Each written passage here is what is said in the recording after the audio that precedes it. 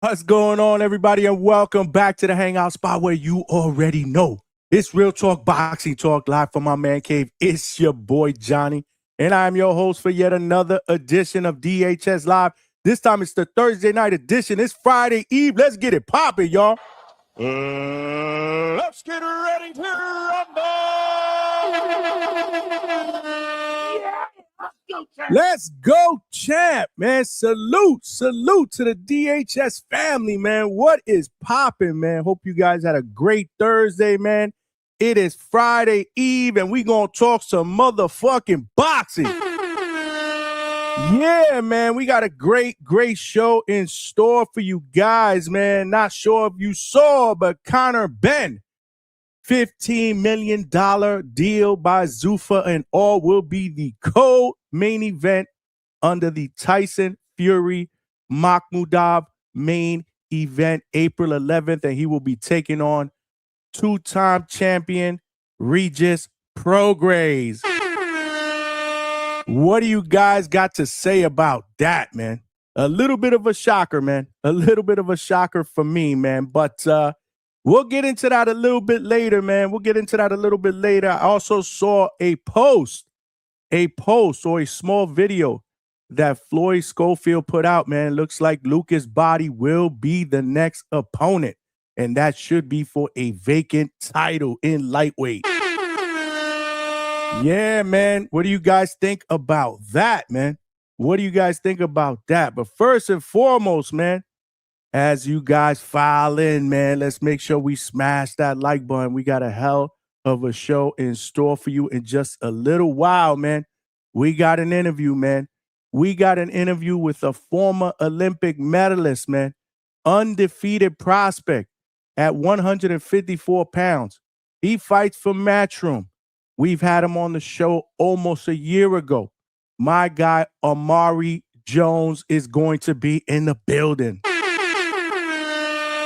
Yeah, man. Omari will be in the building, man. I reached out to him. Funny thing is, I reached out to him this morning just to see what's up, man, and to let him know that I was looking forward to getting him on the show because I do know he will be fighting March 21st in Caribbean Royale, Orlando. That is Border Wars Day, man. He will be fighting in the evening on the same card as the main event headliner that was announced this week between WBC middleweight champion Carlos Adames and the challenger Austin Ammo Williams, man. My guy, Omari Jones, will be on that card, man. So I reached out, man, just to see what was popping, man, and to let him know that we needed him back on the show. And he was like, man, I got some time tonight. Let's get it popping. And I was like, you know what? Ain't no better time than the present, man. He family up in here, so he welcome anytime. But he is just wrapping up a training session. He should be on his way home. He said he would probably be on about 9:30. So in about 15, 20 more minutes, we will have Omari Banger Jones in the building. So if you guys are DHS Pound for Pound members, I did put a post on the DHS YouTube page. Make sure you check it out and throw your questions in there, man. If you got any questions for a former Olympic medalist, man, make sure you throw your questions up in there, man. You know the deal, man. We're going to cook tonight. If you're watching this live on YouTube, make sure you smash that like button. Yeah.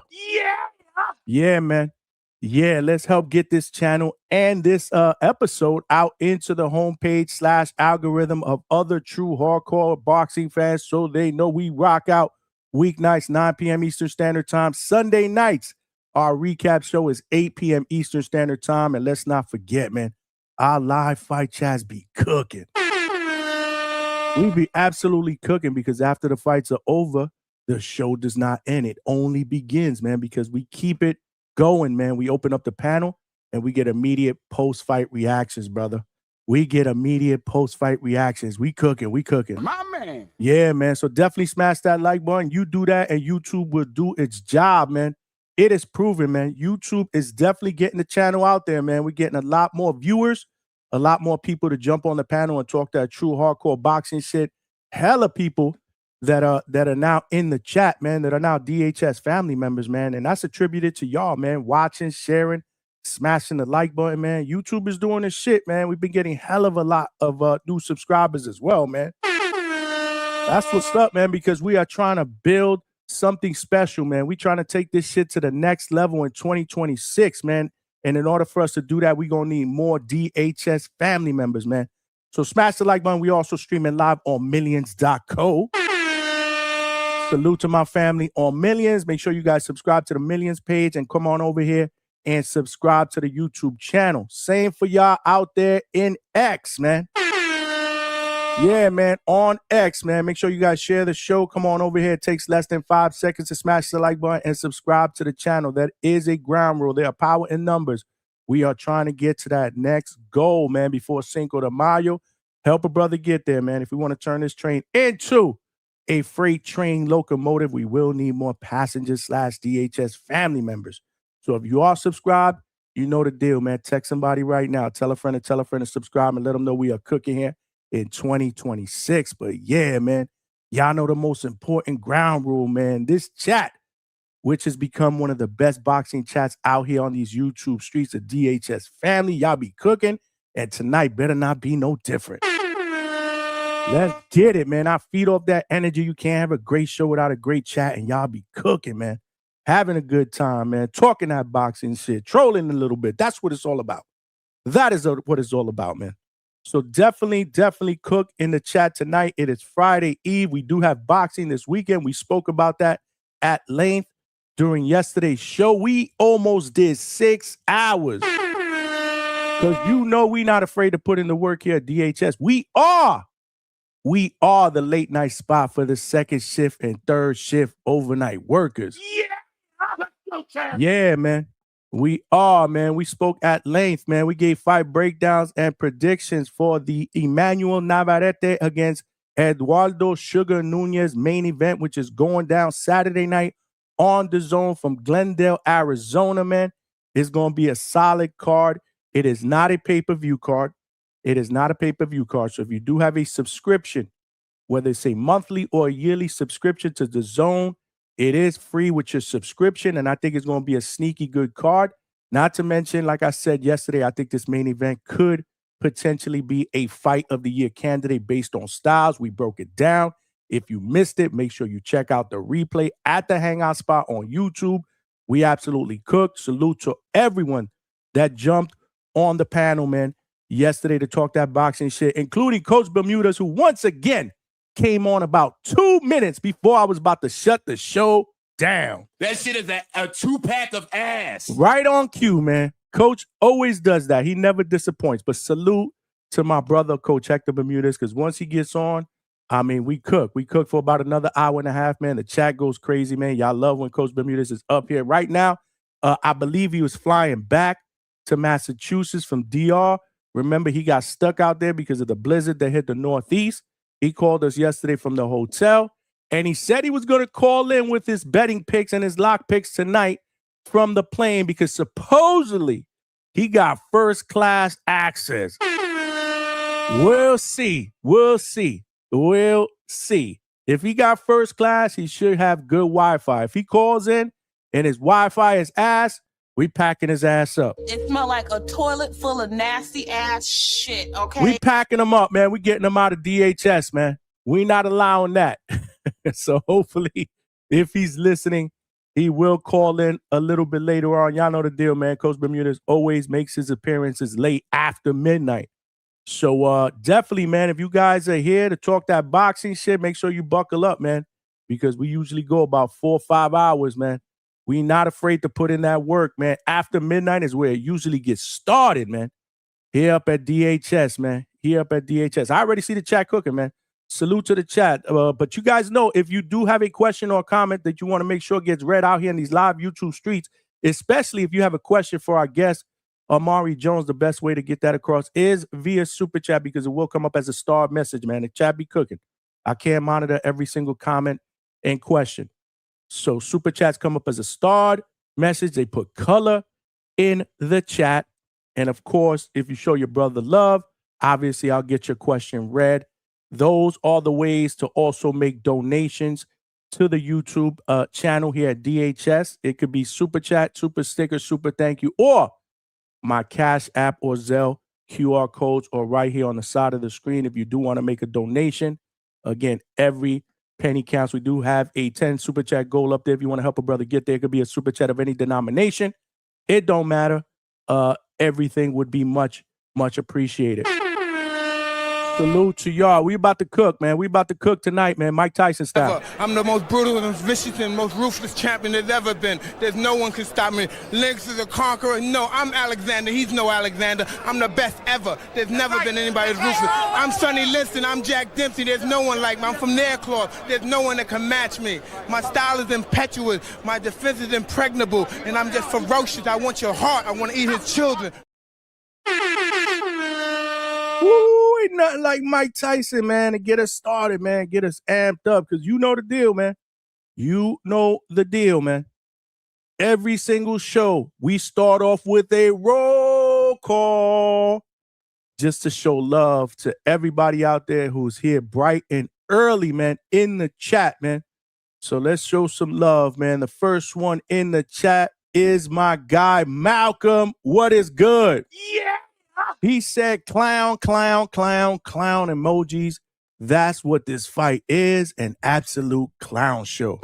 Yeah, he's talking about Conor Benn against Regis Prograis. What's your thoughts, y'all? Tell us how you really feel, man. Conor Benn signs a $15 million one-fight deal with Zuffa, and this is the fight that they give us. Shocking, a little shocking. I'm not hating on it. Like I said, man. You know, I do believe Regis is past his prime. I thought he should have retired after the Jack Catterall fight. I thought he was going to go fight bare knuckle. Apparently, yeah, he changed his mind. He's going to continue to box. And, you know, he's facing Conor Benn. I believe this one is going to be either at welterweight or, if I'm not mistaken, a catchweight of 150. I did see that somewhere. But again, the chat, y'all could correct me if I'm wrong. Either way, man. Either way, how do you guys feel about this, man? I mean, again, $15 million for a Regis fight on a co-main event card? Little shocking. I thought maybe there was something a little bit bigger in store for Conor, especially as a headliner on a Zuffa card.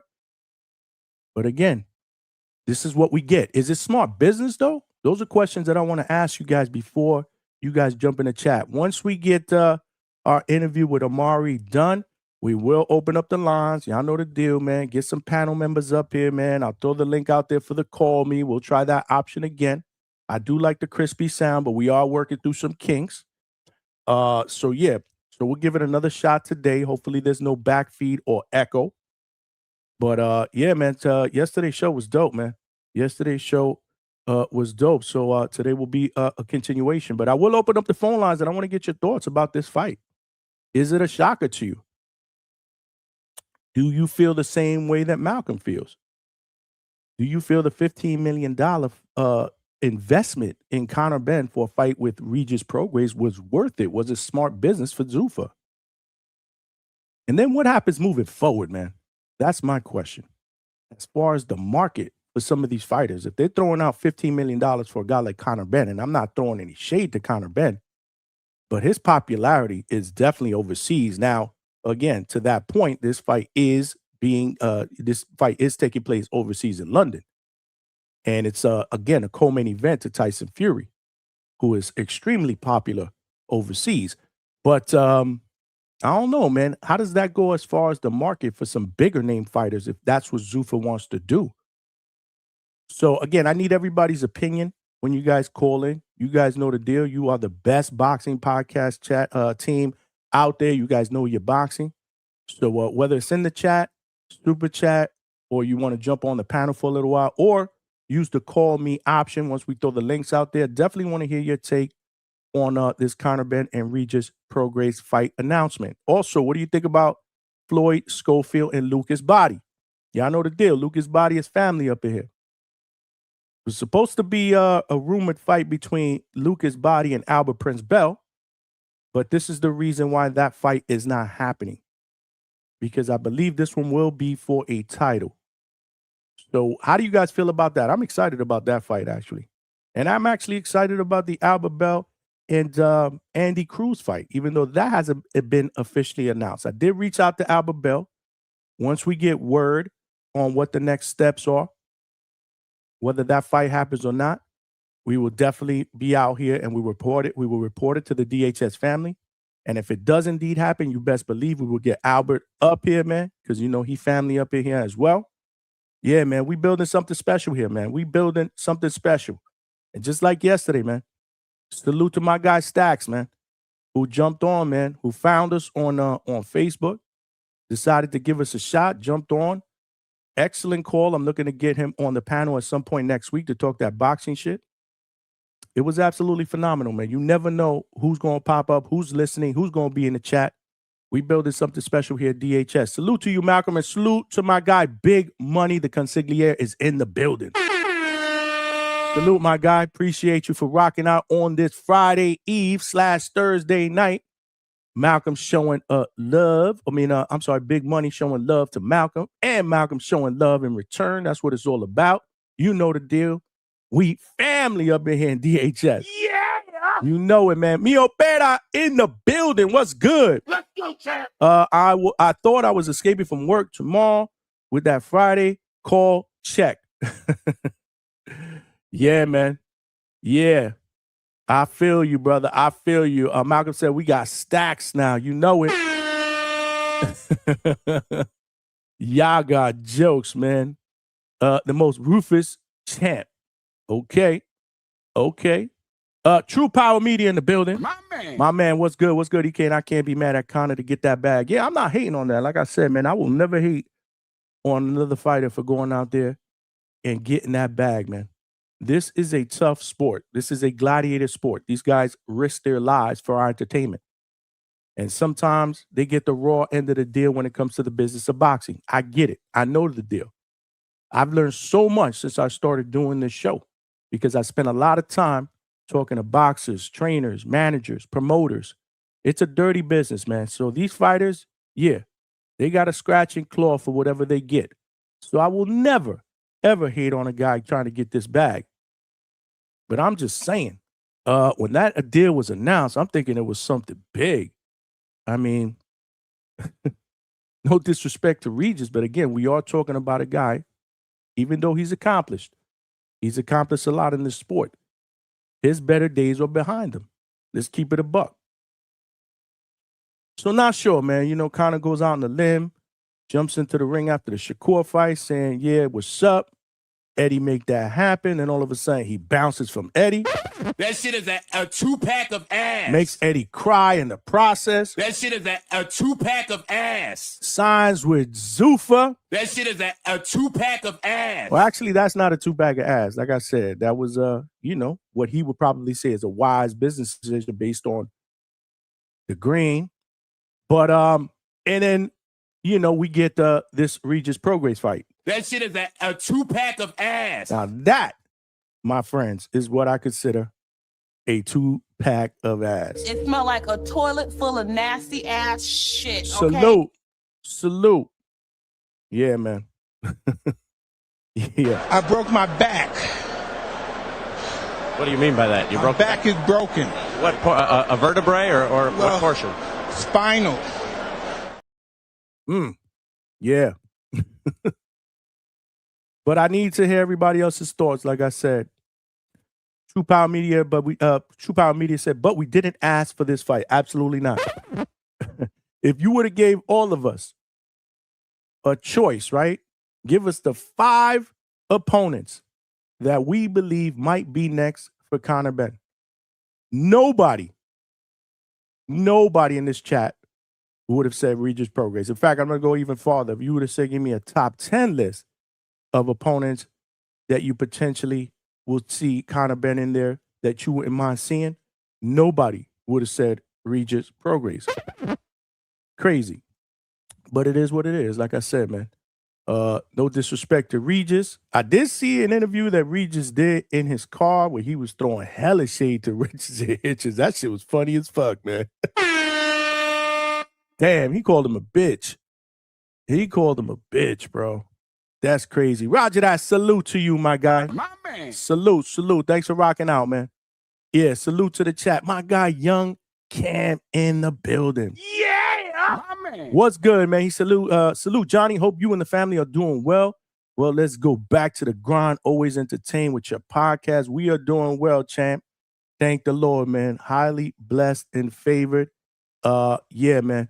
And blessed to be here with y'all as well, man. We're going to do our best to try to keep you guys entertained. And I appreciate you always rocking out on the show, man. You are familia. You know the deal. Alberto Campana versus Cruz. Let's go, champ. My man. That's what we hoping for, man. That is the rumor. There's a strong possibility that that fight does happen from the rumblings that we are hearing all over social media. But until it's made official, we're not going there because you know the deal. I say this all the time, man. What does boxing always do to us? They get us excited for certain fights. They dangle the carrot, and they either piss on our leg or they kick us right in the balls. That shit is a 2-pack of ass. And that shit is not fun, getting kicked in the balls by boxing. Nigga, I like vagina, delicious vagina. Love it.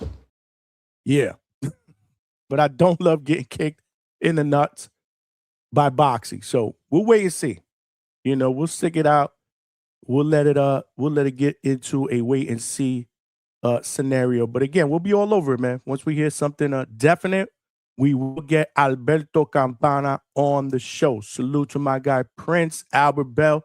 Salute to his #1 fan, Treese, baby, who's probably working on the second shift, overnight shift right now as we speak. Salute, Treese.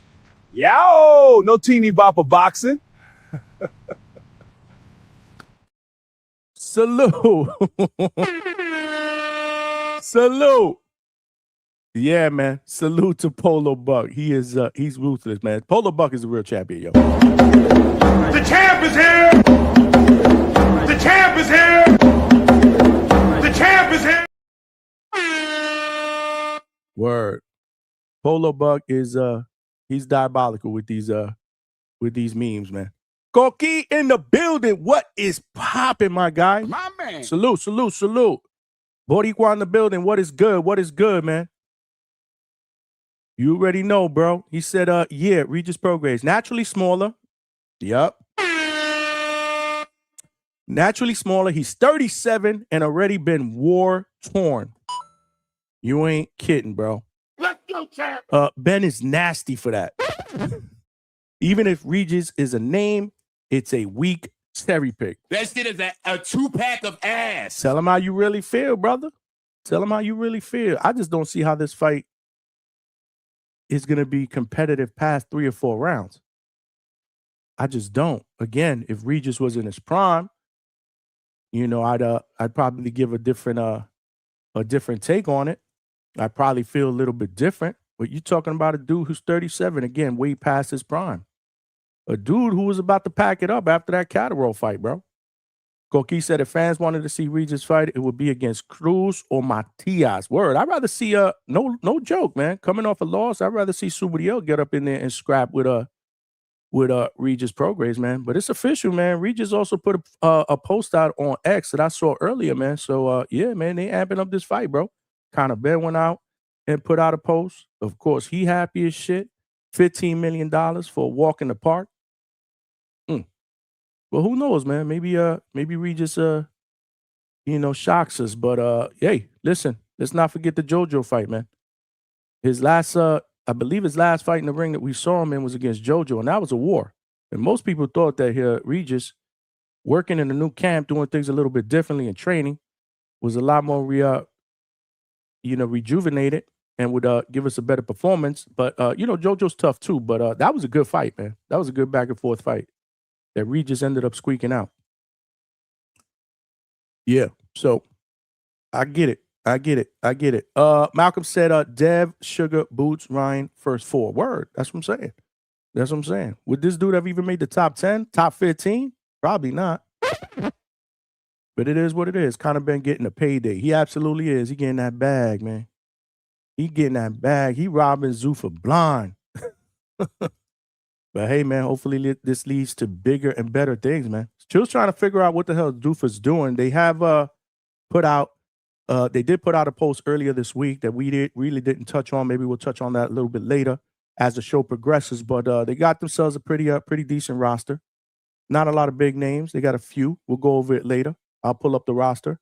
And of course, they're doing a lot of one-offs, with some bigger names. So I'm still trying to figure out what they are doing. But yeah, it's still very much in its infancy stages. Like I told you guys, we got to be patient. We got to let it play out, before we give a true assessment. But right now, we got to take it for what it's worth, right? The more boxing, the better. Before we get to our guest, we got my man Malcolm getting us started early with the $2 super chat.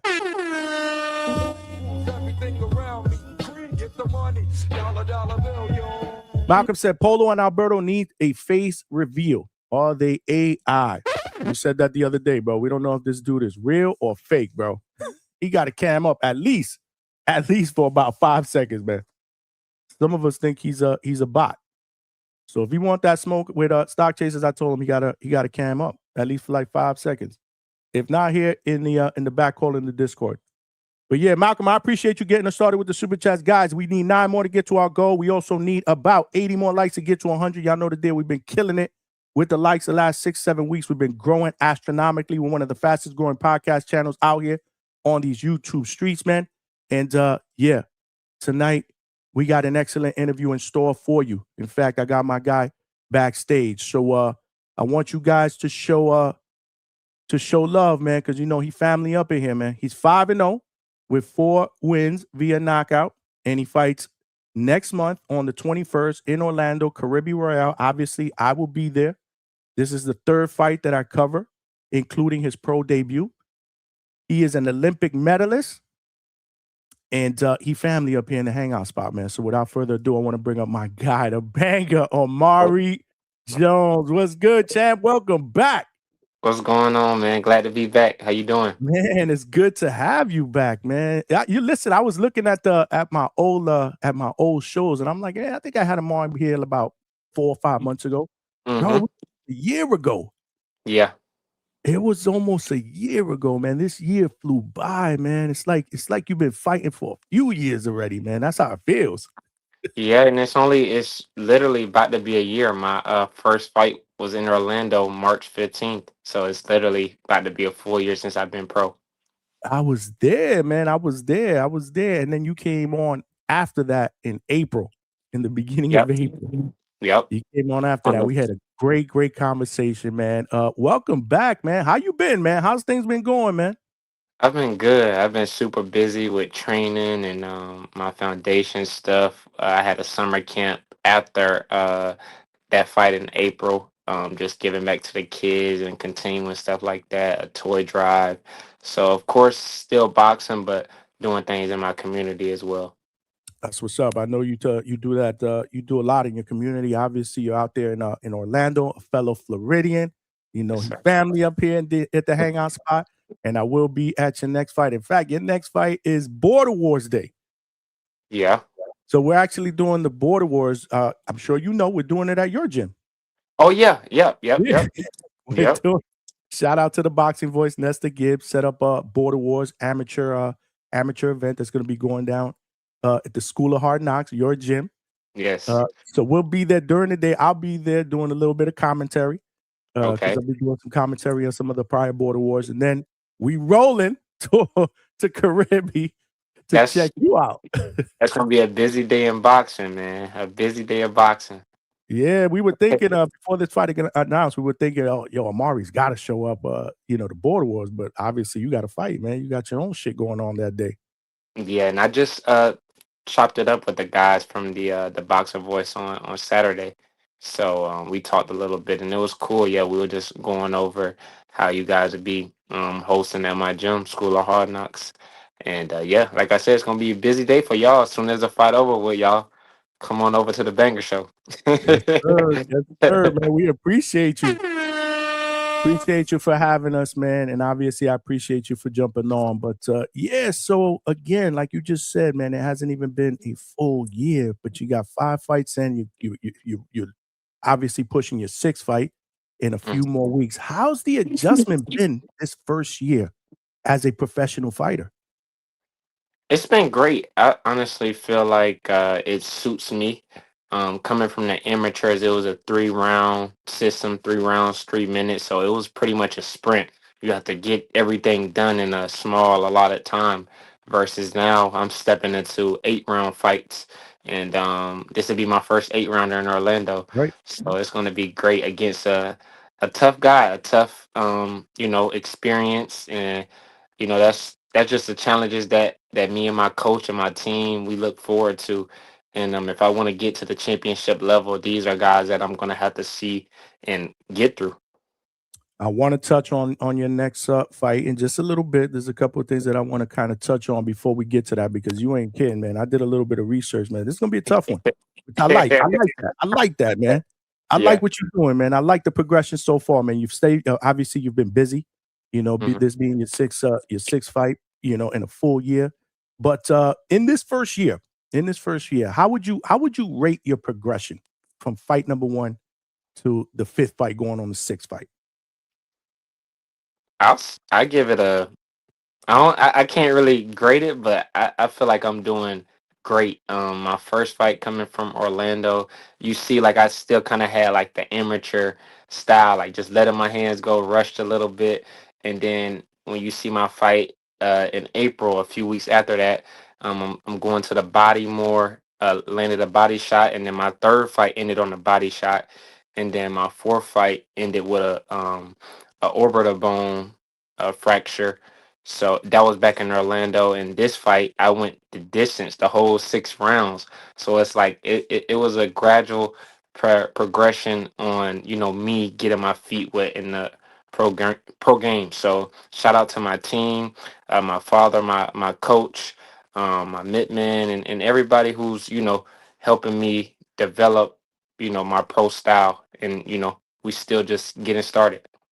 Yeah, it's funny you say that about your first fight because I was there, and Hmm. you did seem a little charged up, man. But you had Yeah, you had a lot of people in the crowd. yeah. Damn, I mean, when you came out, you lit up Caribbean, man. I mean, shit, you had family, you had a hell of a lot of fans there. So I could tell you were feeling the adrenaline, the momentum, the first pro fight. You wanted to Mhm. go out there and perform, man. Yeah, You wanted to go out there and exactly. perform, and you did. I don't know if you remember. Remember, I spoke to you before Oh yeah, your pro debut, and I said, "Yo, once you walk this dude out in your pro debut, you coming on my show." You were like, "I got exactly. I remember that. I remember that for sure. Yep, yep, yep. And you did what you needed to do, man, in grand fashion. And you had the Orlando Magic gear on. I never forget that shit was epic.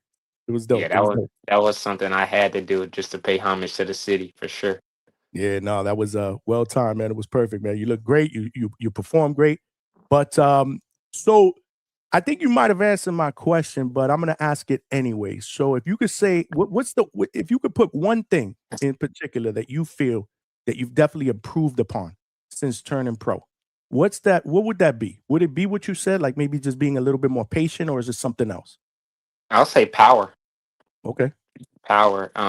Coming from the amateur game, I was just known for my speed and boxing ability, and I feel like it just kind of took a lot of people by surprise. Even Eddie Hearn, he said it after one of my fights, like this guy came in as a boxer, but he's showing his power as well. Mature.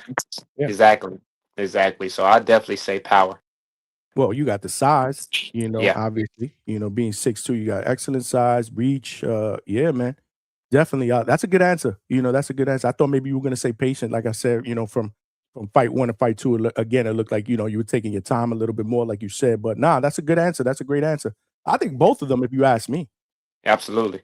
Yeah, no, I think both of them, if you ask me. But talk about your last fight a little bit, because again, before that, you had not gone the distance. This one went a 6 full rounds. What did you take from that last fight?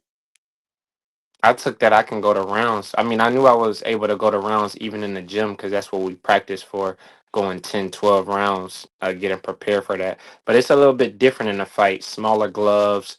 Um, it's going against another undefeated prospect. So it's like the stakes just feel a little higher. But like I said, I always go back to my preparation. So it was nothing that I was really worried about. I just knew I had to stay sharp because Baxter, he did come in there to win. And Mhm. even when I dropped him and hurt him in the first round, he just wouldn't, he didn't have any quit in him. And I could tell, like, even when he was in the ring, like his intensity was like, I'm here to win. So that's what I just learned from myself. Like I can go to rounds and go to distance, and I'm ready for moments like that. No, that's a great answer. That's a great answer. Make sure you guys smash the like button and show my guy Omari Jones some love, man. He's undefeated, man, and he's going for 6-0 next month, March 21st, at Caribbean Royale, Orlando, man, against a very, very tough guy. Again, we'll get to that in a second. But talk to me about Orlando, man. Growing up in Orlando, man. How did again, you were very, very active in the community, but growing into an amateur into a pro, how did your local community and your family influence you as you made that progression from amateurs to the pros? Well, yeah, it was steps. So, I started boxing at 8, and then when I got to a certain level, like at 15, I started going to national tournaments and things like that. I came up short in some of those tournaments, but me and my dad, we would go knock on doors. We would go get the fundraising, just for me to be able to make it to these tournaments. My family, they spent a lot of money. My parents, they spent a lot of money for me to get to those tournaments and make sacrifices. So for the city, I feel like it's a full circle moment because they saw me at the local shows and things like that. And even for the kids, it's like, oh, this kid, he was in the gym with me and he was in the area. Now he made it to the Olympics. And like I said, it's just a full circle moment to be from the city and then come back to Orlando and then just put on for my hometown. Amazing. Yeah, and absolutely. Again, I know it's you gotta it's a gift to be able to fight at home again, and then another fight in Orlando. I'm sure you're gonna have another crowd in the building sparking shit up. But do you ever feel pressure like fighting in front of family and friends that you have to deliver? Not really. I don't really think so. I feel like I've been at the biggest stage, in front of 15,000, in front of a crowd. You know what I mean? So it's like my family just being there is just another added motivation. Honestly, go like, okay, they here to see me. I'll probably be more amped up than I need to be, but it's like they're here to see me. So it's just now about calming down. I went through that process, like we talked about my first fight, just being super amped up. But now that I'm back home, going for 8 rounds and hopefully headline one day at the Carib. Yeah, no, I think that's inevitable. I mean, that's gotta happen, Yeah. eventually. Yeah. Eddie, if you listening, we got to make that happen, man. We got to make that happen, man. For real, man. Salute to Eddie Hearn. Salute to Matchroom. For real, for real. But so sure. so let's talk about this next dude real quick. I do got some more questions, but yeah, I want to circle back to this guy because this guy's tough, man. I did a little bit of research, man. This guy can punch, and he's been in there. He has some experience. He's been in there with Flies, with Giasov, some tough guys, man. Yeah. Why this guy though? And this is what I love about you and about what they're doing. But why did you guys decide on this guy for your first 8-rounder?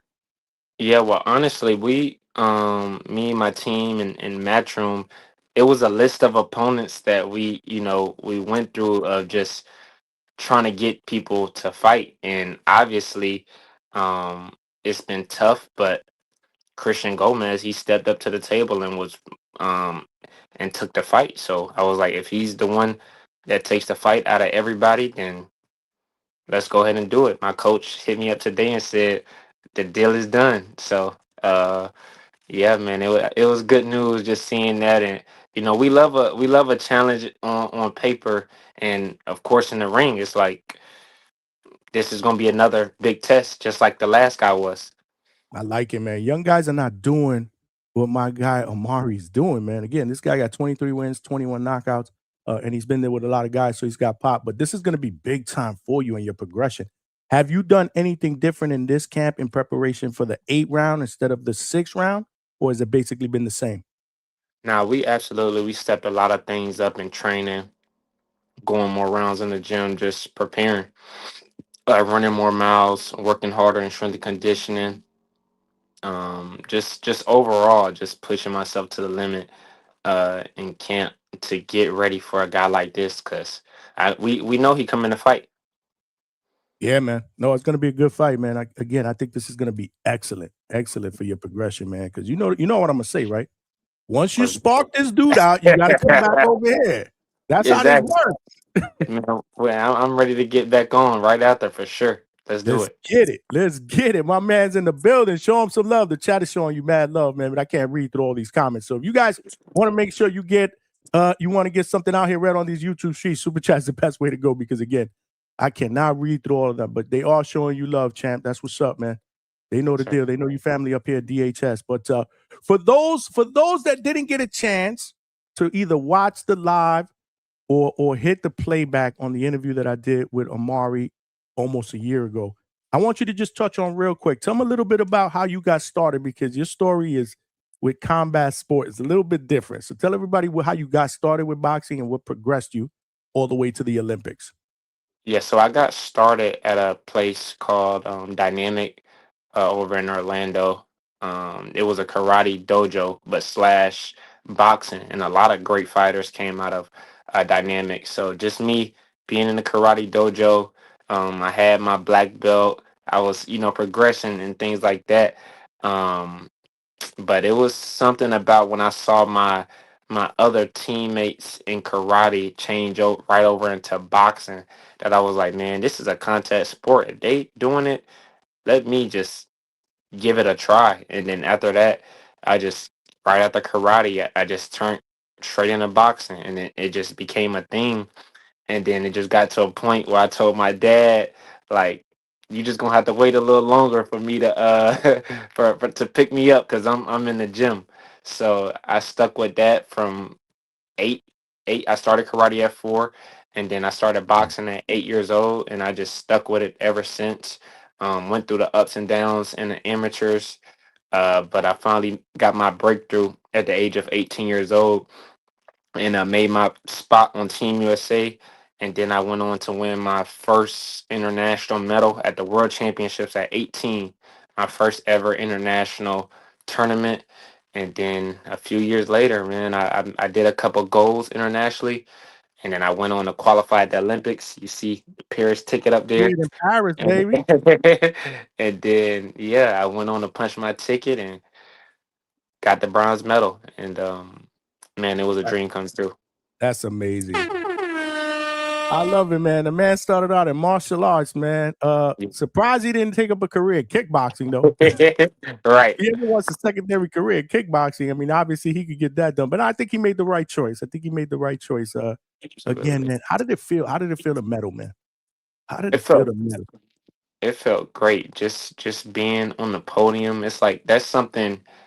And I remember just in 2012, like just remembering like LeBron and all those guys walking out to the Olympic ceremony, and it's like, wow, like I'm here at the Olympic ceremony, and then me being able to get on the podium, it's like something else that I done seen. Like I'm living in a movie, and just to be in the Roland Garros, and that's a place that has history in itself. And to be there in that moment and look up and see my parents, my family, my teammates, my coaches, just being right there is something I'll never forget. I'm proud of you, man. Thank we you. all were. I remember when you got back, there was a fight card in Orlando that I covered. You weren't fighting, but you were there. Yeah. And they brought you into the ring. Yeah. Oh, I remember the exact fight you're talking about. You know what I'm talking about, right? Yep. That The Tim Tszyu fight, I believe. What fight was it? I said I believe it was a Tim Tszyu fight. It was the Tim Tszyu and Bakram, right? Yep. That's what it was. Yeah. So I was covering that fight, and they brought you in the ring, and man, and it went bananas, man. Yeah. And it was like, he will be fighting here, his pro debut. I went crazy. I was like, okay, I get to see him. Okay, that's what's up. But that's amazing, man. I mean, you got back home as a hero, man. So I'm proud of you, man. Thank you. Definitely. And that's why I've been rocking with you, man, since day one, man. I'm proud of you. But and then you also got a chance to rub elbows. I saw your IG with LeBron and KD and all these dudes from the Dream Team. How was that experience? Man, that was dope. Like I said, it was another dream come true just to be right there with those guys and just knowing that I'm just one of those. Like I'm one of them, Yeah, man. That's dope, man. That is dope, man. Not everybody can say that. That was a hell of an experience. Now, turning pro. Why did you decide Matchroom? Because I'm pretty sure you probably had other offers. Absolutely. I had a lot of offers come my way, but Matchroom, just seeing what they do and the shows that they have, it's like they're definitely I feel the most busiest. And in the early stages of my career, um, being busy is one of the most important. Get fights, get my name out there, become a star. And the more they see me, the better it is. And that was the most important thing. And so we had the plan. Eddie gave me the plan and how many fights we're gonna have. And I was with it, and I said, let's do it. Compared to just taking large gaps in between fights, that's something that me and my team just didn't want, especially in these first 3 years. Absolutely. No, I think you made the right choice. You fought 4 times in 2025. This is going to be twice already in 2026. Hmm. How many after this second one? How many more do you want to get in? Do you want to get in at least another 2 more? Do you want to try to push it to 3? Maybe do 5? Yeah, at least another two. At Okay. least All another right. two after this one. All right. Now I'm just throwing that out there because again, you young. You young. You want to try to get as much fights in there as possible. But I will tell you again, they're not giving you these typical, 2-0, 3-0 fights. I mean, look at your 6th fight, who you're facing. Yeah. So again, it looks like they're trying to push you a little bit more aggressively, Mhm. and that's attributed to your talent level. Right. You Right. know, so that's actually very, very dope. Salute to you guys in the chat. Make sure you smash the like button. We got Omari Jones in the building, baby. Bangers in the building. 5-0, going for 6-0. I do got let me get a couple of questions in from my community in here for you. Kind of break it up a little bit. And then I got a few more. We got El Consejero all the way from Seattle. Says, Omari, appreciate your time on the show, showing love to the Hangout spot. How do you take care of your mental health, especially before fights? So that's a good question. I just take care of my mental health by being in my routine. And that's going to the gym, staying in my Bible, staying in prayer, making sure me and my team is on the same page. Oops, it looked like Omari got a phone call. Looked like he might have gotten a phone call. So we'll get him back in 1 second. You probably got a phone call, right? Yep, you can hear me? Yeah, I can hear you. You're breaking up a Okay. little bit. Go ahead. Hold up one sec. Yeah, you're breaking up a little bit. Am I back? Yep, you're back now. Okay. Yeah, just taking care of my mental, like I said, staying in prayer, reading my Bible, and doing things like that. And of course, just keeping God first. And with my work that I put in, and my belief in myself and my team, I just feel like everything else will follow. And just being confident that I can do anything when I'm in the ring if I'm prepared properly. Great answer. Great answer. Salute, Ecosahero. Thank you for the question. We got another one out there from Big Money, all the way out in Harlem, New York City. He said, when you landed that first big right hand on Alessio in your first fight, did you feel like this is real? I'm not in the amateurs anymore, or was it just par for course? No major mental shift occurred. It was a little bit of both. Like, this is my debut. Like, let me put on the show, and then it was just like, it was just one of them like I'm here moments, and it was like we talked about earlier. Like, I want to just put on the show and just just get the job done. So it was one of those like exciting moments. Like, yeah, surreal for Dope. sure to put on for my city. I love it. I love the emotion in your face when you answer that. That's fucking passion, man. That's passion. Yeah. Excuse my French. I just had to let that out. I love the energy. Next one is from Malcolm from New York City. What's good? He said, if you could take a face-off photo with any 2 non-boxing celebrities, who would it be and why? A face off with somebody that doesn't box. He said 2 non-boxing celebrities. Take a face-off photo. Yeah. With 2 non-boxing celebrities. Who would it be and why? I'll say Michael B. Jordan. I feel like that'd be dope just because he was in Creed, and I feel like that'd be a dope moment. Maybe, just a nice little face off. Really good. See where That's it a good feels one. at. Oh, that's actually a good one. Wow, right in the middle of his answer. He got another phone call. He a busy guy. Can you hear us now? Oh, sorry about that. No, you good. I know you busy. You can hear me now? Yeah, we can hear you. You Yeah. said Michael B. Jordan. Who's the second one? The second one, who will it be?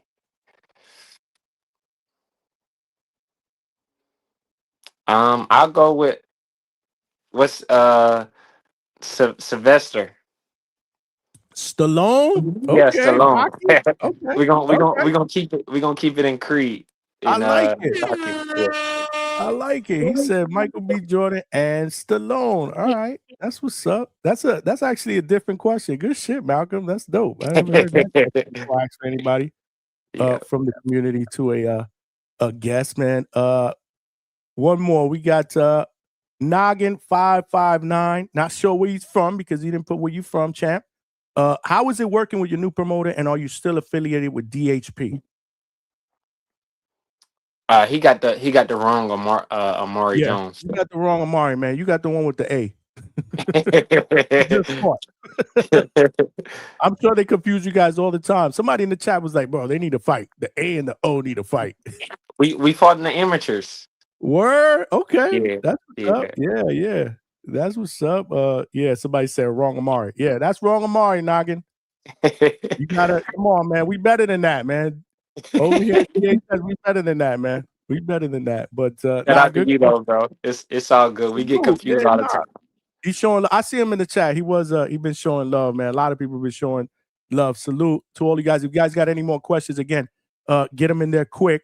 But so real. What about? Tell us a little bit about School of Hard Knocks. You know, obviously, you know, you're allowing the Boxing Voice, Nestor Gibbs, to host this amateur tournament there. But what else you do? Do you boxing camps there? Yeah. So School of Hard Knocks, my coach been at that spot for about 10 years, Jason Galarza, and me and him been together before the Olympics. So we've been together for about like 6 or 7 years. But yeah, it's just a gym that's my home, man. Like when I go in there, it's like it's home. I've been there for years. All my pictures and banners is on the wall and stuff like that. And then we got a lot of young kids coming up that's doing their thing in the amateurs. We got two people that's ranked in on Team USA as well, and a lot of young ones coming up that's ranked. So we got about like 6 or 7 kids that's ranked in our gym. So School of Hard Knocks is becoming a place where a lot of national champions is coming out of, for sure. Yeah, no, I know. I'm well aware of that. Obviously, living out here in Florida, man, you guys are doing big things. But what advice do you give, aspiring young boxers, especially maybe some that are similar from the same background that you came from? Yeah, the first thing I like to tell fighters is the young fighters especially, is don't be in a rush to go professional. Get a lot of your amateur background and as much amateur background as you can, just because when you step into the professional ranks, you're able to, get paid more and you got a name behind you. So you just, instead of you coming in like somebody regular and you have to build your name, you build your name through the amateurs, just like me. And I'm put on one of the biggest platforms ever in boxing just because of what I did. And so that's the first fights I tell them. And I just tell them, even, a lot of times, like I went through some losses in the amateurs. Like, don't let that loss affect you or deter you or say, I'm done with this amateur stuff and I'm going to go pro. No, you have to go through the full process. That's what I did. I took the losses and I bounced back. If I would have stopped back then, whenever I came up short in 3 nationals, and it took me my 4th nationals to finally break through to get on Team USA. So that's what I just tell a lot of fighters. Like, you got to remain consistent if you really love this sport. Good advice. You also got to be resilient, and that's what you've been, resilient, right? Because it's easy to to face adversity and just walk away from it, but you can't. Not as not if you want to be a professional fighter, not if you want to be great, not if you want to be an Olympian, and a medalist. I mean, it takes a lot of resiliency. So I appreciate that. That's a great answer. And you are a role model. That's what I'm saying. That's why I wanted to ask you that question, because I know you got a lot of young fighters that look up to you. and ask you for that advice already in a very, very young career, a bright future as Absolutely. well. Absolutely. So that's actually dope. That's actually really dope, man. I can't wait to see. I haven't been to the gym yet. This will be the first time I go to the gym. I definitely want to hit you up during a camp, though. At least come by for a day or whatever. Spend some time over there with you. Oh, my training camp or my kids camp? Your training camp when you train, Okay, probably for yeah. your next fight. Yeah, for sure. Yeah, I come want on. to set it up where I spend a day with you out there, whatever, just cooling out, man. Just Yeah. supporting, watching. Yeah, I've been to a numerous amount of other fighters' camps, but I definitely got to hit my guy up for Come sure, man. on. All we do is work. Yeah, for sure. I know you putting in that work. But when you're not working, what you doing just to cool out, man? What are your hobbies, man? What do you do just to I need to get away from boxing. This is what I want to do. What do you do? I like, of course, still running and stuff like that, getting some fresh air. But I like golfing and going out to eat. Golfing. Yeah, Well, it's golfing. Yeah, relaxing. It's also not an easy sport. That I know. yeah. I like golfing, man. It's relaxing, but like you say, it's not easy either. It can be frustrating out there for sure. Wow. When did you take up golfing? Is that something that you just decided to do because you wanted to, because it's relaxing, or like why golf? I'm just curious. Well, I was thinking about it for like a business kind of thing. Like a lot of stuff is done with business. So just talking with my dad and stuff, he was like, you gotta learn how to, golf as well. So we've been on a course quite a few times.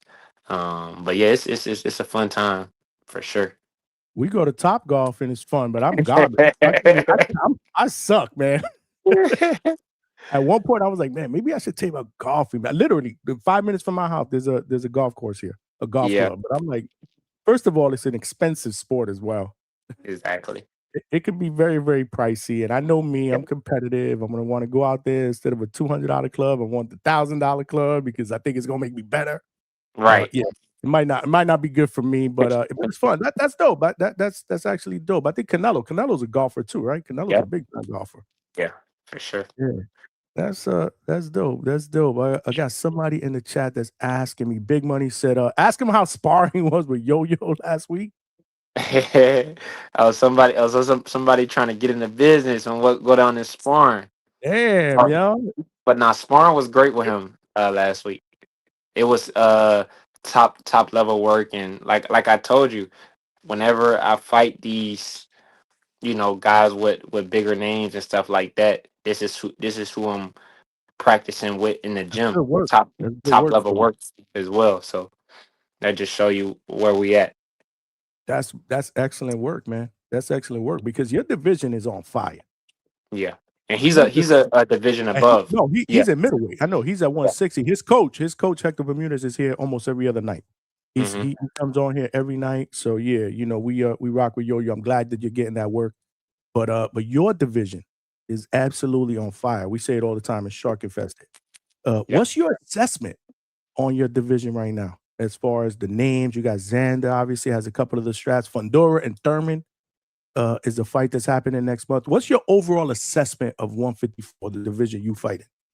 I like where the division is. I know right now, Young and a lot of these guys are, their status is, of course, higher than mine. And but like I said, I'm just, taking the back seat and seeing where things go. But you named a lot of top level guys. And yeah, like I said, it's always even coming up in the amateurs, it's like that light middleweight or welterweight, super welterweight division, it's always been like the hardest, and top guys. So it's not nothing that not something that's new to me.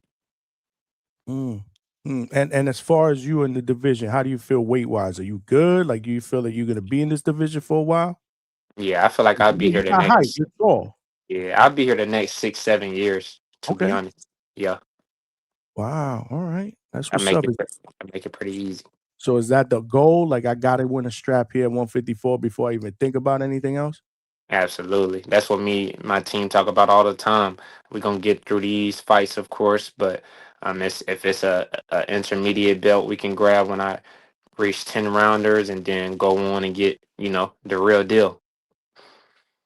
I love it. I love it. We do have a question from Treese from Ohio. He said, ask him his thoughts about professional boxers going back to the Olympics. I actually like it, but I don't know if a lot of American fighters would do it just because of, you know, they're with their team, the amount of money that they make. I feel like a lot of the other countries take pride in their country and they get paid way more as an amateur than them turning a professional. That's why a lot of countries have both professional and some of them are able to stay and do both. So, but yeah, I'm not opposed to it. I'm not opposed to it. Got you. That makes sense. What about Fundora and Thurman next month? What do you think about that fight? Who you like in that fight? I mean, you'll be watching. It's your division. That's gonna be a tough one. It's a coin toss. I just feel like Thurman power. If he closed the distance, but that Fundora uppercut is vicious, man. So it's gonna be a tough one. I can't even call it. What about the fight that a lot of people want to see? I guess, I mean, every other week you hear it might be made, it might not be made. Oh, you got another phone call. We'll hold that question. Make sure you guys Nah, smash I'm some here. like button. I'm here. You there? Okay, you there. Virgil Ortiz and Boots Ennis. That's a fight that I feel like has to happen. Right. We all want it to happen, but I don't know what's going on. I mean, obviously there's a bunch of legal issues that are going on with Golden Boy and Ortiz. But let's say they announce it tomorrow. What do you think Mhm. about that fight? Who do you like in that fight? Boots. Think so? Oh Tell yeah. me why. Tell me why, because Just we've been talking about that fight forever here in the chat. When I get callers in, I want you to just tell me why. just all around just skill in boxing. I feel like Ortiz, he's definitely gonna close the distance or try his best to close the distance, but man, Boots just got everything, in my opinion. That's what's up. What about Xander Zayas and Josh Kelly? That's a fight in your division that they're Yeah. saying might happen. That is Oh, probably the most likely to happen in a unification. oh, really? Oh, I'd go with Xander. I lean towards Xander. I just feel like his intensity and his youth, um, will get Josh Kelly. But Josh Kelly surprised a lot of people being Bacron. That was pretty dope for him to get that win and shock the world. You never like in the amateurs like sparred Xander or anything like that. I mean, Yeah, never crossed that. we fought like young, like whenever back in the day, but that was about it. Okay. See, look, somebody else said Amari against Amari. They want to see the battle of Omari They want against from Orlando against Amari. Yeah. they Everybody want to wants to see see that that fight. fight happen. They fought in the Amis, man. How did that go? How many times did you guys fight? Once? We just fought once in the national levels. I won. Oh shit. Yeah, There so you go. I fought a lot of top level guys internationally, nationally. Yeah, man, I've been all over. Yeah, no, that's what's up. That's what's up. Make sure you guys continue to smash that like button. I just got a couple more. What's the best piece of advice someone's ever given you? Um, if we talking boxing, I'll say from Bernard Hopkins, just staying sharp in the mind and just always making sure that body is taken care of. He would just, I mean, just looking at him. I met him only a couple months ago, and it's like he talking. He chop it up with me like I'm his nephew or something. And that's just how it really is whenever I see him. But just taking care of the body and always staying ready so you don't have to get ready when you get that call. You don't have to be in a camp where you have to lose weight and all these things. It's like stay on your game, and whenever the call is ready, just make sure you're ready. I love it. I know I've asked you this question a little bit less than a year ago when I interviewed you, but one more time. So, who are some of your boxing inspirations? Muhammad Ali, Roy Jones, Floyd Mayweather, Bernard Hopkins, um, yeah, Sugar Ray Leonard, and a lot of guys I named are Olympians and Olympic medalists. So I took their blueprint and just kind of followed and did my own thing with it. Amazing. And I want you to finish this sentence for me because I know right now you're 23 years old. Mm-hmm. I want you to finish this sentence for me. I will be a world champion by the age of 28. Okay. All right. Yeah. Patient. All right. I got you. All right. I like it. Yeah. I like it. I like it. Man, this was amazing, man. As always, man. Always appreciate you. It's always love, man. And we're gonna be talking maybe even before. I'll see you at the Carib. Yeah. I'll be there. Let everybody know, obviously, if they're not following you, where they can find you on social media. You can find me on social media at Banger Put Them DEM Pause. Banger Put Them Pause. And you can go to my website and grab a book, The Journey of an Olympian, on my website, OmariBangerJones.com. Okay, I'll put the link on there as soon as we're done here, so I can make sure I get that out there for you, man. So what are we gonna expect the 21st, man? Tell us, man. March 21st. I know what I'm expecting, but what are you expecting? March 21st is gonna be speed, power, and just showing my full package, and just, of course, staying on my P's and Q's while I'm in there, but definitely gonna expect the show out of me for sure. Listen, and as far as me, I'm expecting him to spark this dude out like I told him before his show debut, and then he gonna come back on here. He gonna talk about it. That's how we do, man. That's right. Talk soon, man. You know your family, man. You're welcome back anytime. Appreciate the time, man. You know, I'll see you. I'll see you before that, and I'll see you on fight night. So you know the deal. Got you. Talk soon. All right, man. Take care. All right, bye. Yeah, there you guys have it, man. Former Olympic bronze medalist, undefeated as a professional at super welterweight. He's 5-0 with 4 wins via knockout. Bright future, fights for Matchroom, and he will be fighting March 21st at Caribbean Royale. My guy, Omari Banger Jones, was in the building.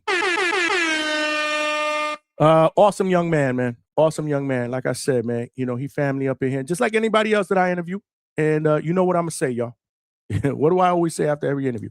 That was a dope interview. Actually, a dope conversation, because I don't consider my interviews interviews. I consider them conversations, man.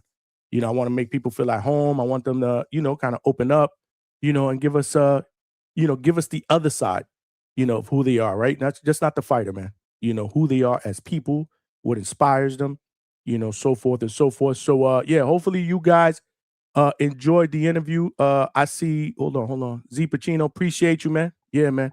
I had a good time with that one. Look, Alex Vega said, hating on my questions. Alex, I don't see all the questions. I told y'all, why don't you super chat your questions like I tell everybody? That way you know they're not missed.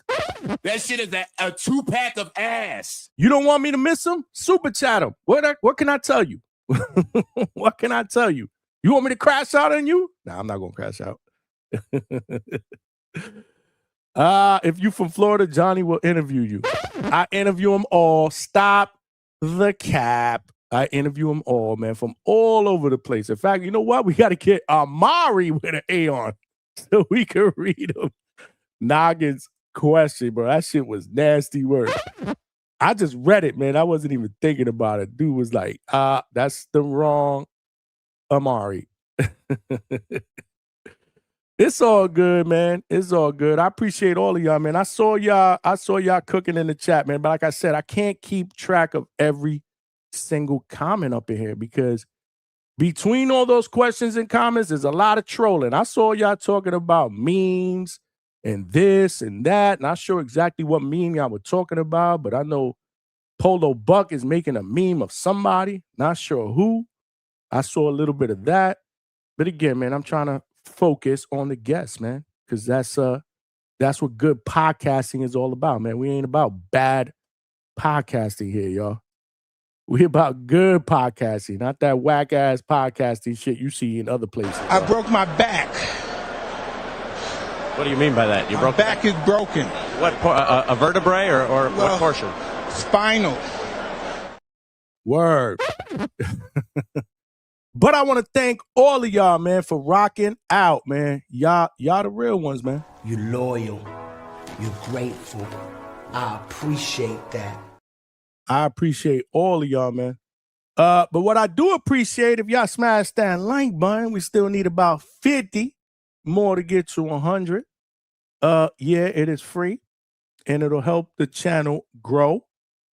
I would appreciate if you told a friend to subscribe to the channel as well. That is also free. We are trying to build something special here, and as I always say, there are power in numbers. Lastly, what I would appreciate is y'all continue to rock out, because we are nowhere near done here.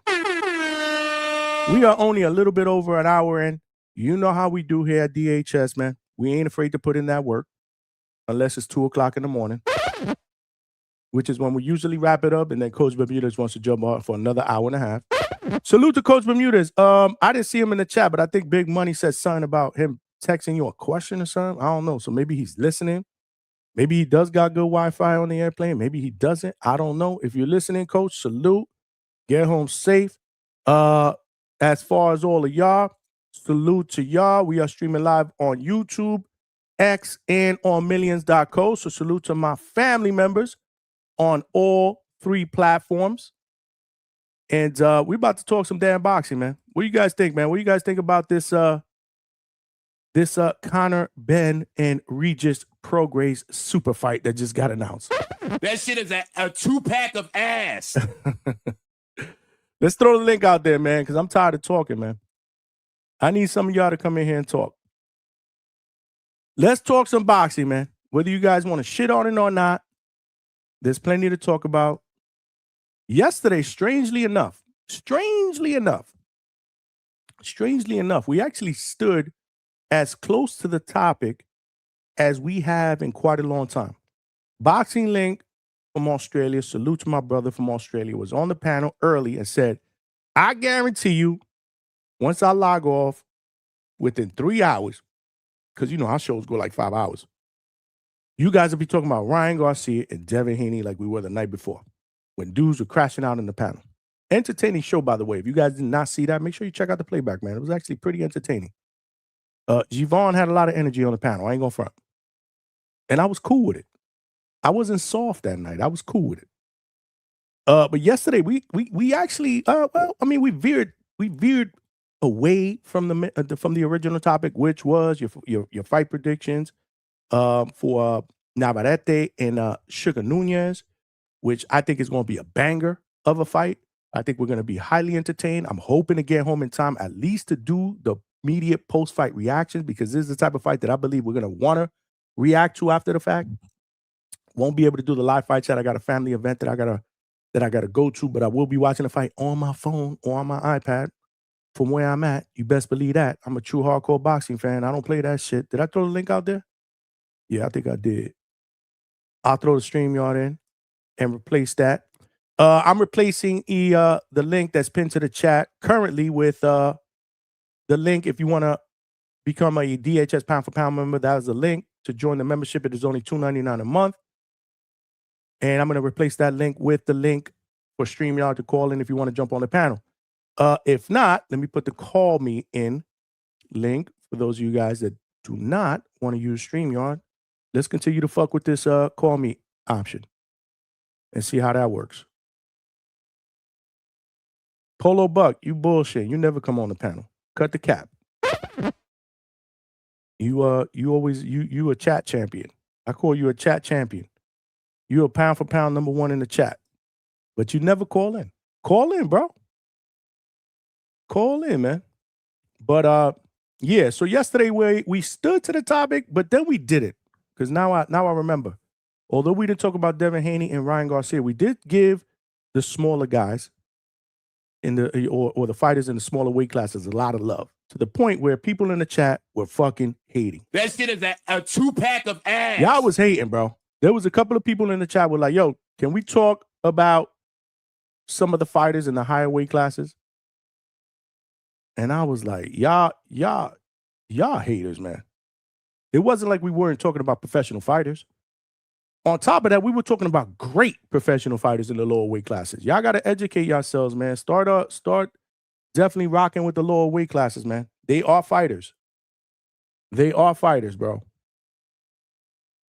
They ain't like Dean the Great. Seriously? Do that. Oh! These guys don't get slapped in the fucking face like that. These guys don't get slapped in the face like that. Yo, is this Vega? Hello?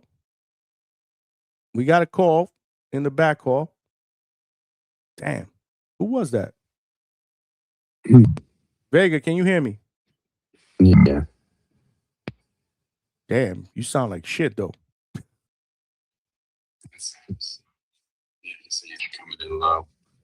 Yeah, I don't know. It sounds like you I don't know, like you're in the basement somewhere. I can hear you clear, but you're coming in. No bueno. Oh, now it's better. Now it's better. Now it's better. Not much, though, right? What are you, half asleep? It sounds like you're half asleep. Yeah, I am. Told you, man. I go to bed early now. Why?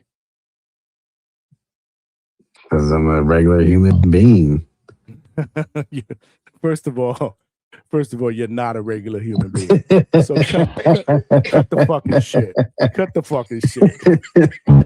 You act like I don't know you. I know you. You're not a regular human being. You had a better shot at saying, yo, Johnny, I'm in training, bro. You know, I'm up Well, that's over with. You're not fighting? No, I got no car accident. Yeah, but you said you were okay.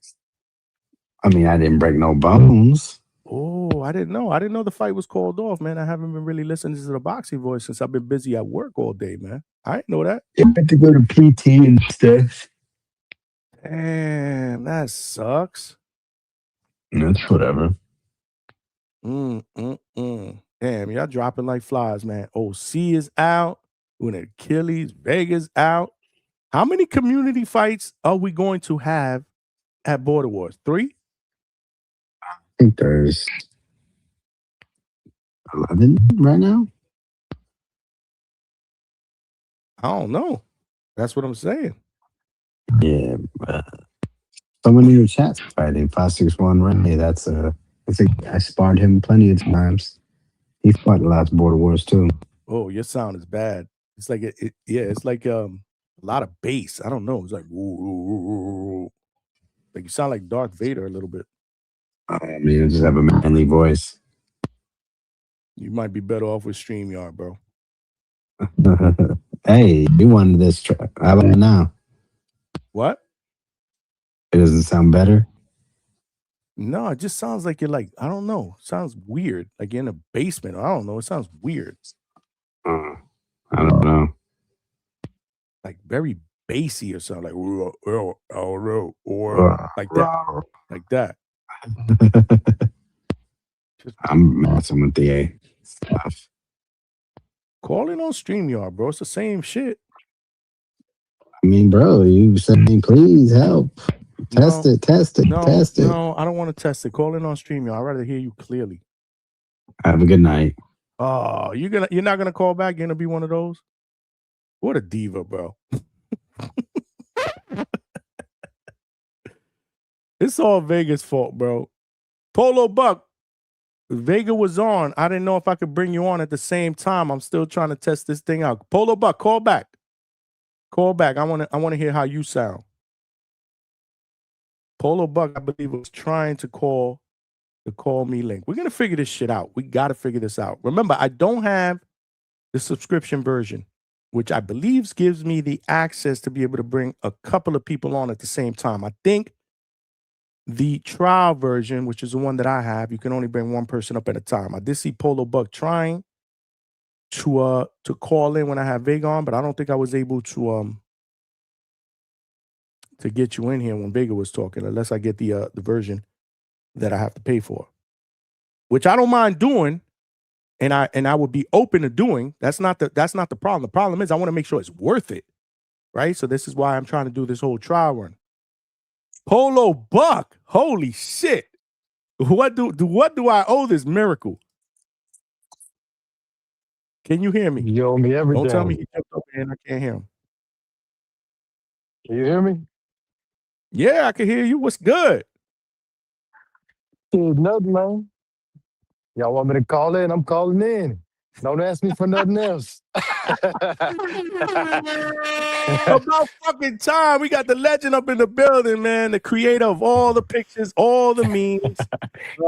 He catches all the good moments, all the bad moments, all the crash outs, everything, the Santa Claus moments that he's caught me with this past Christmas, man.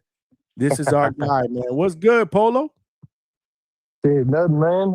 I like to listen, man. I'm not a man of a lot of words. So I just, I like to listen. No, I know you're a listener, but every now and then this is the first time you ever called in, and I haven't heard your voice. I think so. I think I've called in TBV a few times, but I just, Yeah, I don't remember. I don't remember hearing you. Definitely the first time over here. We needed to hear you at least, so that at least we know that you're not a bot. I ain't no bot, man. Nah, man. I don't think he's a bot. Like I said, he creates all these memes, but I'm just saying, man, we needed to hear your voice, bro. Yeah, I'm gonna need $100 super chat. I'll do a face reveal. I don't know about all this face revealing for free. Who's asking for a face reveal? They after me now. I got the memes out there. They after me. Listen, the going rate. Well, listen, we'll give a discount today. At least the going rate for a face reveal is at least $20. Would you do it for $20? Man, you selling me short, man. You're selling me short. Right.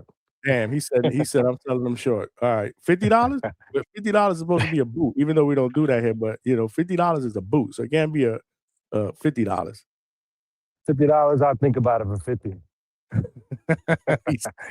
He's sticking on 100, y'all. I guess I ain't gonna see him.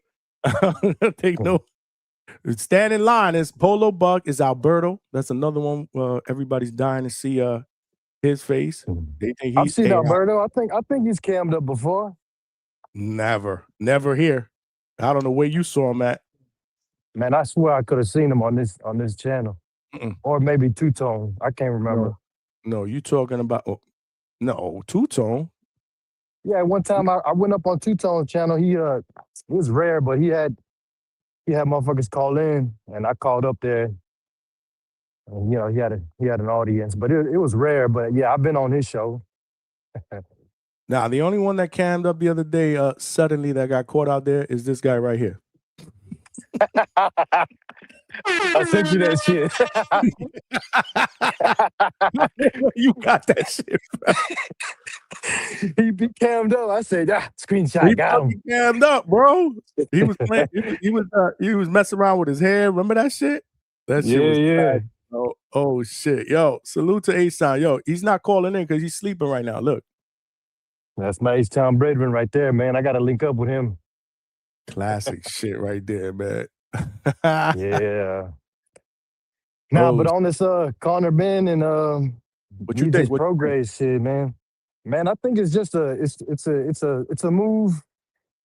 I think I don't know, because they said on TBV that Ness thinks that it's because of a little rivalry between him and Eddie Hearn and shit like that. I think maybe a little to do with it. Also kind of like a fuck you, to Eddie Hearn. But also, I don't think they were able to make that.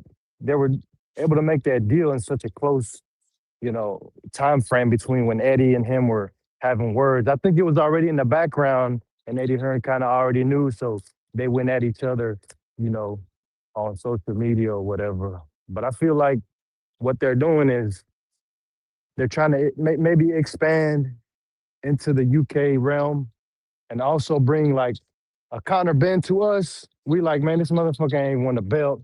Who the fuck is Conor Benn to be, ranked number whatever, 2 or whatever the fuck they got him ranked at? Who is he? We like, man, what's the deal? But this guy is he's an exciting fighter. If you think about, sellability or, marketability. The motherfucker, it's never dull when he fights. Watching him from fighting Pistol Pete and, Conor Benn, Eubank, he's an exciting fighter. And, for most of us who'll be like, man, who the fuck is he? But Dana White, if you've ever watched or tapped into the UFC, he only likes exciting motherfuckers. He don't like a Nate Diaz in the UFC. his record sucks ass. This motherfucker is a journeyman. But motherfuckers tap in to watch a goddamn Nate Diaz because he's an exciting fighter.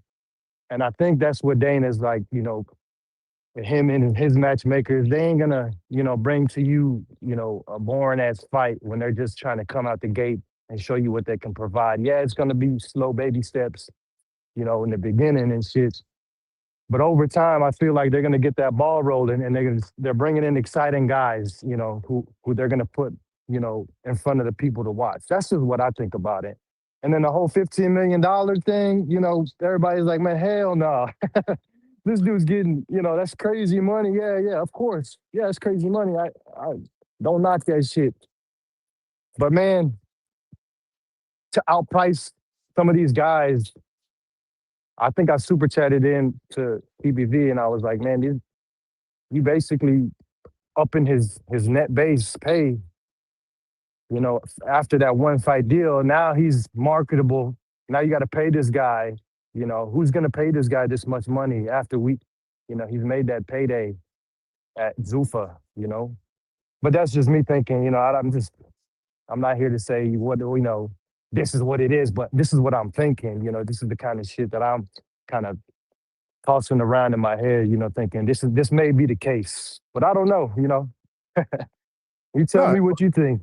Oh, that's what I wanted to hear because again, I'm kind of all over the place with it because I initially thought with the whole $15 million that we were going down this lane and all of a sudden they give us something down this lane. So I'm like, Right. So again, this is why I was looking forward to the show because I heard about this earlier. I'm like, I need to get everybody's take on it because $15 million, right?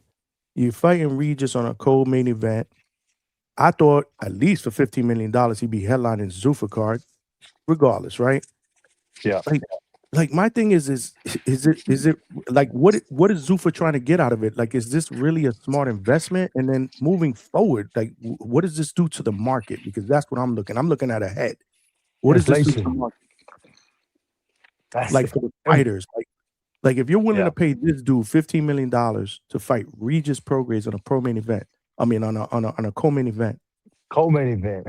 Right. What does that mean for the landscape of some other fighters that are obviously bigger names in the United States as far as their price tag? Like I'm all over the place. I need y'all to kind of reel me in here.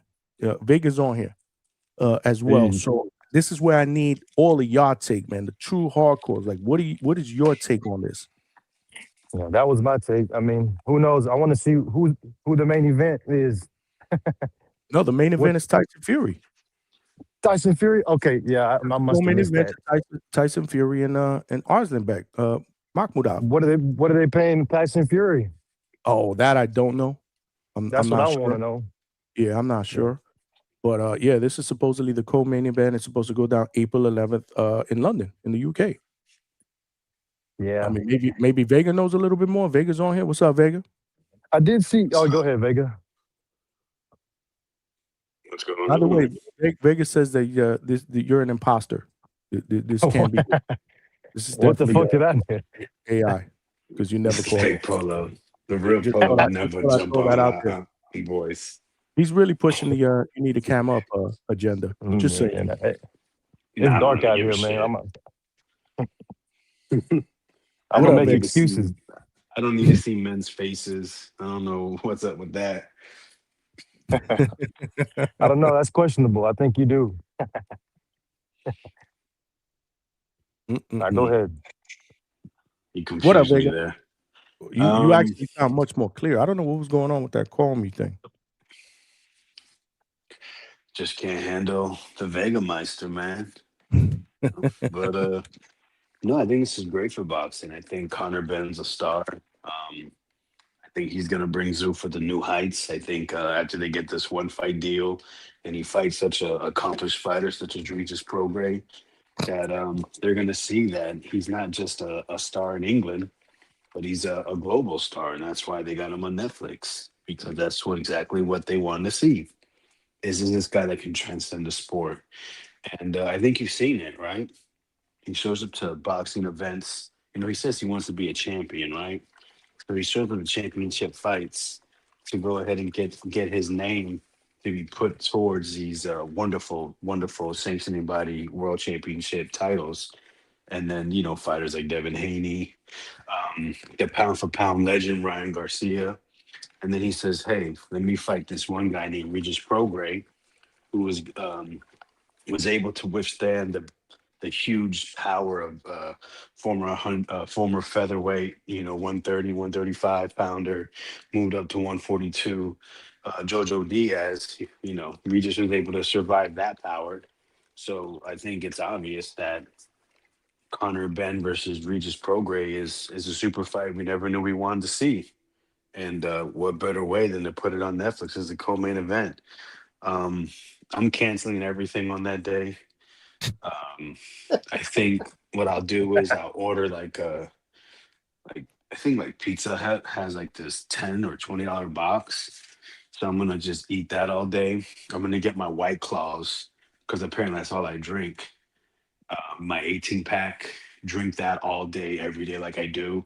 But you know, yeah, I'll probably buy 2 18 packs, and I'll just be a fat fucking loser like most of these guys that have you know, like Mexican boxing, and probably just tell my girlfriend, ew, I don't like girls, or maybe I'd be like Bones and just listen to the sound of my voice over and over again, because you know, these are the people that we should try to be like, people like Bones and Mexican boxing #1 and all his alternate accounts, and Conor Benn. You know, get yourself associated with people that are taking on some type of challenges. But you know, if you have a good name, you know, if you have a father that actually did accomplish those things, that actually worked very hard and went through the fire, just say fuck it. Let me skip the line. I mean, as a dad, honestly, I mean, that's what I want for my kid. Skip the line. So I'm sure Nigel Benn's very proud, and I think Conor Benn is. If you're a boxer, this is what you should be working towards. Skipping the line and choosing when you want to jump in, jump out, and turn yourself around. Shout out Conor Benn, man. Face of boxing. I don't even know. I don't even know how to respond to that. Malcolm said, "Is that sarcasm?" That's a freestyle. Then he said, That's "Talk not even that sarcasm." shit." Then he said, "Talk that shit." Great call, Vega. One thing I can't answer that question, Malcolm. Only Vega can. But one thing I can say is that that White Claws is not the only thing that Vega drinks. I've seen it. No, he drinks a lot more than White Claws. I also drink other alcoholic beverages, motherfucker. There is a plethora, of other things that he will drink during fight night. I piss this shit. That's right. Apparently, I'm just a drunk, and no, you know, I wouldn't say that. I wouldn't say that. I'm but what drunk right now. What I would say is the time that I saw you at the fight, at the Pro Box fight, and I say this all the time, right? I was they were up in a different section, so I had to kind of make my way up there about 3 or 4 different times just to be like, you know what, let me get some what's up, let's see what's going on. Every time I went up there, Vega was drinking something different. Something different. So I'm like, damn, bro. He is an alcoholic. All kind of fucking different shit, bro. A beer, a White Claw, a drink. Yeah, I'm an alcoholic. I sniff the alcohol. This was before the fight? He was having a good time. No, I wouldn't say that. He was having a good time. I'm drunk right now. I'm going to go to work drunk tomorrow. And all I do is drink and pretend like I know boxing. Yeah, man. Just living the life. Living the dream, man. Yeah. What up, Big Money? Shit, man. I'm thinking about doing some Rumpleman shots. What Friday Eve? Everybody wants to drink now? What's going on? I mean, shit, yeah. Oh, man. I don't drink. I don't smoke, man. I'm going to have to hop out that conversation. Nah, you're going to do a shot with us, Polo. You be having shit lit. Yeah, you man. I ain't drinking like. Y'all got to do one together. I quit drinking like 15 years ago, man. I quit smoking. I got my shit together. I used to be a little hoodlum. Hey, man, you can't even get me to look at that shit. I don't even want to fuck with it. That's the difference between me and you, Polo. I'm not a quitter. Keep drinking, I'm gonna keep smoking. He's a quitter. Oh man, I'm making the meme right now, man. Big Mooney, you on my list. Damn. I done made You need a Vega meme, bro.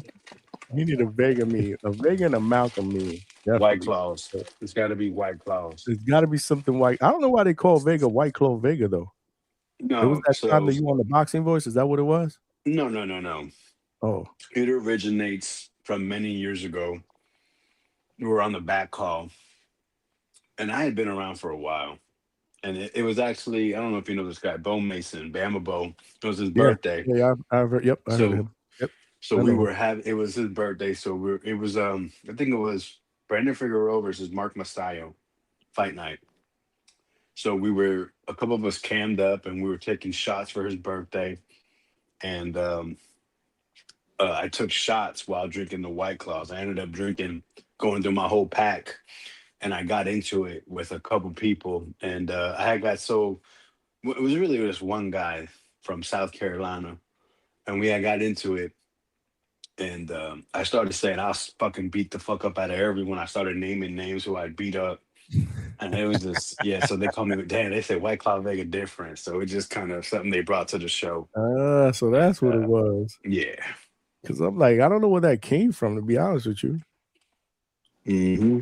It was a special night. Yeah, Bama Bo, we just every now and then he'd be like, I'll never forget the night you fucked up my birthday. That's what he says? Yeah.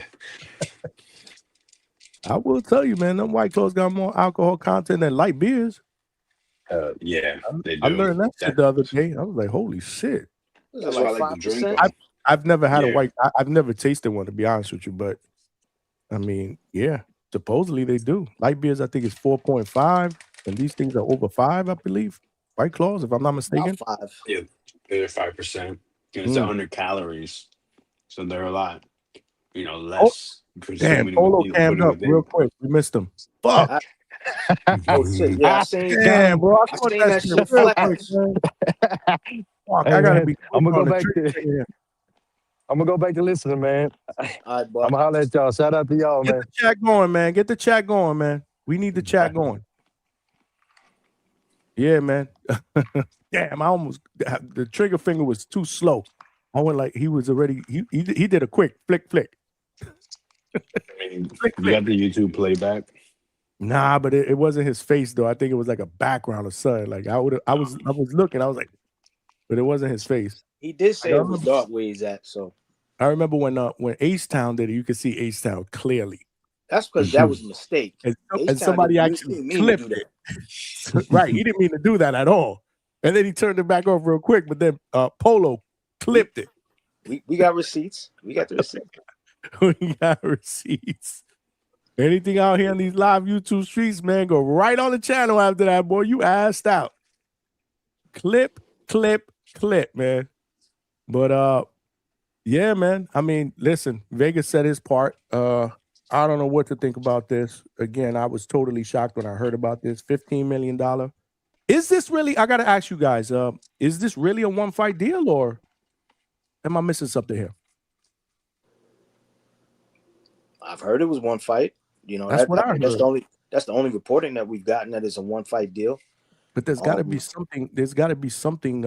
I don't know, like maybe a handshake. $15 million to fight Regis Prograis. But keep this in mind. It could be a one-fight deal for that one card, and then maybe they got some other shit going on that we don't know about, or maybe they're developing some sort of a relationship so they can figure out what they want to offer them. You know what I'm saying? Like maybe they want to do something more with Conor Benn.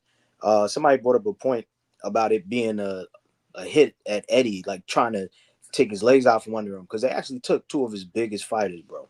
They took Opataya, and then they got now they got Conor. And it's not to say that he was like family. Even Eddie's father came out. I saw a post that he said, like, yo, we were extremely hurt over this. I mean, Conor was family. They're making strategic hits on Eddie because of the, how things are going. What I'm wondering about is, who else is going to get hit and when? I'm wondering about Oscar. in his roster, and who are they going to come after over there? Eddie already tried to make a play allegedly for Virgil For with Virgil. his offer, right? Yeah, what, a 3-fight deal, right? Was he offering like a 3-fight deal? I was hearing. Well, that's what they reported. Again, I don't even know that that's even true. I've never heard Eddie speak to it. I've never heard anybody ask him about it. Now, to that point, maybe he did, and maybe he made it clear. If we talk, like if he does an interview with whoever, whatever boxing outlet, he made it clear, like, yo, do not bring that up, because Oscar, I think Oscar had mentioned something about like maybe trying to have some legal action against Eddie based on that I can see offer. that. You know, I can he see said that. something about that, like about him trying to do it in the midst of this whole thing that he's going through with Rick Maringian. You know what I'm saying? So Wouldn't that be classified as like legal tampering, like in other sports? You know, like it's I tampering and forgot some shit. I forgot how Oscar, because Oscar gave it a label, but I forgot what he said. But whatever it is, I'm pretty sure that's one of those things that's not going to be talked about. Nonetheless, it's just that's the cutthroatness of this business, how these guys are. But I could see him going. I could see Turkey and Dana going after guys over at Golden Boy. I could see him going at guys over at Queensberry. I could see him going at guys. I mean, they already kind of have their door open with PBC. You know, a lot of those guys what are they doing? You know what I'm saying? Hell, we just talked to Stacks yesterday. Top ranked guys are going over there. You know, so it's right now it's an open season on talent, no matter who they're with. And with Turkey and Dana, they kind of got Dana and Turkey, or better yet, Turkey got in. Somebody else was making this point earlier. He spent a whole bunch of money in the beginning, and that's kind of like how a lot of other PBC, that somebody mentioned, PBC did that too. They throw around a whole bunch of money in the beginning. Everybody opened doors because everybody, meaning all the promotional companies, they all opened doors to him because they wanted to do business. This is the new bag, and Right. I can only imagine how much they opened up and let him in so that he could see things and get the understanding of things and have his people make notes of things. And then he went over to Dana and they started up Zuffa, and it's probably going to get lit because he probably has had conversations. You can imagine the conversations he had with what's his name over there at Queensberry, with Frank Warren at Queensberry, Warren. with Eddie, with what's his name that's running PBC now. Imagine the conversations about boxers, about talent, about what it takes to keep them happy, about guys and the things that are going on with them when he's trying to make matches for fights, and the details that he might have given them, like, oh no, that guy, you know, we can't rock with him right now, or whatever situations. Imagine all the little details that he was able to pick up on, and now he can strategically shoot at those guys to get those guys away from him, like away from these other promoters. So, I mean, it seems like it was a hit, you know, like he wanted to cut out Eddie's legs from under him. Now he didn't get Boots, you know, he didn't get some of the other guys that he had some other champions. So Eddie is going to be okay, but shit, man, losing Opataya is not, that's big. And at the time, we all kind of was like, oh wow, Opataya. But now that he took Conor, we're like, yo, he got Conor. Anybody can go, right? He can pull. It just anybody. started to open your eyes, Right. like something's going Right. on here. This ain't just Yeah. some you know, some run of the mill shit. Right. What up, Boxing Link? What's good? I said this like a week ago. It's PBC Part 2. In the early 2010s, You did say that. we had PBC show up, and all of a sudden HBO was shitting themselves because they were like, "Fuck! Now we got someone like, you know, who can seriously question the storylines and narratives that we drum up." And all of a sudden, you had situations like the whole who's the king of the light heavyweights between Kovalev and Adonis Stevenson, and you had all those kind of situations. You had your Gary Russell Juniors and Deontay Wilders and that, and you had this 10-year period in the sport where it was like you had what was going on in PBC and everyone else. And then in the last like 5 years or so, we saw them have to meld back in because they ran into financial trouble. This is basically a question of how much deeper is Zuffa's pockets than Al Heyman's pockets. Because if they're not much deeper, then it's going to be PBC Part 2. But if they're deeper pockets, if they really decide to invest in that well, shit, everyone else is in trouble. Well, don't they have Turkey in their back pocket? Yeah, that's the thing. Turkey's only there as long as the Saudi Arabian government is happy for him to be there. Eventually, you'd think they have to be like, all right, okay, we're big on our tourism, but that's a lot of money, Turkey. I mean, I feel like they kind of, they kind of turn that faucet, maybe not off, but to a trickle. You know what I'm saying? Like, I Yeah. feel like they've already done that. So, I think they're okay with leaving it at this level, and every now and again maybe turning it up a little bit, but then turning it back down. Because we already see that the spending is not like it was when all of this shit began. It's not the same. Exactly. Like the promos aren't there anymore. No more movie trailers, bro. That shit got me sad. I was so happy for about 12 months. That was peak. But That is yeah, true. no, No more movie trailers. they've slowed down on that shit, and I've also noticed the undisputed craze has gone down. We're not getting undisputed fights every 10 seconds like we were for a little minute there. But yeah, I think we're about to see it'll be a return to the early to mid PBC era. It'll be a whole lot of negotiations and a whole lot of fuck all happening for the next 5 years. And look Very who's interesting. Go ahead. look who's actually pushing the belts don't matter agenda. Bud Crawford, Shakur Stevenson, Now we get into it. Keyshawn Davis. These are guys who are big names in sport, who also are ambassadors for the ring. And the ring is connected with Zuffa and that garbage ass Zuffa belt. So it's not a coincidence that those are the motherfuckers that are telling us that belts don't matter.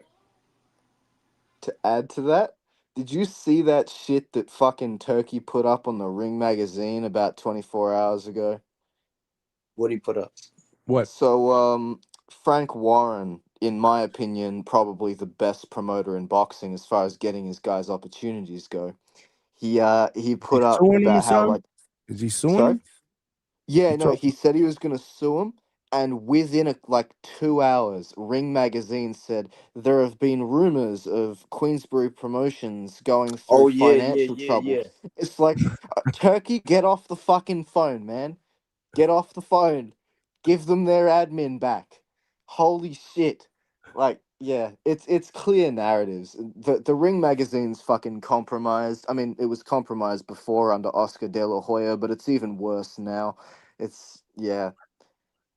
Remember, if there's one thing, the Ring magazine is not the lineage. When Ring magazine's compromised, trace back to the lineage when it comes to the champions, because they're fucking compromised. Mm-hmm. I don't see. Where'd you see that though? I don't see it. You gotta look under their posts. You on the YouTube? It's on the Instagram. Nah. Okay, you on Instagram? No, I was actually looking on their website. It's not on the website? It probably is, but you could, if you go on Instagram, it's probably easy to find. on IG, right? Yeah. Yeah. You see, that just goes to this. I've always had this theory about Turkey and who when he likes somebody and when he doesn't like somebody. And he's always come off like, just when we talk about his negotiation style, when he's trying to make these fights, there is no negotiation. If he offers you something, you take it, or he cuts that shit down. And it gets lower and lower every time you say no. You know what I'm saying? So it's, I can only imagine that transfers over to everything that he does when it comes to other people that he's doing business with. And especially if he doesn't like you, man, he got it in for you. Yeah, I found it. He's used to having the power monopoly. I found it. Rumors are circulating in the boxing world that Queensberry is in financial trouble without a continued business relationship with Seller and TKO. The loss of those relationships has influenced Queensberry's threat to sue Seller and TKO. Rumors indicated their announcement to the media of legal action was timed before their Wardley versus Dubois press conference, which took place today for an event which is struggling to sell tickets. Damn, this is a long ass fucking post, man. Queensberry has. Well, you don't gotta go through it. We get the gist. This is Okay. this is I was just trying to Turkey. read it for the people that aren't looking at the podcast, but it's all good. This is Turkey but- coming out after that and saying, "Hey Frank, come at me, bro. Sue me. You ain't shit." Man, Wow. he actually, I remember when Frank first got that money. Remember, he was making all them damn signings. He was signing up. He was signing a lot of people to Queensberry last year when he got that bread. But Home of the heavyweights. Yeah, all of those heavyweights he was signing. But I look at this situation. It's like this should be a cautionary tale for people that you gotta be careful when you're dealing with new money coming in, like that kind of new money where it seems unlimited when it's coming into the sport. You got to be careful, even though we all would like to welcome a partner that has a lot of financial pull and that can get things done that we wish to get done. But we got to be real careful with wiping our brow and going, woo, we're good now, everything's fine because we got this person with us. Because as soon as the same way they came in, they can leave. And that's exactly what he did. He came in like out of nowhere, and now he left. But he didn't go far. He just stood across the street and put up a new sign that says "Zoo for Boxing, Ring Magazine." So I know that shit hurts. I know that shit hurts. Make it happen. Conor Benn's a little big, so we gonna do it I think we doing it at 150. So but I was like, man, like just make the fight, bro. At first, I think it was gonna slip. I think it was supposed to fall away. They was going on a different route, and I say, bro, I called my message. I'm like, bro, please make that fight happen. No, don't let this fight slip out my hands. Get this fight signed. Make it happen. Whatever we gotta do, make this fight happen. They said the name. I was like, bro, make it happen. Man, Regis wanted that smoke, bro. Regis, please. At Turn back the 150, clock. so I was right. I knew I was close. If you don't think he's the real McCall, you better believe it. Offensively. Nah, we don't need to hear that. Yeah, he want that smoke at 150, so there's a catch weight at 150. Yo, Regis been talking about this for a while now, but a lot of people didn't know because he kept prefacing it like, yeah, I got something big coming. I got something big coming. You know what I'm saying? Regis wanted that paycheck, on Mill bro. City from a while ago, like last year, he was saying that on Mill City, talking about it. So he's known about this for a while from the way he's been talking, and now here it is. It's in front of all our faces, and it's like, damn. Now I'm wondering, what else aren't we seeing? Coach Cal just told us 2 days ago that the new Tank fight is being promoted right under our noses, and we don't know. You know what I'm saying? So now I'm thinking about that. That's stupid. How the fuck is something being promoted under your nose? If it's being promoted under my nose, it's not being fucking promoted. In a day and age of social media, hard to believe. This is the thing that because the only thing I can think is his angle is like, it's a fight that's being discussed in hypotheticals and shit. Well, then every fight's being discussed under my fucking nose, like every single one of them. It's not being fucking promoted, Cal. You're full of shit. The only thing that I took out of that, because he also said it was an easy fight, and I was stuck on, does he mean easy and it was easy to make, or does he mean easy like all tank fights have been up until Lamont Roach, meaning that they were just not really a challenge, and it's we already know who's going to win. That was the only thing I was stuck on. I didn't get an understanding because he didn't break that more. He didn't break that down more. But it is what it is. He gonna fight somebody that moves up from featherweight, bro. What up, That's Malcolm? what happened. Who that? That's Malcolm. Salute to Chevy. I see Chevy in the chat. What's up, Chevy? Shout out to Chevy. Shout out to the panel. It's crackhead. I'm a crackhead because I drink E&J. So I'm Damn, I wonder who said that. I'm going with that. Next fight, chat, I'm gonna pop up with a bottle too. Easy. Why? He said, easy Jesus. He drink E&J. I said only crackheads. The Herkin jerk. I'm gonna pull up with that shit. Oh, so you read that? Okay, I thought maybe you missed that. Oh, I see everything in the chat, man. I'll be there, man. What's good, my brother? Yeah, solid interview. Not gonna lie. Shout out to Polo Buck for actually calling in. I don't even care Yo, for the AI face, like for him to even just pop up now because he called in. Alberto's a different story. He's a completely different story. So yeah, just shout out to that man. This fight is ass. This shit is stupid. It's a clown fest. It's a circus fest. Nah, like Conor Ben. This is the bullshit. Conor Ben, you just finished with this whole bum ass that's not even I don't even know what you call a fucking two fight saga, whatever the fuck it was. Like your little rivalry with Eubank, which was two guys from different weight classes, and y'all just did this shit based off the names of y'all fathers. Y'all living off y'all father's height. You know, we got that shit done, and you're calling out Shakur. There was talks about a Ryan thing, or there's that whole Devin situation. Oh man, there's so much smoke. There's so much. Oh, there was also, if I'm right, there was potential with him and Boots before. You got all the smoke at 154. There's a bunch of other names at 147. You turn into Cisco or Chris Brown by dyeing your hair blonde, and now you decide that you want to fight Regis. Of all the fucking people, Regis is at 140 calling out Hitchens and everybody else, putting out questionable tweets. Like, we kind of say that. I don't want to say he's washed, but Regis has no business fighting but Conor he's Benn. washed. But he's Yeah, I don't washed. want to. I don't want to do that. I don't want to do that. But yeah, man, he's donezo, bro. I Like said we, he's we past already his know. prime. I definitely said he's past his prime, and I think I'm well within my rights to be able to say that. I don't think there'll be anybody that will disagree. Yeah, he's Well, finished. somebody got to get him out of here. And That's it the only might way be they go Conor home. Well, Benn. if that's Like the case, I'm not there gonna you go, lie. mission accomplished. But my thing was, you needed to pay him $15 million to do that. I get that that's where a lot of Eh, people feel like it got to be That's more the than one turkey fight. philosophy.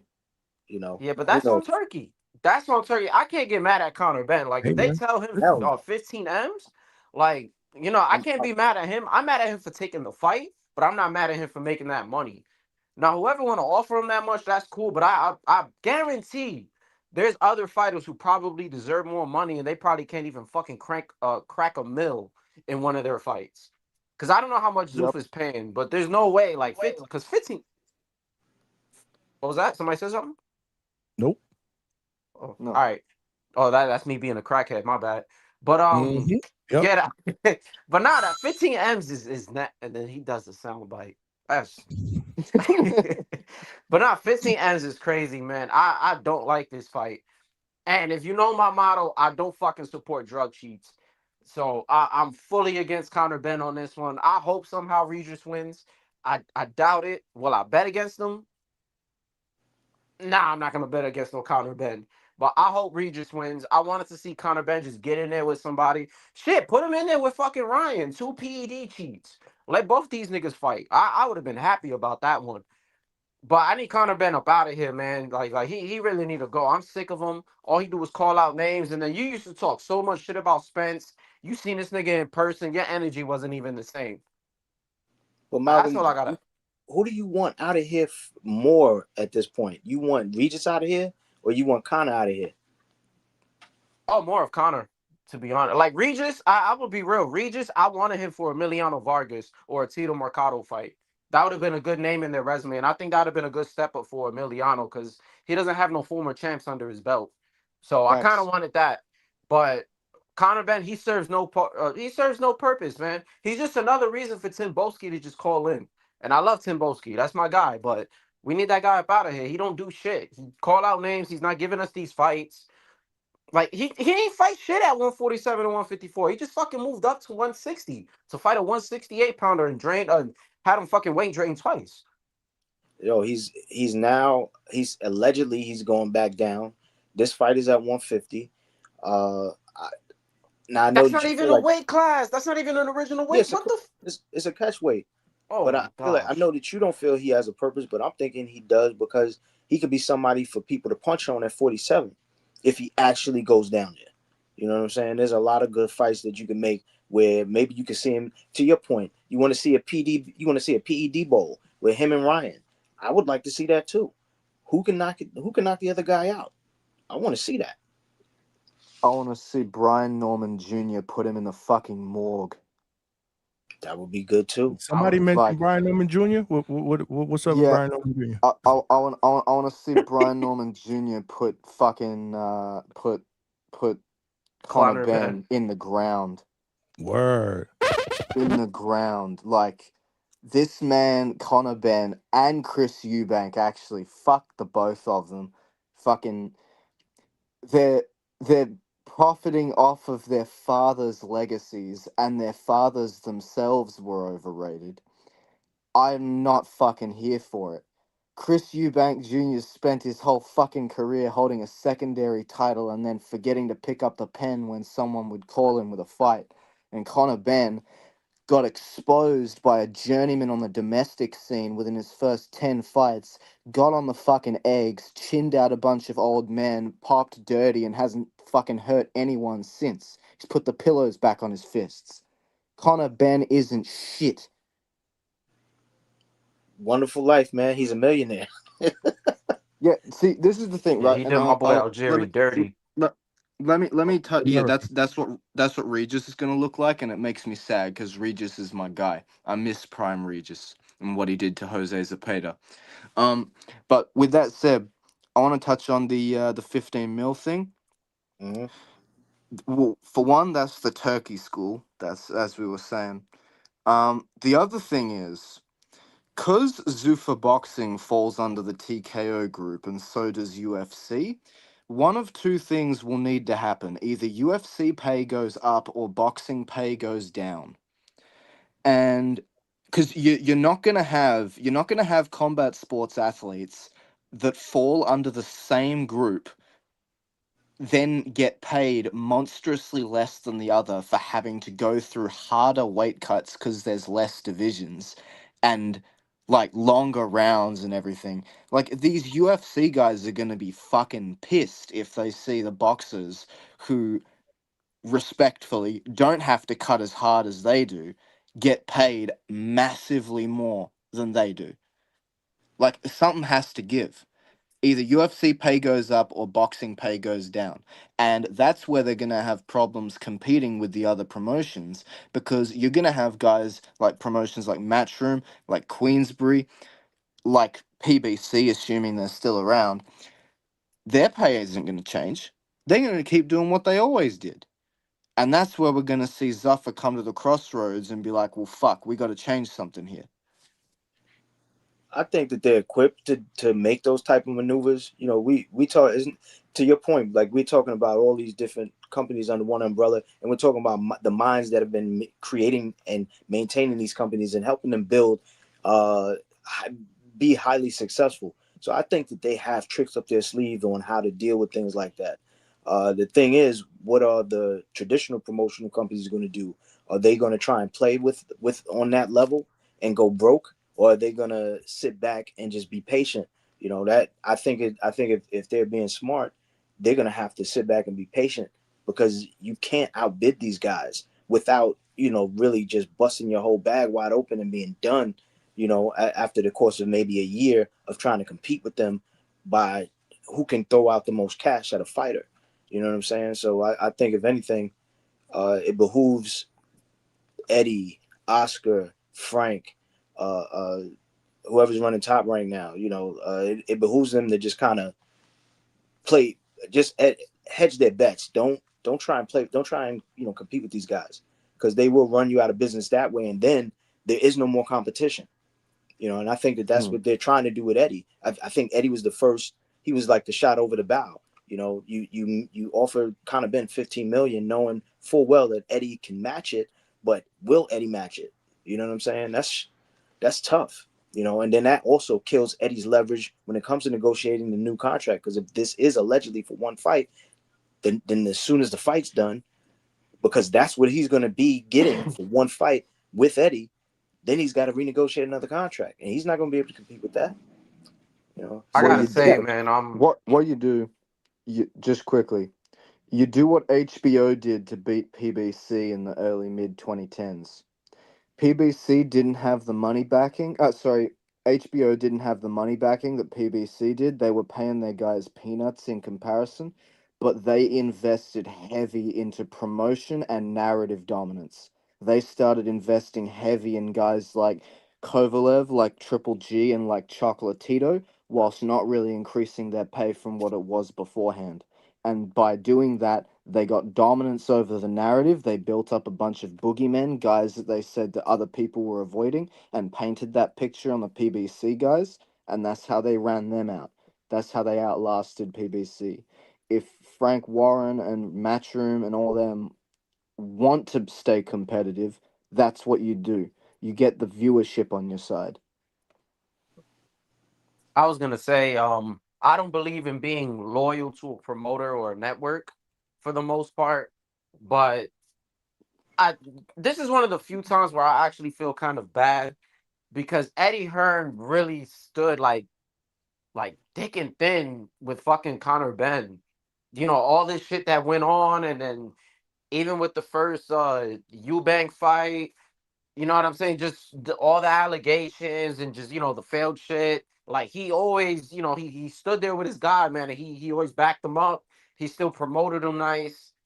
And that man went to Zuffa. Like that shit is crazy because not every promoter is gonna, you know, hold you down like that or just like really back you up. Because it just take one loss and then some people be willing to cut you off. I don't know how Dana is. You know, Turkey, I'm not too sure if he's like that. I don't think he is. It depends. He does show that biasness. You know, we see how he is with guys like Shiraz and a little bit of Canelo. But I kind of feel bad for Eddie, man. I'm not gonna lie. I don't feel bad for Eddie because I know Eddie's a thinker, and Eddie is not the kind of guy. Like I put this on the IG post when it first went, when this whole thing first got busted out, and we were finding out about it. I was like, yo, I said the ball's in Eddie's court. I was like, yo, this is all far from over. Eddie has the next move, and you know what? I just said that because that was just me thinking on the spot. I was surprised. Every time I go back on IG, I see more and more people liking that statement. And I'm like, really? Why do people like that? You know, I thought people didn't give a fuck about promoters. I thought they were like, fuck those guys. And you know, to a certain degree, I'm not invested in him, but I do like the way Eddie thinks, and I like the way that he promotes, and I like the things that he's been able to do. And you know, he just says I think he has an all-around skill set for the job that he's in. You know, nobody talks like him. He's got that mouthpiece, bro. He can freestyle like Hector Bermudez when he's doing his closeouts. You know what I'm saying? He's good, and I just don't think that it's over in the fact that he's not just going to go, oh, this is it. Like even him allegedly crying in the interviews, he knows that all publicity is good. He doesn't care about that. You know, if he was really crying, that guy would be off in the corner somewhere. He's like, this is perfect. I'm back in front of the camera. I'm able to promote Matchroom again. You know what I'm saying? And I can shit on the guys that I have problems with. You know, again, the way I'm looking at it, this is all far from over. Eddie is not going to go quietly into that good night. I don't think Frank Warren is either. Oscar, I don't know what the fuck Oscar's doing. He's probably, you know, writing up his next clapback Thursday. But hopefully he's smart enough to, you know, get with that program too and fight back with all this shit and not just let these guys slip into your fucking house in the middle of the night and take your best boxes on a joyride. Because this shit is ass. It's ass. Yeah, I've been steering away from I honestly all of this shit is news to me because I haven't seen no Eddie interviews.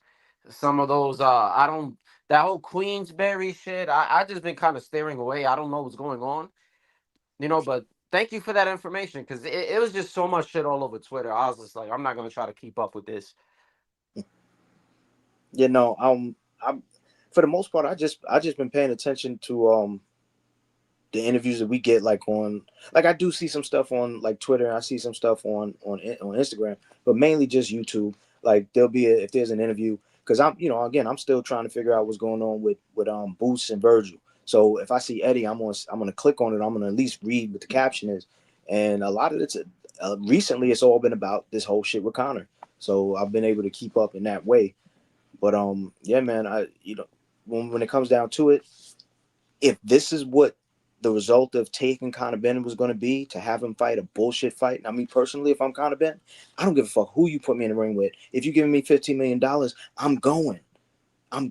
And there's a good chance that maybe he did not know that he was going to be getting in there with Regis because they make those deals separately with the fighters individually, the way Turkey has done business. I can't imagine it's any different. You know what I'm saying? Because it's not like these guys have ever spoken about anything when it comes to each other. I've never heard Conor Benn ever mention Regis's name. I've never heard Regis talk shit about Conor Benn.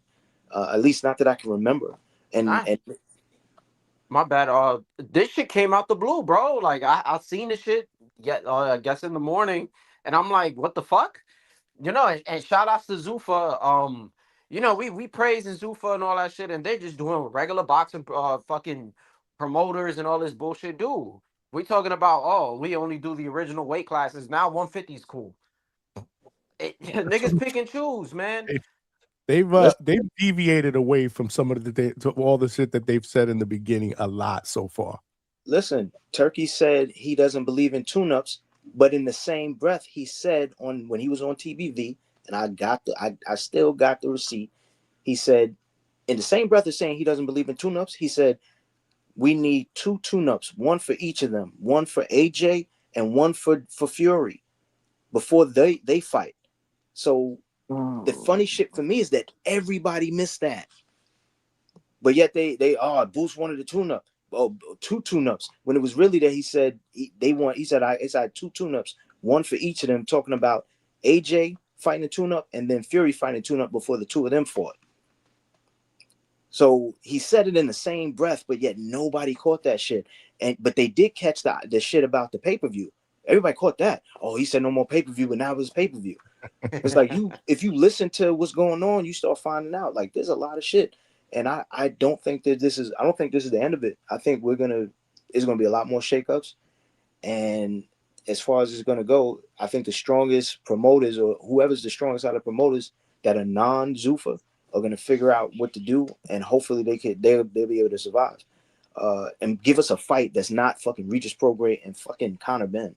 You know what I'm saying? I don't give a fuck what it's for. I didn't want to see that. I did not want to see that. I don't want to see it. Will I watch it? Of course. It's on fucking Netflix. Unless there's something on better, I'll watch it. But I kind of feel like I'm treating it the same way I treated Tank and Lamont Roach when it first came out. I'm not talking about the aftermath. Obviously, all of us had a different opinion after. But I'm talking about before. I was like, fuck this shit. And I didn't watch it. Not until Lamont Roach fought on Pitbull. I was like, fuck it, I'll watch it now. But, again, this is up that alley of never asked for it, didn't want to see it. And I'm pretty much looking at it, it's a fucking wash. Like, Regis is dope, but Regis is going to get fucking he going to have hands put on him. And this is probably, he's sailing off into the sunset, bro. I had reposted the fight poster on my Instagram, like on my story, and I was talking so much shit about this fight. And then in small ass letters and like small font all the way in the bottom, I put that I was still gonna watch it, but I had to hide it. But yeah, I'm gonna talk a lot of shit, but I'm gonna watch this shit. You had to hide it. Yeah, like I'm telling you, Johnny, you see it? It's all the way in the bottom right corner. Like that shit is a lot, but I'm gonna watch it. I'm just bitching and complaining about it. I mean, we're all gonna watch it. We'll probably do a live fight chat for it as well. Remember, you got the main event as well, Tyson Fury. But I mean, again, this one threw me for a loop. Oh, and it's a co-main. Yes, it's a co-main. It's not a main. I forgot. Damn, 15 mil for a co-main? That's what I said earlier, baby. I'm telling you, bro. Shout out to Conor, man.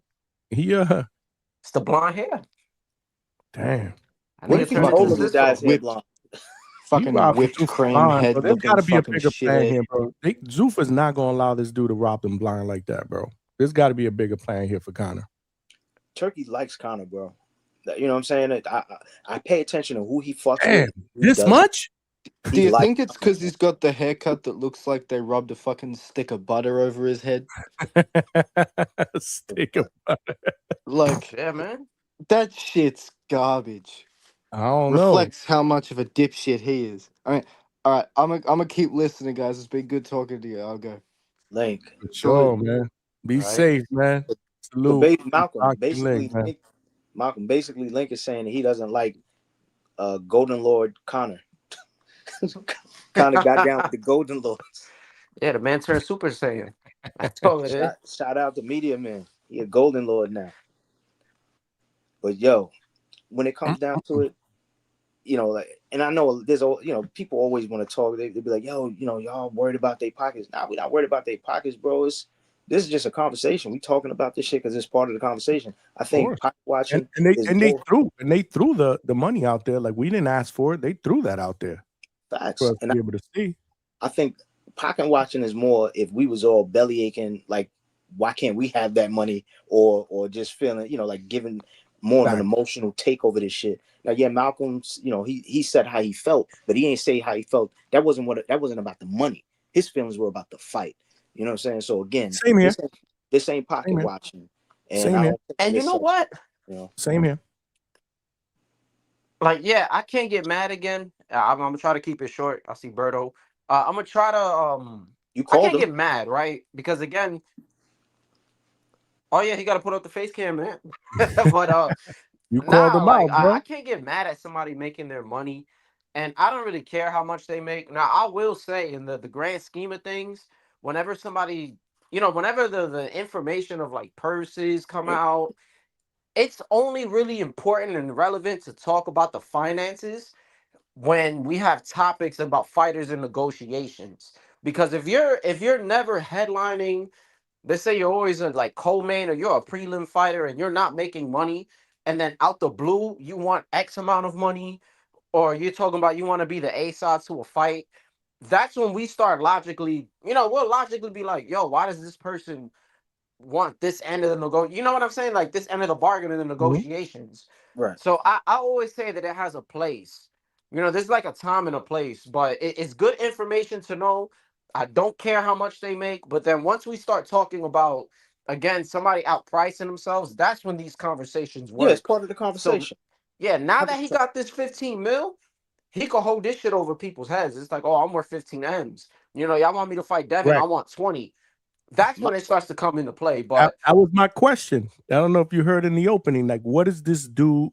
What does this do for the landscape of the market going forward? That's my biggest concern. Do we not now get fights that we want to see because motherfuckers are gonna be like, nah. But they pay him $15 million to fight Regis Prograis? Nah. I want $22 million. But check And then this all out. of a sudden shit falls apart. That was my question. And for all of y'all in the chat, for all of y'all. But yo, check this out. What if we do we know what? Because maybe I don't know. Do we know what he got for part 2 with Eubank Jr.? I don't. I mean, we could look it up, but I mean, I'm just again, saying. I'm wondering where this number falls in concern. And you know what I'm saying? Like, is this a smaller number? Or is this a bigger number? Right. That's what I'm wondering, because that's gonna tell me some shit about how these guys are playing. Like, are they telling him that we're giving you money that we, even though it's exorbitant, we're still kind of leveling it to what the fighter that you're standing in front of allegedly, or just what we're trying to do with you? total, my bad, money. Total purse 23 mil. Shout outs to Google. But Ben was supposed to get like 10, 10. some shit like that, and Eubank like 12.8. 12.5. So then that's telling us they're giving him more money, which is traditionally what happens when a guy wins. His purse goes up, but he's not a champion, so this shit is mind-boggling. But fuck it, it is what it is. Like I said, shout out to him. I like the 15 million and the 10 that he got last time, because all it does is show boxers that if they are doing their thing, and maybe if they get in with the right people, they can get their bag up too. You know And what I I'm saying? said that earlier, Big Money, in the beginning. I said, listen, man, I'm not ever shitting on a fighter making as much money as he possibly can, especially in this fucking cutthroat business, but damn, again, it just threw me for a fucking loop. Alberto, what's good, bro? Yo, can you guys hear me, Johnny? Yes, sir. Okay, yeah.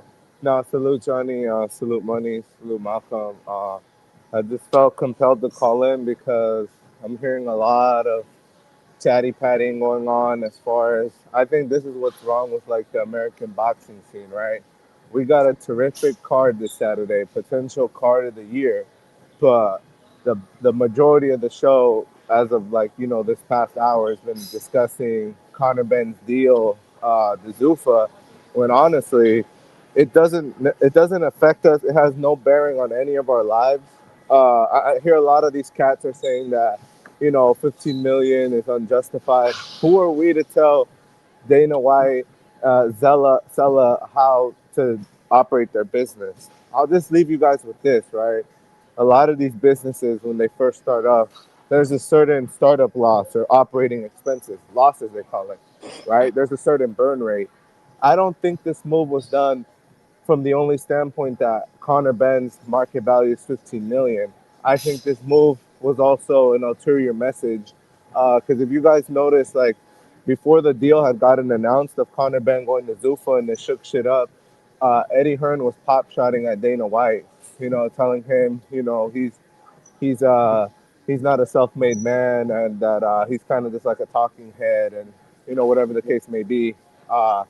And then we saw like 2 days later, miraculously, Conor Benn signed this Zuffa.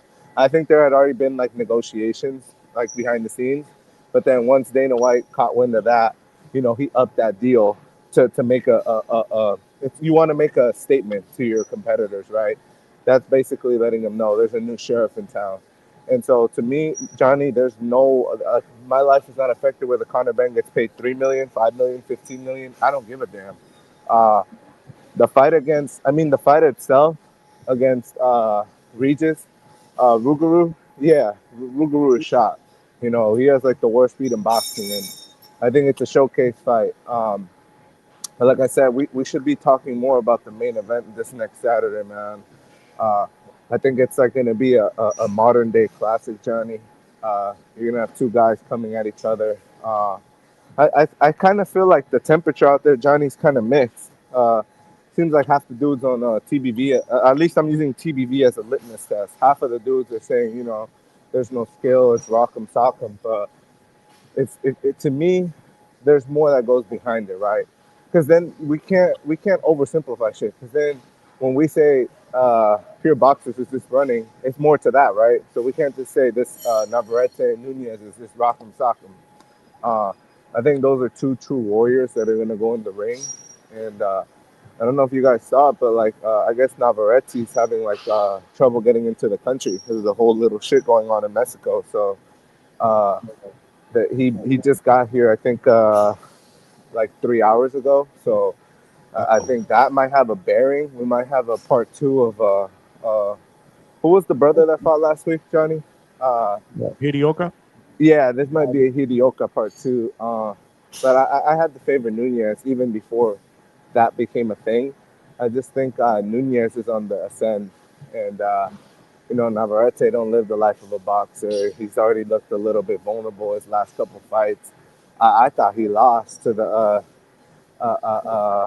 Filipino cat. So I think Nunez takes that and hopefully raises the stock. We get unifications. But let's get back to the fights, man. Like we're over here discussing Conor Benn and Zuffa.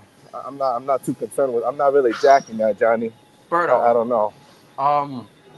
This is a serious question. Did you call in yesterday? Like, I'm being real serious.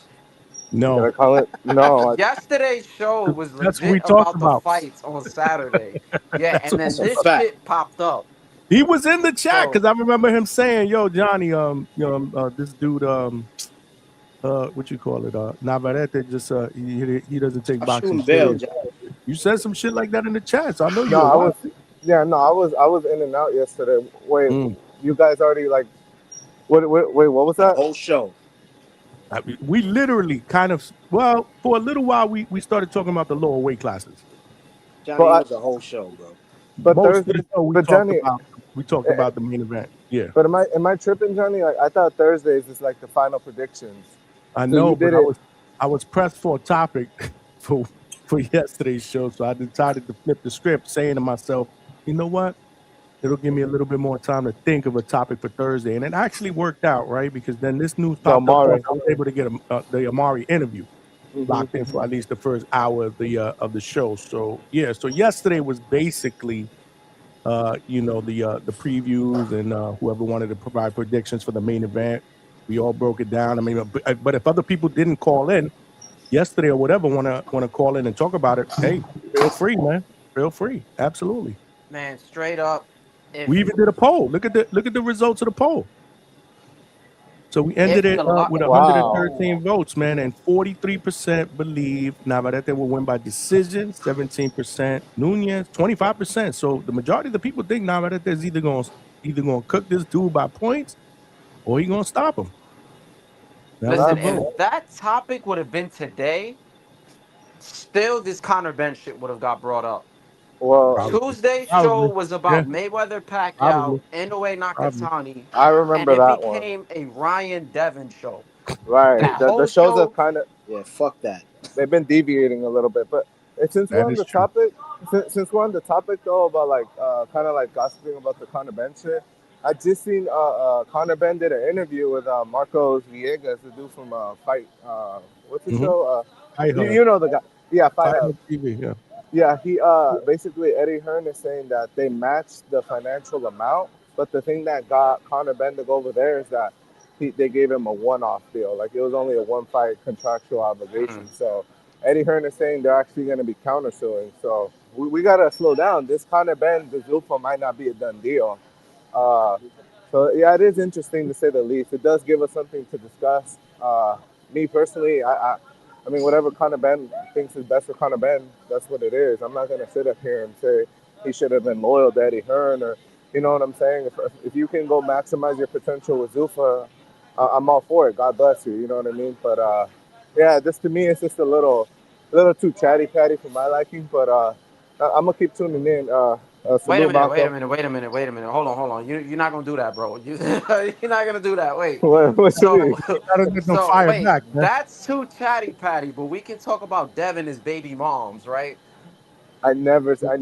When have you pull the tape You've on me? never said anything about any of his outside life.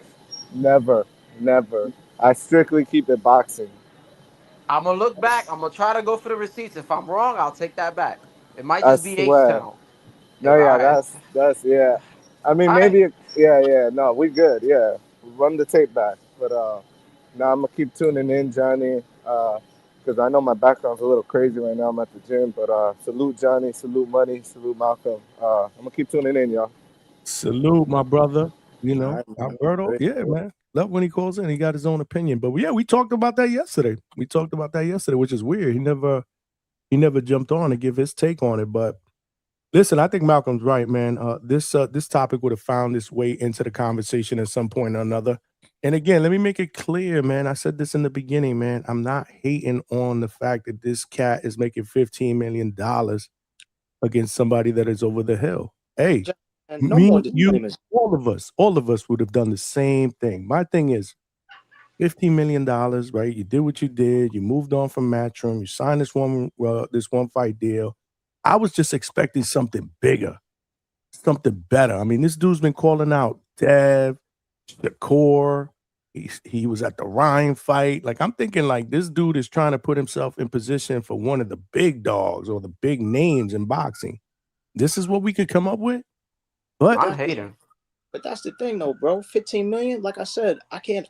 Who knows that they brought up the name first? I think they brought up the number first. You know what I'm saying? And again, I could be wrong, but fuck that. You say 15 million, I'm going. I gotta Fuck agree who with you there. want me to fight? Well, maybe it's because Eddie was matching it at 15, but he was saying that it's going to have to be against Shakur.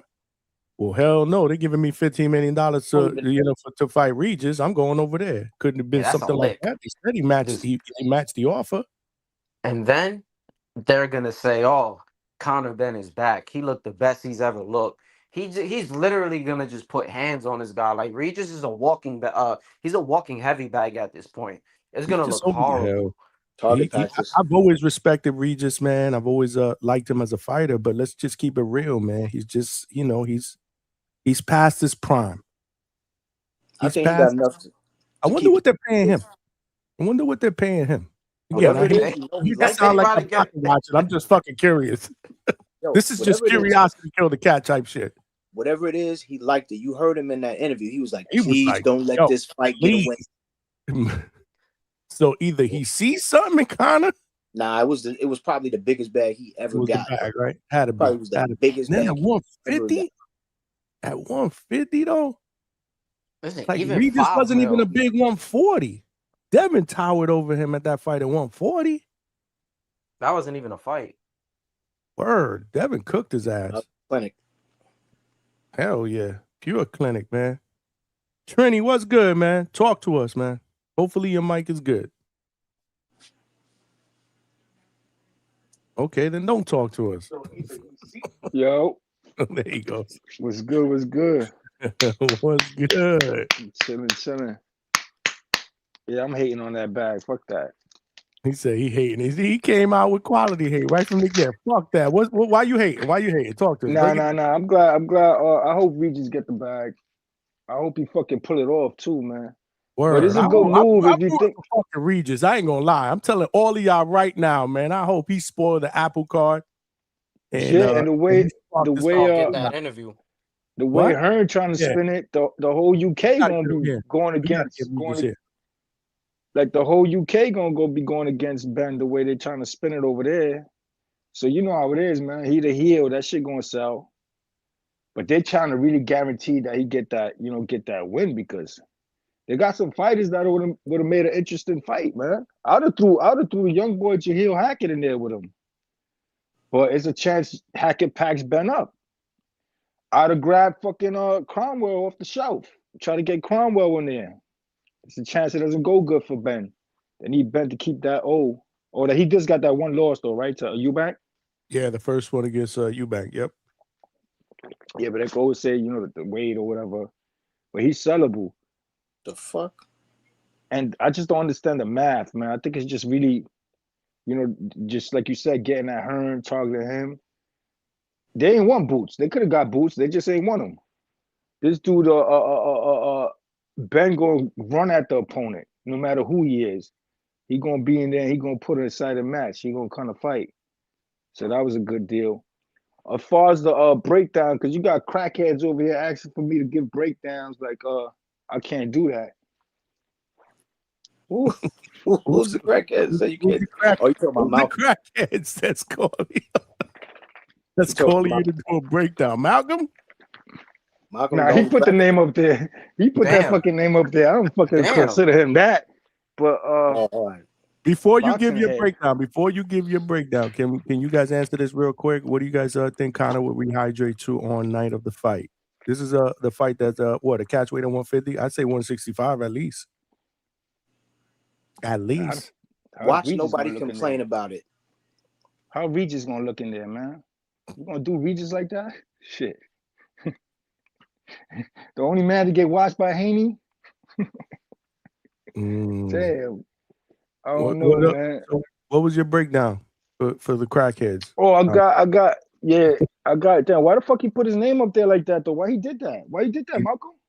I have no idea. Johnny called me a crackhead because I drink E&J. I didn't call you. I didn't call you per se a crackhead.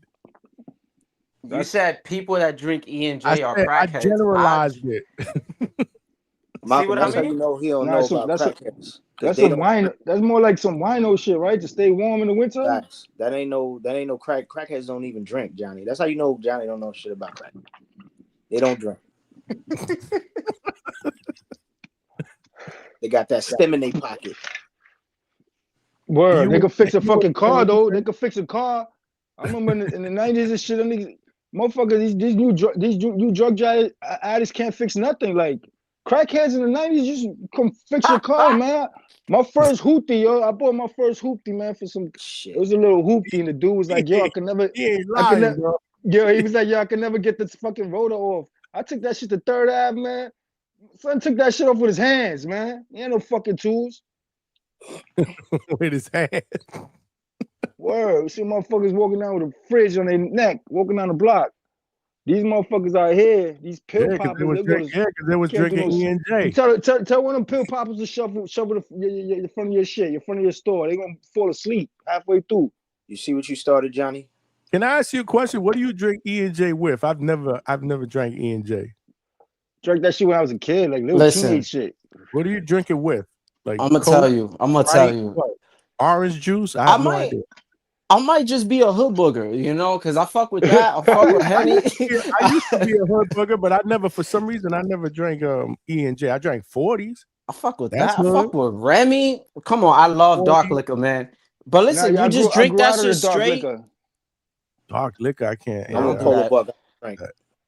I grew out of that shit, man. That shit was getting me in trouble, man. That dark liquor, that shit get me in trouble, man. I just do it on occasions. If I'm out, I make sure I monitor how much because I need to be like fully aware of my surroundings. I never get drunk. I'll get a little nice and I'm like, all right, that's it. And I might babysit. I ain't gonna lie. Like them people that just want to be drunk and then start fights. Nah, Salute nah, to nah. I don't y'all. do I that. don't. Nah, nah. Nah, I'm not I wake. saying you, but I I know wake. people like that. I be 3 in the morning buzzing bitches intercoms and shit like wilding. Like yo, if I get buzzed up, I get buzzed up. I gotta figure it out in the morning. We've heard Trini on here, man, when he's been buzzed up. He's harmless, man. He just want to He be talk. chilling. He Yeah, just that want was to talk. I talk shit. He want to El vent. Gallo.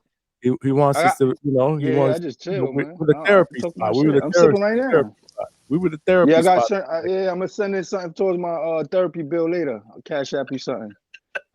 Word, that shit work. That shit But helping. listen, Johnny, Yeah, or yeah, to yo, but anybody that want to try it, go on. Try no, what? no, go ahead, promote that Not it. E&J. Oh, that. Well, I need a sponsorship in this bitch. But nah, just try that shit with some cranberry or try it with a Red Bull. I promise you, that shit is Red different. Bull?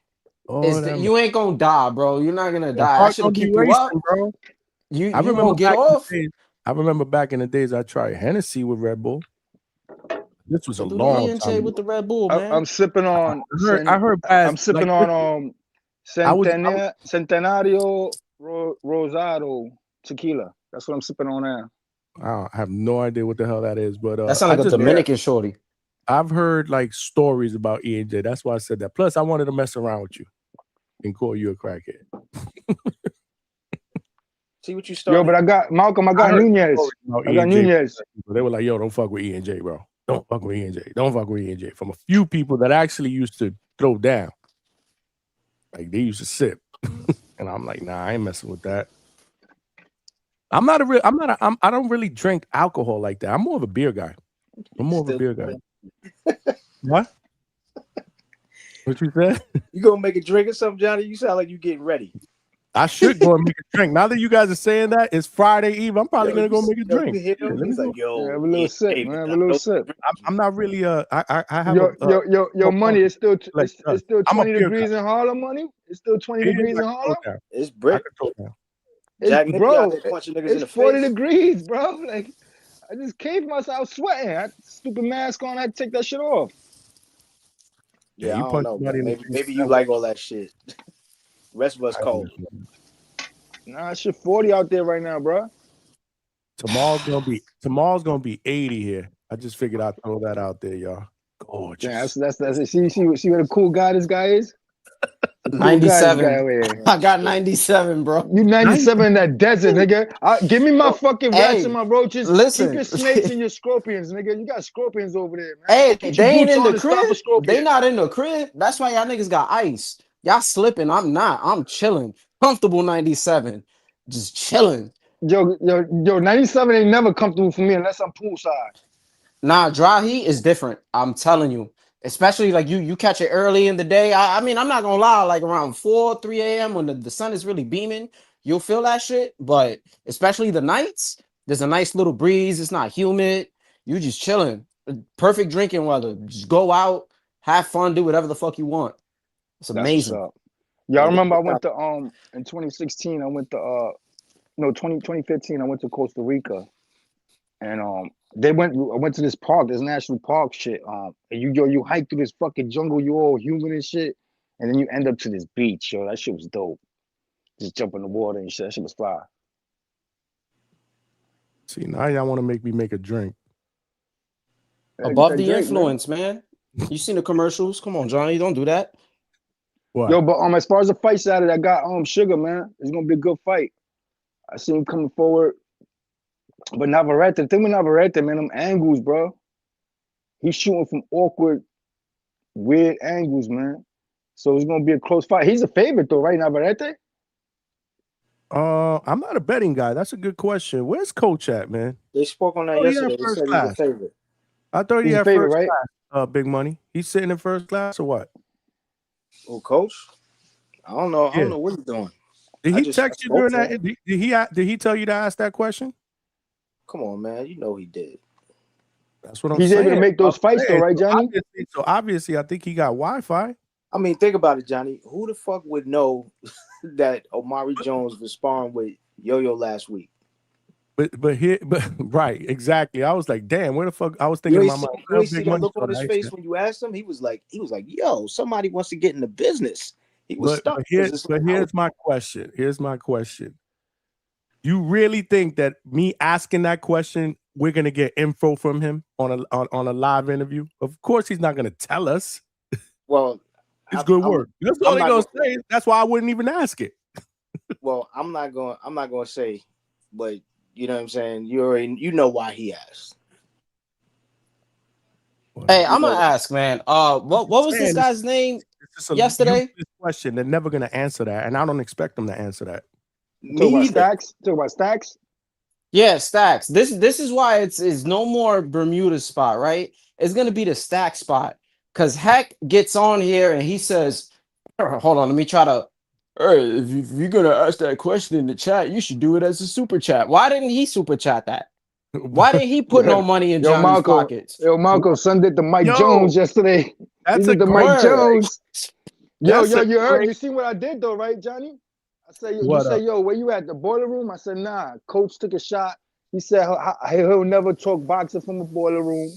Just like I'll never be in a room like that with no yams. I'm throwing that out there. But so I called from the office. I said, I called for the office, see if I can entice him to call. And y'all like, nah, he ain't gonna call. But look, he pulled up. He listening now, bro. He watching the shit right now. You think so? You think he so, is. Coach? Word. Why didn't you just super chat your question? You saw Vega too. Vega was bitching. Vega was like, "Oh, he ignored my question." I'm like, why didn't you just super chat it like I said in the beginning, and I would have saw it? I don't see all of them. I'm looking, and then I'm not looking, and I'm paying attention to him. Speaking of super chats, man, look at old Wizard, man, in the chat showing love. With the 2-piece set for the gold, Johnny. Salute. Appreciate you. Look at this, man. Look at this, man. He's showing color in the chat, man. Look, he said for the gold again, another 2-piece. Keep it going, y'all. Let's get some color up in here. Help brother out, man. We working. Polo Buck, who also graced us with his voice, not with his but he was here. But that was the first time. That's what's up, man. Yeah, he just sent us a 2-piece for the gold. Yeah. And another one for the gold. Yeah. Oh shit, bro. He got started. And a 5-piece, man.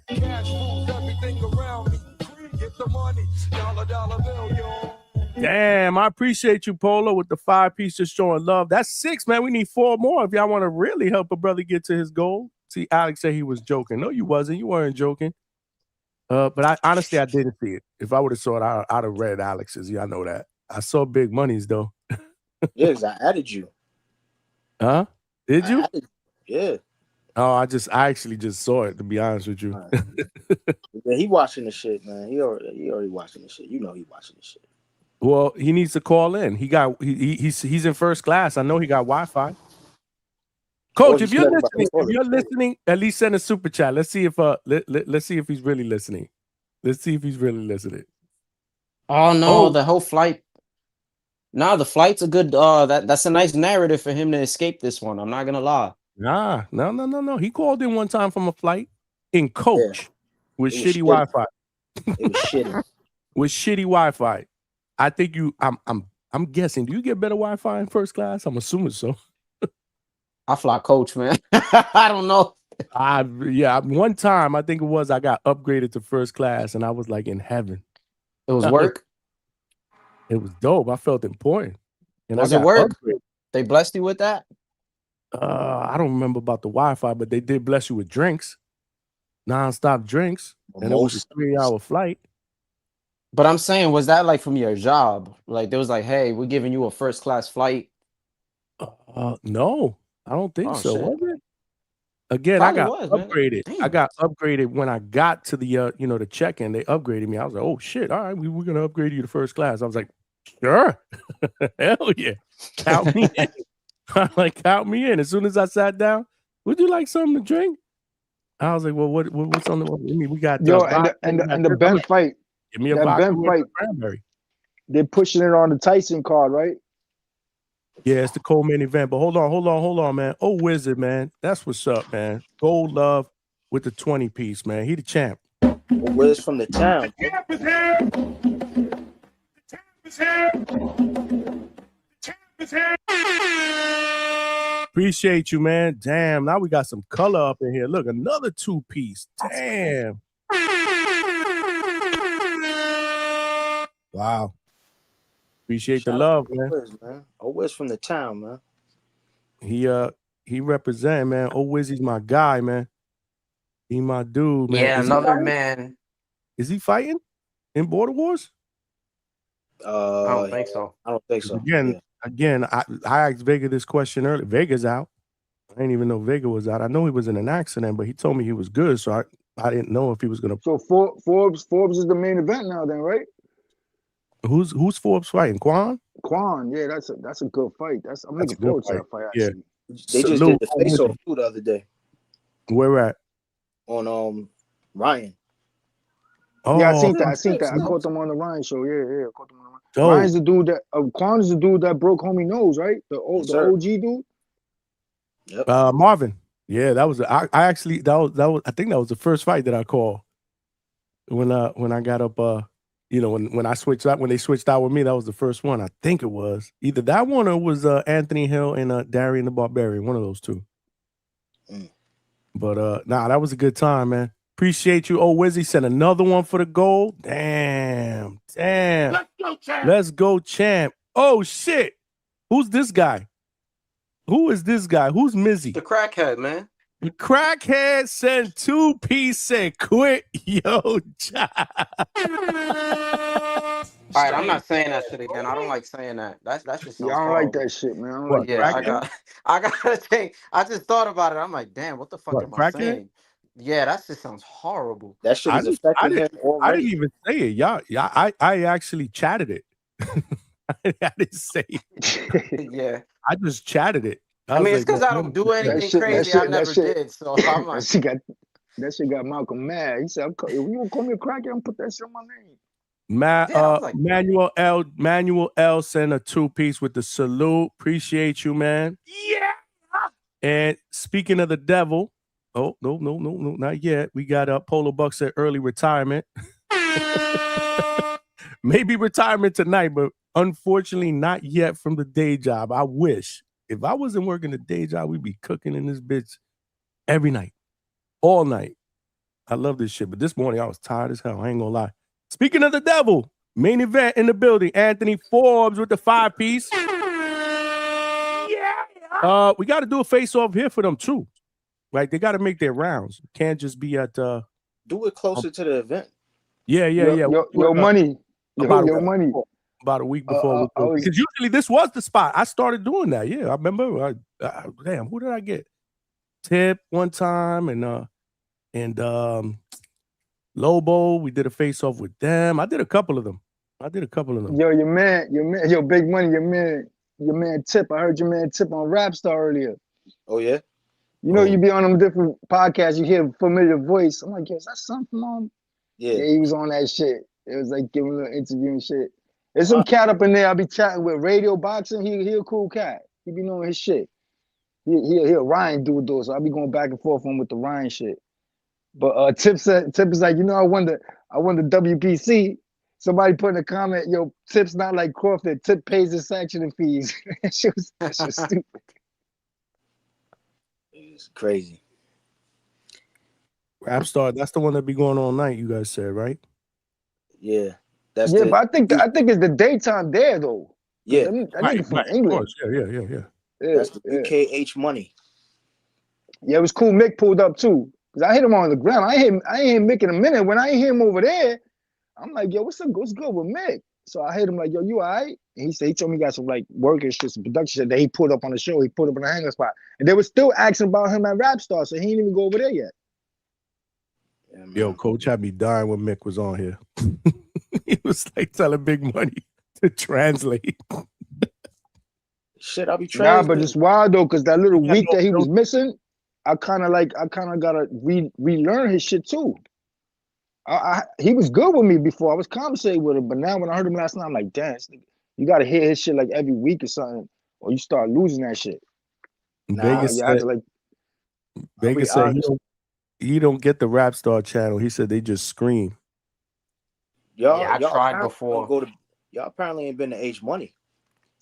I don't know who I don't know who H Money is. H it's the hood over there. Is like I said, it's like the. I tuned in one time and I was like, hood. this is not for me. I was like, hell no. Like Yeah, Vegas said, 'cause- there's a bunch of people just arguing, cursing, and screaming over each other. Yeah, I'm but like, it's oh, in between hell. shit though, cause Bill Haney will pull up and be chill for a minute. Then they'll talk some boxing shit. Hell It's yeah. when your boys in, your boy, when somebody say some shit, your boy or homie that be putting up, that we was talking to G-Von? yesterday, with my bike. Yeah, he's the dude over there. And there's another dude that could almost match him. There you go. And then they can't though. He be like, you ain't got my lungs. And then they'll start rating it like, yo, 10-8 round, G-Von, shit like that. Shit be So much crazy. punch. I'll be at work, so it should be entertaining. You just gotta like, you know what I'm saying? Like you can't get caught up in that shit. Like I ain't caught on that shit. I ain't got the Motherfuckers, patience for that. So my question but then is, in between, you get like when they do break it down, because all the minds are there. The dude, the radio boxing dude, his mind's sharp. Motherfuckers in the comments know they all know they boxing shit. It's just like that's how they vent, bro. Your man, the Ruby there, he'll turn up too. You know what I'm saying? But then because everybody got their fighters. His guy's Apataya. You say some shit about Apataya, he gonna go in. Shit like that. But they be knowing their shit though. As far as like knowing they boxing, they know their shit. so big money question. So H Money, big money, H Money. H Money is another channel. I'm thinking your H Money is Rap Star. No, Okay. What I was saying is that Rap Star, just to give, but see, you don't even know who H Money is, and a lot of Nah. people. I'm not sure a lot of the people that's here know who H is. The thing is, there's a lot of boxing channels. H, right. If we're gonna put tiers to it, the boxing voice is kind of like being in like the upper middle class. You know what I'm saying? It's in that level. Nice neighborhood. You got some ratchet people there, but it's overall nice. This we kind of like in The weirdest people live in the Hold nicest on, neighborhoods. Let him finish. Nah, I just want to clarify. The weirdest people live in the nicest neighborhoods. Go ahead, big buddy. I gotta hear this. So then you got the hood, which is like your H Monies, your World Combat Sports. You know what I'm saying? Money Brown. You know what I'm saying? You got the hood channels, but H is probably one of the more hood, and there's other ones too that I'm not thinking of off the top of my head. But when you go up in there, yeah, you're gonna be getting at some shit.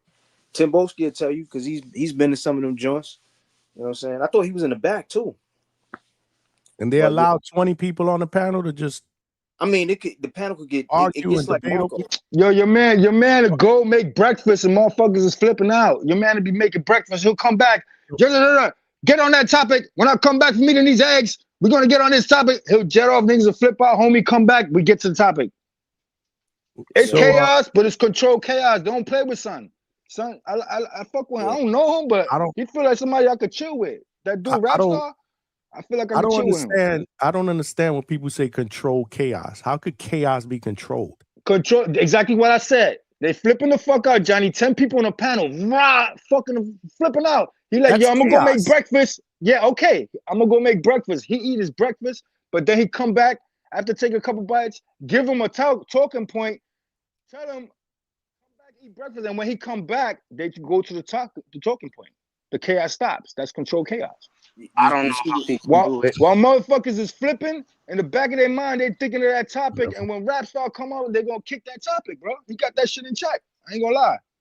You see what Vegas said? He said, yeah, it's similar to H Money. And little fun fact for you, H started at TBV. As a co-host? He used to be on. Oh, okay. I didn't know that. I've been watching TBV that long. I would assume that he was co-host or at least a correspondent. I think maybe he was just a correspondent. You want the real answer for that? Ness is gonna give it to you. I think he was probably a correspondent. That was way before I got there to TBV. But yeah, Ness has mentioned that H has started there. The same way he mentioned Sean's Tell, and obviously Danny, you know what I'm saying? Yeah, well, not you, but other people, you know what I mean? Emmanuel said, what about Marco with 20 panelists? Nah, it's like that. It could get like that over on H or on Rap Star. It'd be a lot of people, and it's to Trini's point, it's kind of like controlled chaos, man. It's a lot of motherfuckers, and sometimes the shit gets out into it.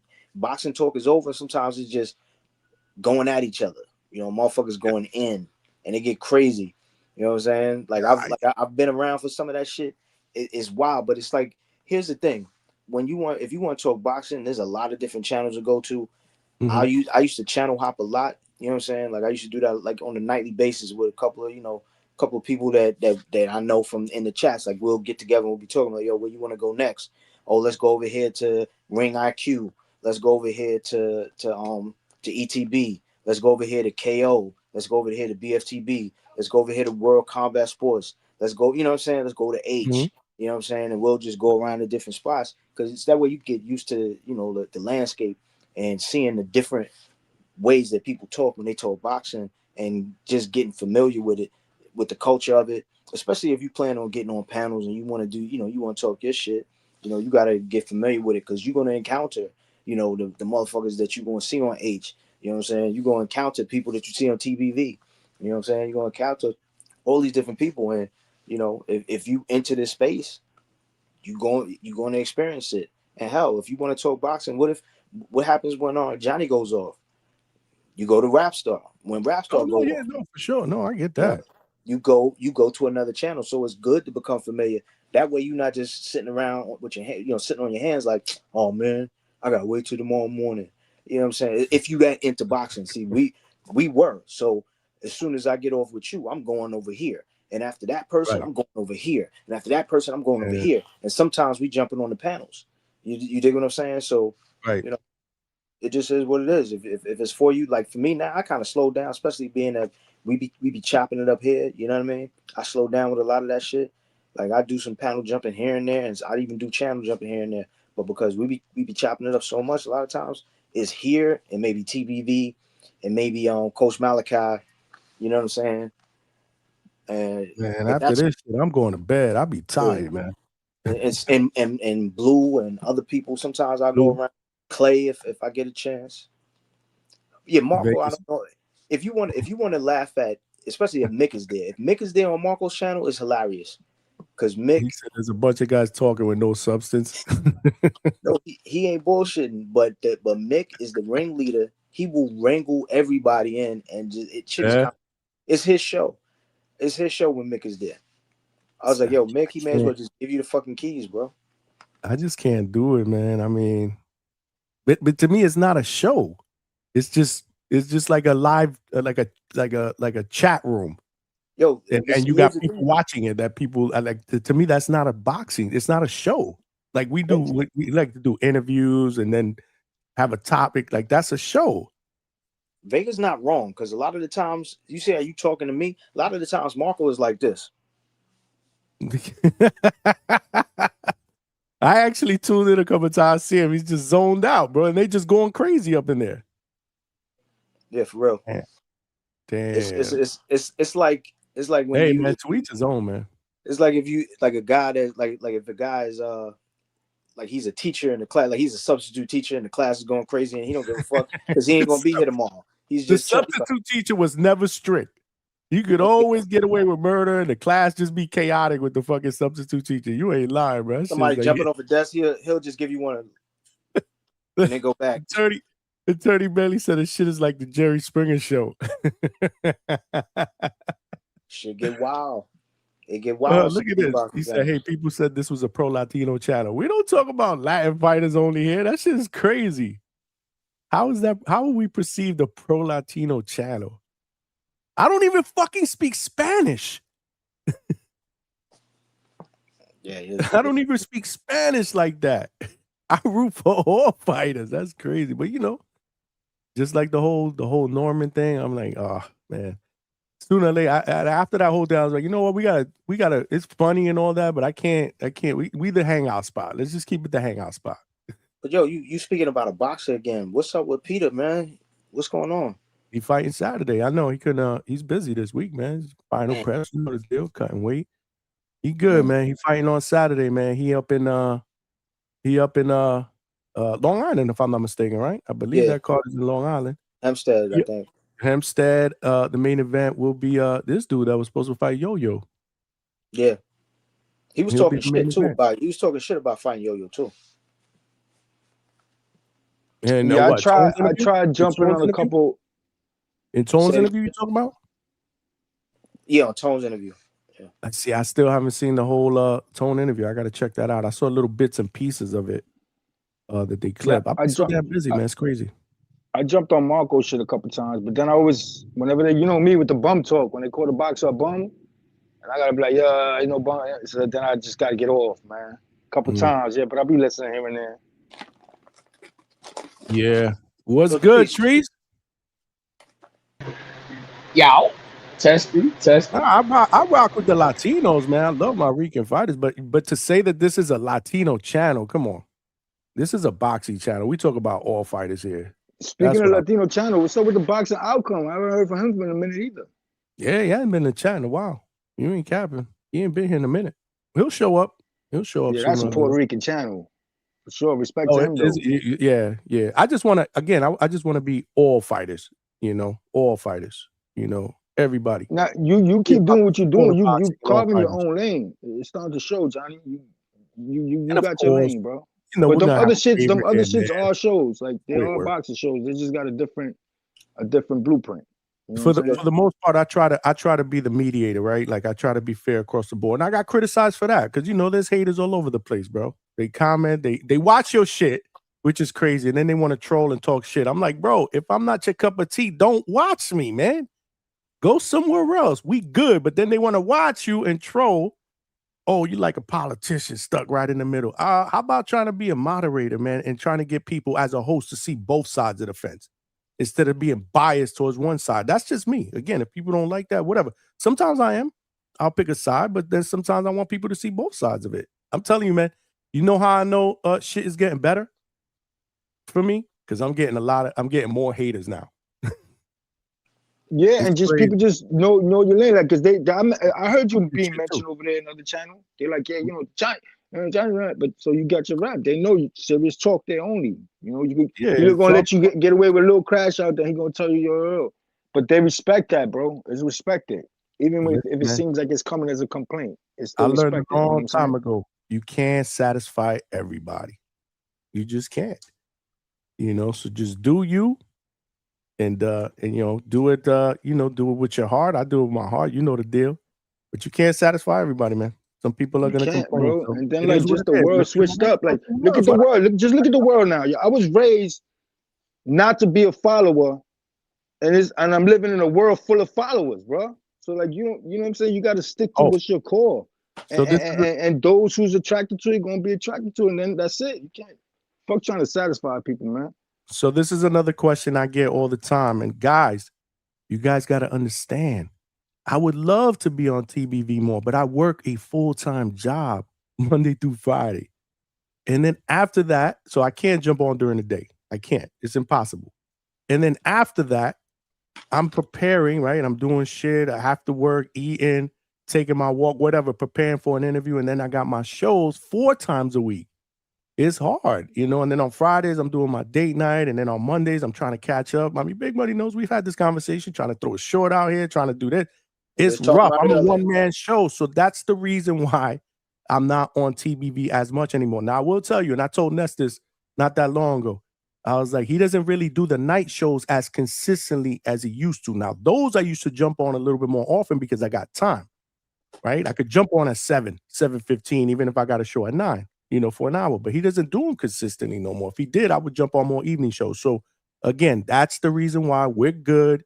We're family. It's just, I just don't have the time. I would love to though. I'm gonna try to make trying to make a little bit of time to try to see if I can get in there a little bit more because the TBV family shows me love, and I like to be on there. I like to see the chat. I like to hear some of the callers. So yeah, we'll try to mix up some more appearances in there, but I get asked that all the time. Like, why you ain't there?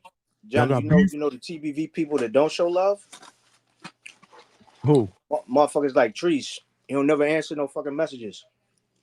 Who, Trees? Oh, speaking of the devil, he's here.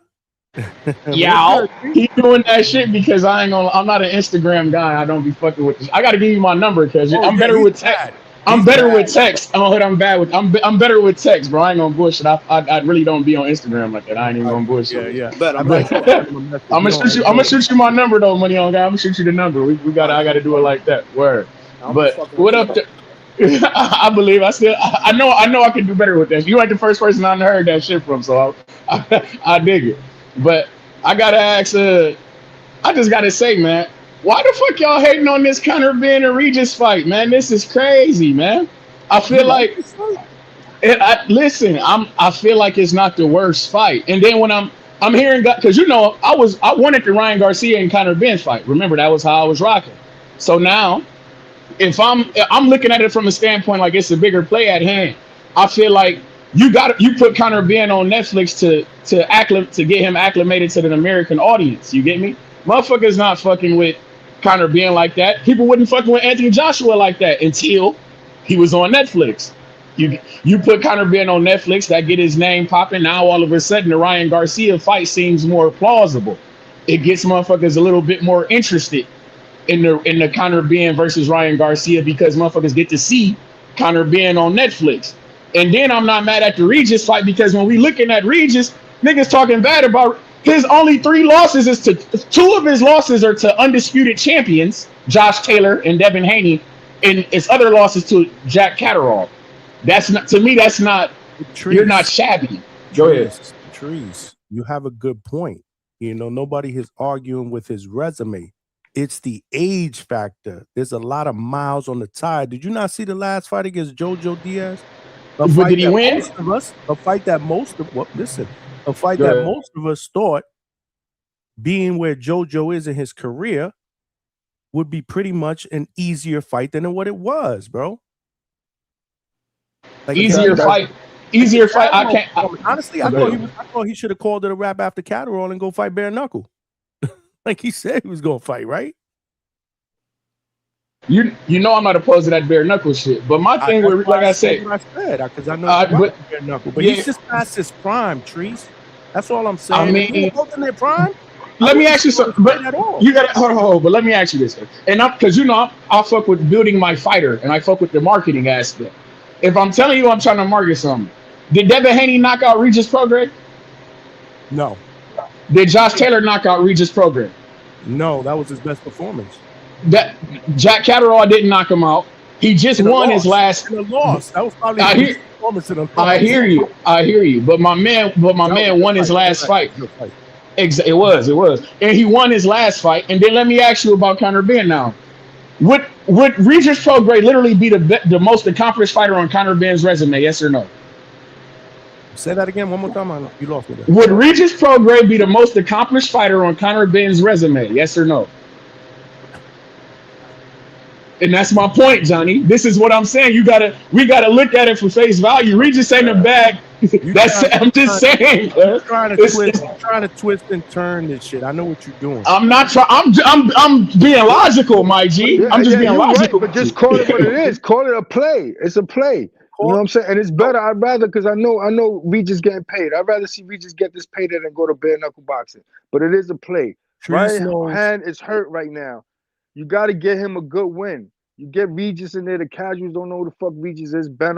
Ryan Benner sells out on Netflix, man. If that's the play, then that's the play. Listen, Treese knows better than anybody else. We live in a what have you done lately for me world. Mio, you can't just shelve a boxer for a few losses. That's not what I'm doing. Do you guys not understand that Father Time is undefeated? The man's going to be 38 years old. He's moving up. He's moving up to 150. He was a small 140. How old is Conor Benn? How old is Conor Benn, John? Look, you in front of the computer. How old is Conor Benn from me? And trust me when I tell you, I just said it earlier. I don't know if you heard. I hope Regis sparks his ass out. Quit cherry picking. Even though I'm not. I'm just saying. All I'm saying is, I just got to view it from the like I said. I just got to view it from a different. Regis is the best. Would be the best win on Conor Benn resume. That's all I'm saying. And it's like I know Regis. You're talking about. We're not talking about the Regis you're talking about. We're talking about you just told me what have you done for me lately? When I was at the, I watched the man come back from being buzzed, and he won the fight. How old are you? But I'm saying, you just told me what have you done for me lately. What he's done for me lately is he recovered from being buzzed against a former world champion and he won the fight in a Mexican dominated territory where motherfuckers was expecting him to lose. I just seen Duarte beat on Kenneth Sims, who was in his hometown. That's what he didn't beat on. I'm bullshit. He didn't beat on him, but Duarte won the fight. That could have been JoJo who won the fight, but he didn't, and he had gang buzzed. That JoJo's a former world champion. I'm just saying, Regis has been fighting at, but Regis been fighting at 140 forever. If you're telling me the man finally about to move up, Josh Taylor moved up before Regis Prograis did, and he might not have looked shabby or whatever in the TO fight, but he moved up. He got the opportunity to move up. Regis is getting to move up. I'm assuming that might be better for him. You just told me he's older and things of this nature. Say what? He was a champion when T.O. fought him. Josh Taylor? Not Josh Taylor. My bad. I'm thinking about fucking what's his name? Never mind me. Go ahead. Yeah, Echo Usman had beat Josh Taylor. That's when he moved up. But point being, what I'm saying is Regis Prograis will be the best win on Conor Benn resume. The man, and that's what if the man getting paid, if he just got paid $10 million to fight a guy who people think is lesser than Regis Prograis, when we looking at accolades and all this shit, people tell me Chris Eubank ain't never done nothing. Regis Prograis done more than that guy. And if I'm Conor Benn, I would expect him to get paid more if I'm stepping up, quote unquote, in competition. That's just is what it is. In the fight, Regis is at least gonna come in the fight. I know it ain't. He could have been in that motherfucker with a Joshua Padley type motherfucker. He could be in there with a motherfucking a Shoshino type motherfucker. He could have been in there with an Artem Harshawinian type motherfucker, but he's not. He's fighting a former world champion. I'm with the shits, but I ain't gonna lie. It's not a bad fight. It's not the worst fight that could be made for Conor Benn. That's all I'm saying. If I'm looking at options at 147, these motherfuckers, we talking about guys who've been unnotable. At least niggas know who the fuck Regis is. Would you want to see Conor Benn fighting Avanesian or some shit? Or would you want to see Conor Benn fighting motherfucking Karen Chukadazian or some shit like this? Regis is gonna come to fight. Jahil Hackett. They got Jahil. They signed Jahil Hackett. He's at 154. Cromwell off the shelf. This fight is at 150. That's my 160. But that's my. If he coming down, but you got to think about it though. They telling you that he's trying to work his way down to 147 to fight Ryan Garcia. To me, that's what you do. You take an intermediate step to get down to 147. That's what he's technically coming down to 147. I'm not mad at that. All those names at 154. All right. You know what? So could Jalil Hackett make Regis one by one, man? Regis is gonna. All right, this is what's gonna happen. Regis is gonna stay his best win in his resume, career-wise. Fuck around. Regis Trees. He's been fighting at 140 forever because that's his weight class. He's not a weight bully. This is Malcolm Square business. The ref Trees, you bugging. Kind of need some real smoke. But what's the real smoke? That's what I'm trying to. Y'all acting like 146. Jr. He's the man is coming down. Brian Norman Jr. ain't fought that. He's 147. I'm telling you that the guy is trying to get to 147. He's coming down to 147. Your man is at 147. 147. You said what? On numerous interviews. Didn't Conor Benn say on numerous interviews he can make 147? He wants to fight. If I just told you that I had 2 fights at 160, I have to work my way down. I have to condition my body again to get there. And in the meantime, I make a pit stop. My words, that's his words. He said that. Johnny, I'm not disagreeing with you, but I'm saying he didn't say when he could make 147. He said he could make it. You got to work your way down to it. Sam. That's all I'm saying. It's called making a pit stop. If I'm building my fighter, I gotta put him in position to get down to 147.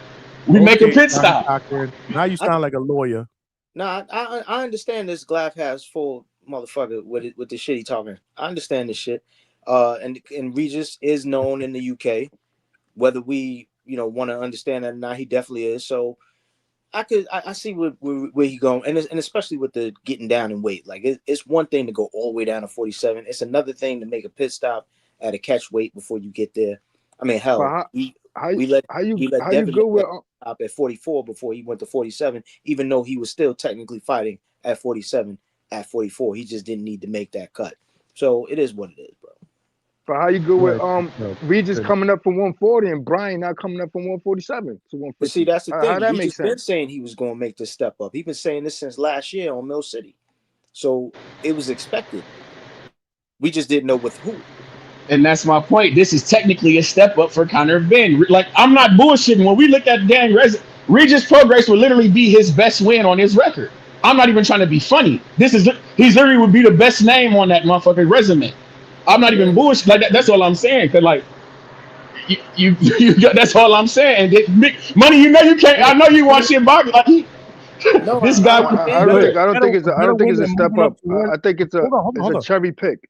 That's what I think. It's a cherry pick to get him the best looking win he could possibly get. The most guaranteed to win to him is that fight, man. That's all. It's not no fucking step up. A better win than moving up to 160 to beat a guy that already beat you the first time. Yes, Conor. Chris Eubank is not as accomplished as Regis Prograis. That's what I'm telling you. Accomplishments, okay. I'm talking that. If I'm telling you, I got a two-time world champion. We're also talking about a guy that is way past his prime. I don't believe that. He just won his last. I can't say that when you won your last fight after being buzzed, my guy. I can't say that. It was a close fight against a guy that clearly people call a journeyman. Who happens to be a former world champion as well. Exactly. Thank you. And he was with. Thank you, Money. He derailed him. Back up. He derailed JoJo by winning that fight. Same way. JoJo was on the win streak type shit. Yes. Thank you. That's all I'm saying, man. We got to think. We got to. Go ahead. We agree to disagree. Here's the thing. What Treese is doing that all of you motherfuckers always say that you don't do is he's not throwing away the fighter. Everybody has been throwing away the fighter, though. I don't. At least maybe do I sound like that? Do I sound like I'm throwing away the fighter? You and everybody else is throwing Regis away because y'all say this is a cherry pick. He gonna lose. This is a bullshit fight. And it's like I get where he coming from. Now that doesn't impact my opinion. My opinion is I don't think that they should have made this fight. But I'm also understanding that it may not even have been. Why don't you think they should have made that fight? You can't see that this is a target. Hold on, Trini, please. Why don't you think they should have made this fight? Because Conor should be fighting somebody at 147. That's it. He said, I'm going to 47. Did I not say during this whole debate that, again, he's a smaller guy moving up? That was one of the things that I said besides age. Right, but when you say that he's washed, you're throwing him away. And he just won his last fight. All right, so the way I'm looking at it, saying he's past his prime, I mean, athletes, we say this all the time about athletes that we feel are past their prime. I mean, I guess if you want to say that I think he's washed, I don't think he's washed. I think he'll beat somebody maybe at 140, which less of a threat than Conor. You see what I'm trying to say? They're two different guys, totally in two different positions in their career, is what I'm saying. But we know it's easier to call a guy past his prime when he lost his last fight and he lost the fight before. And look, they looking at Mario Barrios saying that he ain't shit. Because he's never technically defended that belt. You know what I'm saying? They looking at him like he's nothing. A guy like Regis, oh yes, he's older. He's not a spring chicken, but he did win his last fight. So they're looking at it from the perspective of, yo, we could do this shit. And Regis is looking at it too. Because Regis said before, he was like, yo, I'm moving up. He said that. I remember him saying that on Mill City. He was like, I'm moving up. I'm going to 47. Can I rock a little? Yeah. Go ahead. Yeah, because I ain't got that high level eye, and I ain't got that skill to be breaking down fights and shit like that. And mostly I jump on when I'm at work, cause just outside of work, my shit just busy. But my eye, I know my eye sharp. And Regis ain't never was an elite fighter. He started out late. His footwork always been garbage. Always been garbage. You know what I'm saying? He's always been a step below the A class. And I'm not saying he washing nothing, but he was on his way to bare knuckles, so I'm glad he got the payday. But a cherry pick is a cherry pick. This shit, and Conor's the same way. Conor is fucking trash in there, man. For him to come down to 147, that's just that UK fan base picking him up in his last name, man. He another one that's not elite, man. Like I said, man, he fights Regis. That will be his best win on his career. You know what I'm saying? He's skipping past 154. He's coming down, skipping past 154. A lot of young hungry motherfuckers need that name, man. You know what I'm saying? You just made it even. You said they're both trash. And that's all I'm saying. Because he's Nobody. coming up That's all. Thank he's you. coming up for You just made 140, my man. point. Bring somebody up. It's a less risk. They're not risking him losing because then that's it. They're not picking nobody else, man. It's mad names they could pick, man, to make this shit pop. And y'all know that, man. Who am I talking to? Look at the panel I'm talking. Y'all all sharper than me with the boxing shit. Come on, don't make me sound like I'm bugging. But brother, that's my point. Nobody has ever. Fucking cherry pick though. Let's keep that 100. I want to know right now, man, because then I gotta just chill and listen. If y'all can't see this is what it is on Netflix, to make sure not only does he win, does he shine in front of casuals, because it's gonna be whack to the hardcores if you try to go get this steroid up beast to go knock this dude out. That shit whack to me. I don't want to see him knock out fucking Regis. He's not a weight bully. He don't belong up there, man. What do y'all tell me right now, bro? Because y'all bugging. Tell me right now if I'm bugging. Brother, that's my point. Dude, Nobody has ever. Nobody has. This is the cherry pick. I ain't calling back again. That's it, man. What the fuck? Y'all ain't losing nothing. Y'all ain't losing a motherfucking thing if I don't call. Trini, so just keep it real. Is this a cherry pick or not, man? Go down the panel. Is this a cherry pick or not? Is this a cherry pick, Chiefs? No. Would you call a two-time world champion? Would you call a two-time world champion a cherry pick, champ? 140 to come up to what? Damn near to 150, skipping up over these divisions. Yes, sir, I will. Yes, sir, I will. Yes, sir, I will. Johnny, is this a cherry pick? I said what I said earlier, man. I would have preferred that Conor Benn from Harlem. Is this a cherry pick? Let's put it this way. I would have preferred, just like everybody else on this panel would have preferred, that Conor Benn went in another direction. Pretty much. And we'll keep it at that. But I see what I see what Treese is trying to do. I see what he's trying to do. Keep listening. Yeah, I'm not. That's that full shit. Hey man, way past his prime. He got rocked badly by a washed version of JoJo, who, mind you, was coming off 3 straight L's and fighting 2 weight classes north of his best weight. Have we ever seen? Some was leaving the training gym, going around the corner to rehab. Well, I ain't gonna do that. But I get what you're saying. Yo, Johnny, are there any pictures of Regis and Conor Benn face to face or side by side or anything? I want to see them. I want to see what they look like standing next to each other. If you could find something on it. All right. Because Conor Benn is not a big guy. And then Trini just made my point. Nobody has ever called this motherfucker Conor Benn an elite boxer. He swings and bangs. Exactly. That's my point. It makes sense, because it makes sense. It makes sense to me. That's what you do. You put him in there with a guy they match up well. Regis ain't that big. Conor Benn ain't that big. You don't put him in there with a towering motherfucker. Like, I like to fight. I know who Regis is. You feel me? To me, it just makes sense, man. I don't know. I could be tripping, but I think it makes a little bit more sense than people want to give it credit to. If it made that much sense, you would have probably said that as potential future opponents for Conor, because that's what you do. You're a matchmaker. You've never, ever came on here to say that after Conor signed that $15 million, like, who's next? I said Conor Benn should fight Ryan Garcia. And that's my point. Albert Bell got the height to handle that weight. Albert Bell got the height to handle that weight. He got the height at least. Sign me up. But you got to hear me out, though. That's my point. Devin Haney fought Regis Prograis. Ryan Garcia fought Devin Haney. That's my point. Hold on. Heavy Chevy. Who was calling Conor elite a couple of months ago? Who? Because it wasn't me. Shouldn't me. Who the fuck? I ain't never called him elite. Never in my life have I looked at Never elite.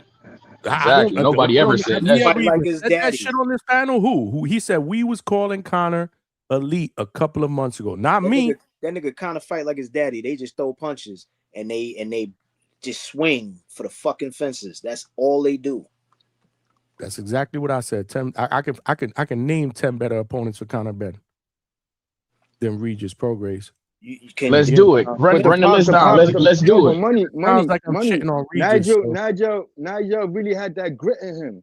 Your boy grew up in Spain. Well, you don't think Conor the nice part like that? Nice part. You don't think his father fights like he does? Yeah, but he got a little more with having that grit in him. You know what I'm saying? That grit.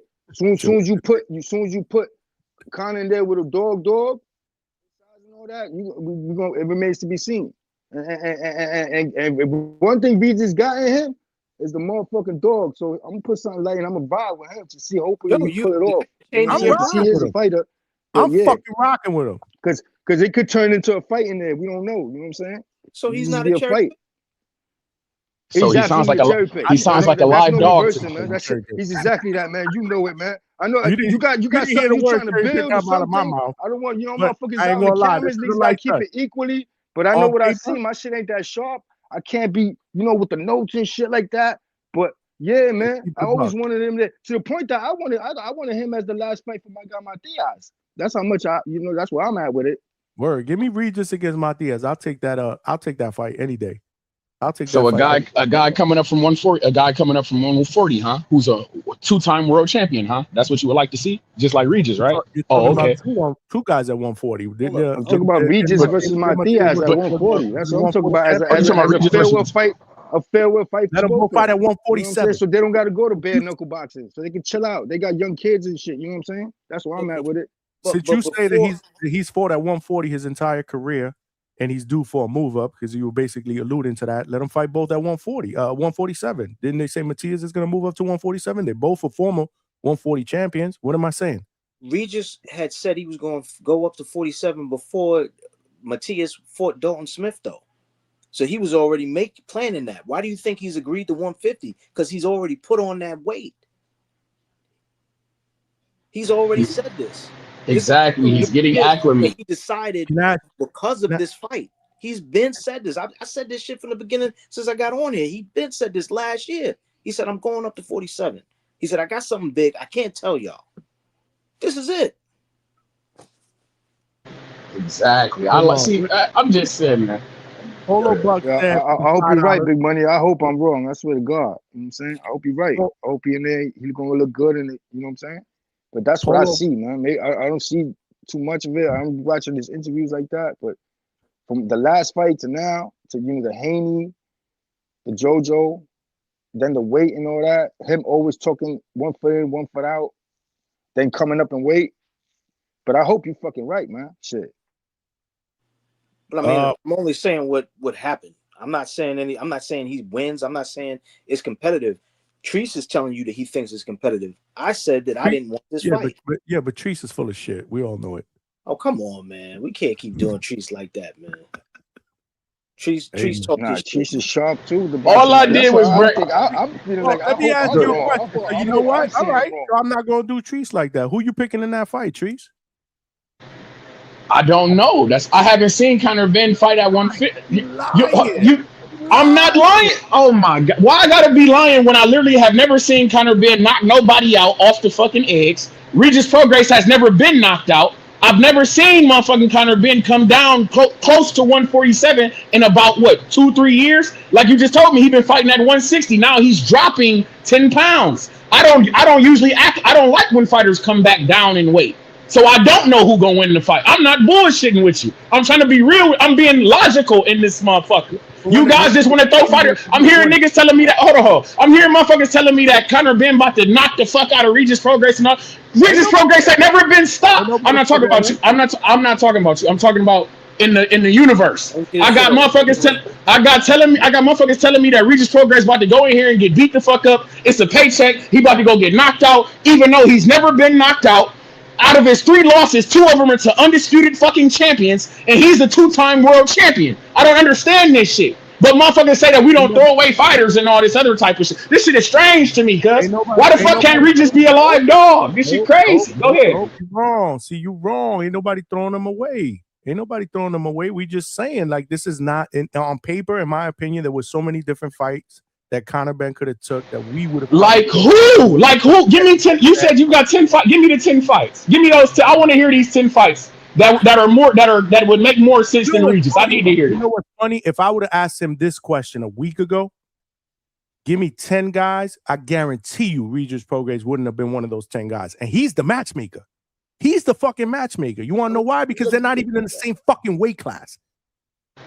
They're not. But if Regis is coming up, if I told you Regis was coming up to 147, would you tell me that he's a good opponent for Brian Norman Jr.? If I asked you that question, hold on. You got to put it. Answer to that question. we wouldn't have known. You gotta ask it right though, Johnny. You gotta say, give me 10 opponents for Conor Benn, who we paying 15 million for one fight.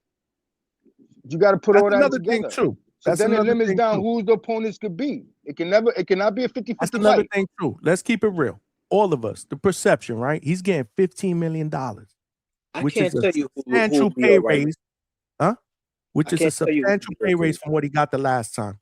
All of us on this panel, we all watch boxing. We know the business of boxing. None of us would have predicted that for $15 million, that would have been the choice. Let's keep that. No, we can't, because I'm telling you that Regis is a better opponent than Chris Eubank. If you just pay him $12 million to fight Chris Eubank Jr., who's never won shit, who's never done shit. All I'm saying, on paper, Regis Prograis is more accomplished. That's what I'm telling you. I have to pay you more to fight a more accomplished fighter, my guy. Chris Eubank, they were showing up for them last names. They were showing up for those last names. They could pay them 20 each. They was gonna make that. That shit's selling out arenas over there. That's different. But my thing is, he didn't get paid. He didn't get paid 20, champ. What I'm telling you, if I paid you 12 to fight a guy who's only ever won an IBO and a regular belt, or I got now your next fight is you're fighting a 2-time world champion. That's a more accomplished guy. I have to pay you more. You're fighting a better fighter. You're fighting a more accomplished fighter. Your pay is going to go up. That's all I'm saying to you. That's all I'm saying to you. If I'm telling you that Regis Prograis is literally the best opponent on your fucking resume, I would pay you more than all the other fighters that you fought on your resume, because this guy is the best. He's the best guy on your shit. You have to get paid more to fight that guy. It's just logical thinking, my God. That's all I'm saying, champ. I get what you're saying, because nobody would expect it to I get it, but you want to see Conor Benn fight Echo Usman? Do you want to see Conor Benn fight motherfucking, like I said, Albanesian? They're a much more competitive fight. I'll tell you that much. I don't believe that. I don't believe that. I see your point. They fucked up by overpaying him in the beginning. Would have been a lot more competitive. So after this, the next fight got to be 17, 18 million, 20 years. And Trini, what I'm saying is Conor Benn next fight will probably be Ryan Garcia. You have to get the man acclimated to the American market, so you put him on Netflix against Regis Prograis, a 2-time world champion. That's what you have to build the fight, because that's all I'm thinking. You talking to a fucking visionary Dev, don't do it. I'm thinking ahead, my nigga. I'm thinking ahead. If I'm trying to get you in the ring with Ryan Garcia, I put you in the ring with a motherfucker who Devin Haney couldn't knock out. That's all I'm saying to you. And now when you fight Ryan Garcia, after you just fought Regis Prograis, a guy that Devin Haney couldn't knock out, but motherfuckers is telling me that Ryan Garcia knocked out Devin Haney. It makes sense, my God. It just makes sense. That's all. That's all. I'm trying to be logical. Like, literally, I just want niggas to sit down and think about it. Regis is literally the best fucking name on Conor Benn's resume when the fight will take place. That's all I'm saying. You have to pay him more for it. If you just paid him to fight quote-unquote bums like Chris Eubank, that's all I'm saying, brother. Johnny, they say you're not being logical, you're just being loud. You just yelling. Yo, I ain't gonna hold you. Yelling don't mean you logical. For the play, the best pick for the play. It's the safest bit. Ain't no bums in boxing though, man. Not even Eubank. I'm with you. I said quote unquote. I'm saying quote unquote because we heard. I'm saying quote unquote because we act like we can't never. You act like you ain't never heard other people call the man. He ain't never won shit. He ain't never done shit. He's a bum. And that's my point. Because if you think he's a bum and I'm putting him in the ring with a 2-time world champion, you have to pay the man. It's not Conor Benn's fault. I'm with you. I hear that shit. But Chris Eubank was on the decline. I'm going with you. I'm going with the thing. He's on the decline. What's the problem? Exactly. That's all I'm saying, man. Can I read this super chat by Polo Buck? For the $5. I know this is a good conversation, man. I'm just saying, man. I gotta find a little bit of time to break in here and show Polo Buck some love since he showed me some love. Can we talk about how nasty the 150-pound catch weight this fight will take place? I don't know. You got to talk to the fighters about that. That was kind of the question I was going to ask you, Johnny. Mm-hmm. Can you read off the 147 the different sanctioning bodies? Can you read off or not even read off? Just do you see Regis in there? on the updated ones? I'm curious. On the updated, say that one more time, Big Money. Sanctioning Great body. question, The man. top 15 of the sanctioning bodies. Updated one. Whatever is updated till today. Can you tell us if Regis is in the top 15 of any of the sanctioning bodies today? That goes right to Polo Buck's question because he's asking about this catch weight. And we have been speaking about that we don't. You talking about 147, right? Yeah. Because that's the closest to 50, right? Because right now we knew, like I said, Regis already said he moved up.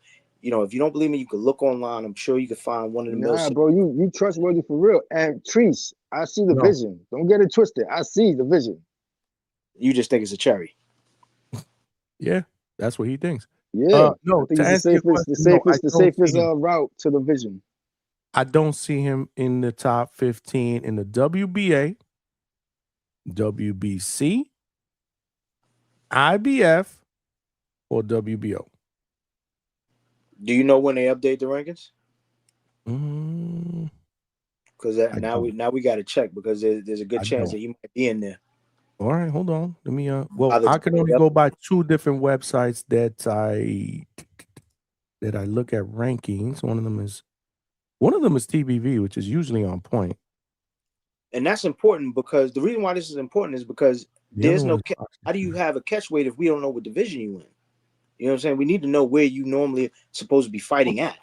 Well, my thing is exactly, and we can't call him a welterweight if he's never fought as a welterweight. So why would they have him ranked? Is my question, Big Money.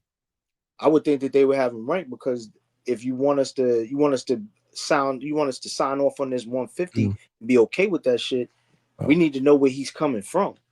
Because right now the assumption would be he's coming from 40, and then we're really gonna drag this fight through the mug and say this motherfucker fights at 140 and you brought him up to 150. What about 147? So if they can establish that he's at 47, no, nothing.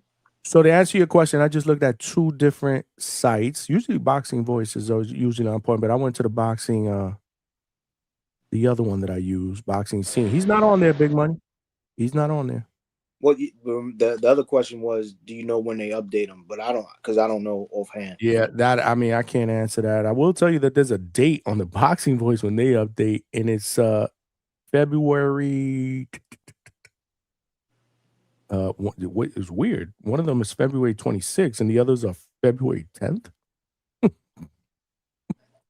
That is weird. That is weird. Unless ranking bodies all update their rankings on different dates. I don't know, man. The Boxing Voices rankings are usually up to par.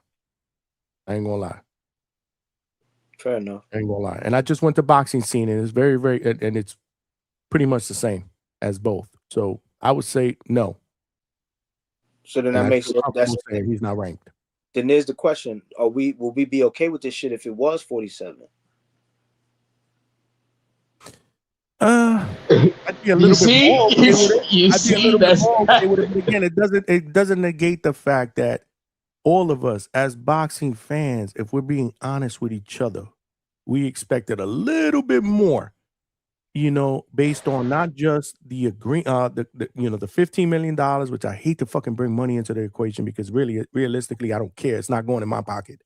But the fact that he's been linked with so many other names that we want, that we consider better fights. Shakur, Devin, Ryan. I mean, he made it his business to show up at Ryan's fight. They went back and forth on social media before that, talking about, I'm going to be there. And Ryan was like, yeah, you're going to see what I'm going to do. And then you next. So I'm just saying, with that part of it, right? Me being a boxing fan, you being a boxing fan, us wanting to see the best fights being made. That's the part that disappoints me. That's all I'm saying. And that's fine. But we know that this would be more dangerous if he had to lose 3 more pounds. Yeah, I thought Ben was gonna fight Kelly, get that belt, and then I thought like Hearn was gonna feed him to Boots for like a Boots UK fight. Turkey That's what I thought the plan was. It was supposed to be Rollies and Conor Benn. He said May in the UK. Remember when they was button heads at that at Shakur's fight? Yeah, Turkey was sitting right there with him, and he said when the security pulled Rolly away, because they did that shit to build it up. He said they'll be fighting in May in the UK. That video's still out there. You can see it. Let me read this And real quick before Trees goes. Hold on, Trees. Tavon Burns, what's good with the $5? Yeah. Boxing is at its highest when you see KOs and excitement. Absolutely. Absolutely. And can I? And can it'll be exciting. And that's all I wanted to say, Johnny. When Regis fought JoJo, was that an exciting fight? It was a good fight. It was definitely an entertaining scrap. Entertaining. Thank scrap. you. Absolutely. And Absolutely. and that's and thank you. That's all I'm saying. And a fight in which he won as well. That's all I'm saying, because it's gonna provide I know he's gonna come to fight. All I'm asking. What the whole thing was about, though. That's literally what I started off with. I said Regis Prograis is going to come to fight. He won his last fight in which he got wobbled. It was a good fight that he won. That's all I'm saying. It's like it's nothing wrong with the shit, man. He could have fought worse guys. He's literally been fighting worse guys. So it's like, to me, Regis is a step up from the motherfucking, who did he fight? The Pete Dobson motherfucker. Would you want to see another Pete Dobson? I'm just saying, Conor talks a big motherfucking game, bro. He talks a big game, bro. He's showing up at all these dudes' fights talking about Devin Haney's boring, blah, blah, blah. He shows up at Shakur's fight. Regis be about that bullshit, though. Regis will be on his bully, too, man. Regis might just show up, This man. is more about Conor, bro. But even if he would have got, I'm not mad. Hold on. In one sense, I'm not mad again because, bro, if this is what they offering you for 15 mil, fuck it, bro. Take him to the bank, but man. even if hold on, Trini, before I go. Hold on. Come on. We talking to each other now. Y'all gotta go ahead. One by one, man. Go ahead. I'm about to jump off. I just wanted to ask this one question real quick. Literally, now, if we're talking marketing, if they had Conor Benn literally putting his head on Eddie Hearn's shoulder at the Devin Haney fight, right? Oh, he's a boring fighter. I'm falling asleep. Now, if Conor Benn goes in here and knocks out Regis, which Devin Haney didn't do you think that is a good marketing tool for Conor Benn versus Ryan Garcia? Thank you. That's all I'm saying, cuz. Thank you. Shout out to the Hangout spot. Shout out to the Midwest Mafia, my third shift workers. Let's not throw our fighters away, people. Y'all be cool. Nasty word, bro. Yo, no teeny bopper boxing. Salute to Trees, man. I love it, man. I love the back and forth, man. I get it, man. And, I'm not trying to be right. I'm just giving you my point of view, man. That's not what this is all about. But I get where he's coming from too, and I know where he's coming from, but I don't know. I think he kind of converted Trini. Yeah, but I kind of want to watch the fight now too. But he's saying this and that, but he keep going back to what if he keep going back to Haney didn't knock out Regis? So what if this guy comes in and knocks out Regis? He's the one insinuating Regis is gonna get knocked out. You know what I'm saying? But even if Broly would have got in there with all roads lead to Ryan Benn trying to pull off. So they're essentially trying to freeze out Haney. If you think about it, because his hand hurt now. If he's trying to get the winner, he's gonna go into camp for the winner. Haney gonna have to really look at Zayas. Somebody got back. AB, what's good? I think you got some background noise though. Attorney Bailey, what's good? Salute, Attorney Bailey. Oh, I don't know if he can hear us. We hear his background, but we don't hear him.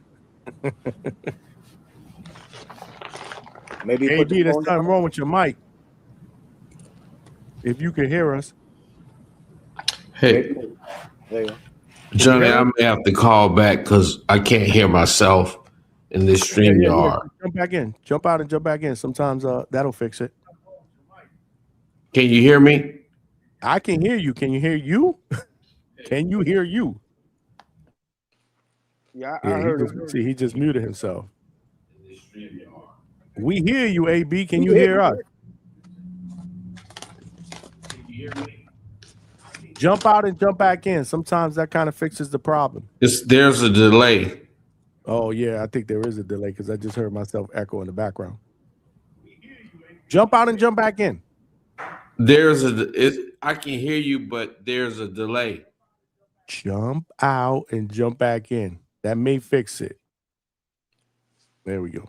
You got to hear what AB got to say, but this is a good opportunity for me to give us a break.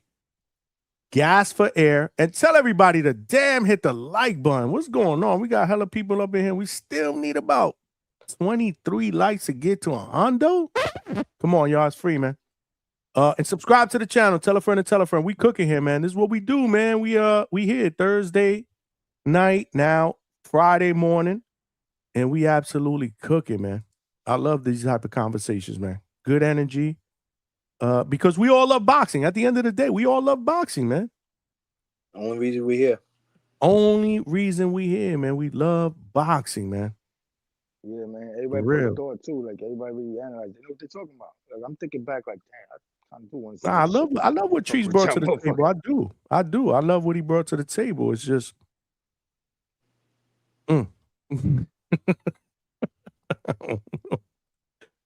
Let's go, Regis, baby. I mean, I'm gonna be honest with you. The only real advantage I give Conor Benn over him is age and possibly strength. I can't really give him strength because if I got to judge off what happened, about the volume? What about the volume? You know he's gonna come forward. Look, as far as the power, he didn't really do as much as he didn't do that much with Eubank, and that was up there. He's a bigger fighter though. Big money, much bigger man. This is technically a smaller man. You're not gonna let me and finish. Then the weight, the coming down the weight too. Coming down the weight. He's right. Yell at me. Tell me. Shut the fuck up. Tell me. No, hell no. No, I don't feel like. Oh, not you. I said big money. I don't feel like doing all that shit, man. But I am going to comment. You be talking the most shit about we need to let each other talk. You be cutting everybody off, Johnny. Yeah, and then Johnny, we talk like 2 words in front of it, then we back off. Most of the time. And then you be like, yo, talk all each other. But yeah, I didn't know he was gonna talk. I thought he stopped. Or I tried to check and fall back. Like, my apologies. I don't see it. I mean, again, sometimes I don't see that. But again, Johnny would rather say shut the fuck up so he could just move on past it. This shit is like he's like, damn, motherfuckers. But now that when Cheese was talking and shit, I'm wrong. You're right. Yeah, when I was talking, I'm listening because it's like when you try to counter somebody, you know they mind sharp. Like, yeah, but you gotta wait, Trini. You do. But I know what I feel. Trent, you see what Trini? You do be jumping over people, man. You do. No, I know. But that's because he be trying to. I'm not saying this in a bad way. You do it all the time. I don't think you realize you do it because you're so passionate. I know. Yeah. No, I'm not saying this in a bad way. I'm just saying you passionate. That's all. So I'm trying to control it. But you're right. I ain't perfect either. I think mainly it's because he be pressed for time a lot of the times. Right now he got time, so he's chilling. Most of the time he's just like, yo, I only got like a couple minutes. So I get it. But I'm a land the plane. I don't know how that power, to your point, because that's a bigger man. I don't know how that power is going to translate when he gets down to 40 to 50 or 47, because maybe that power is gone. Well, he don't have much power, I guess is my point. So how much power is he really going to have when he get down to 47? I need to see him punch somebody at 47 in order to judge whether or not they can deal with his power. So I think right now, only advantage I'm giving him is youth. And that's not much of an advantage because Regis is experienced. Yeah, and what I hate the most about Regis is the footwork. But Conor ain't fucking good at that. So I'm looking at that too. Regis, come on, man, you gotta step up. He do got pride. He gonna, got a little bread. Hopefully get a nice bank, really lock in, take this shit serious, get into a good camp. Because it's a lot on the line for him too. If he pull this off, you gotta think about all that too. But hopefully he get a nice enough bread in case it don't go right. He could just chill out, man. Because he was talking that bare knuckle shit. That shit gruesome, man.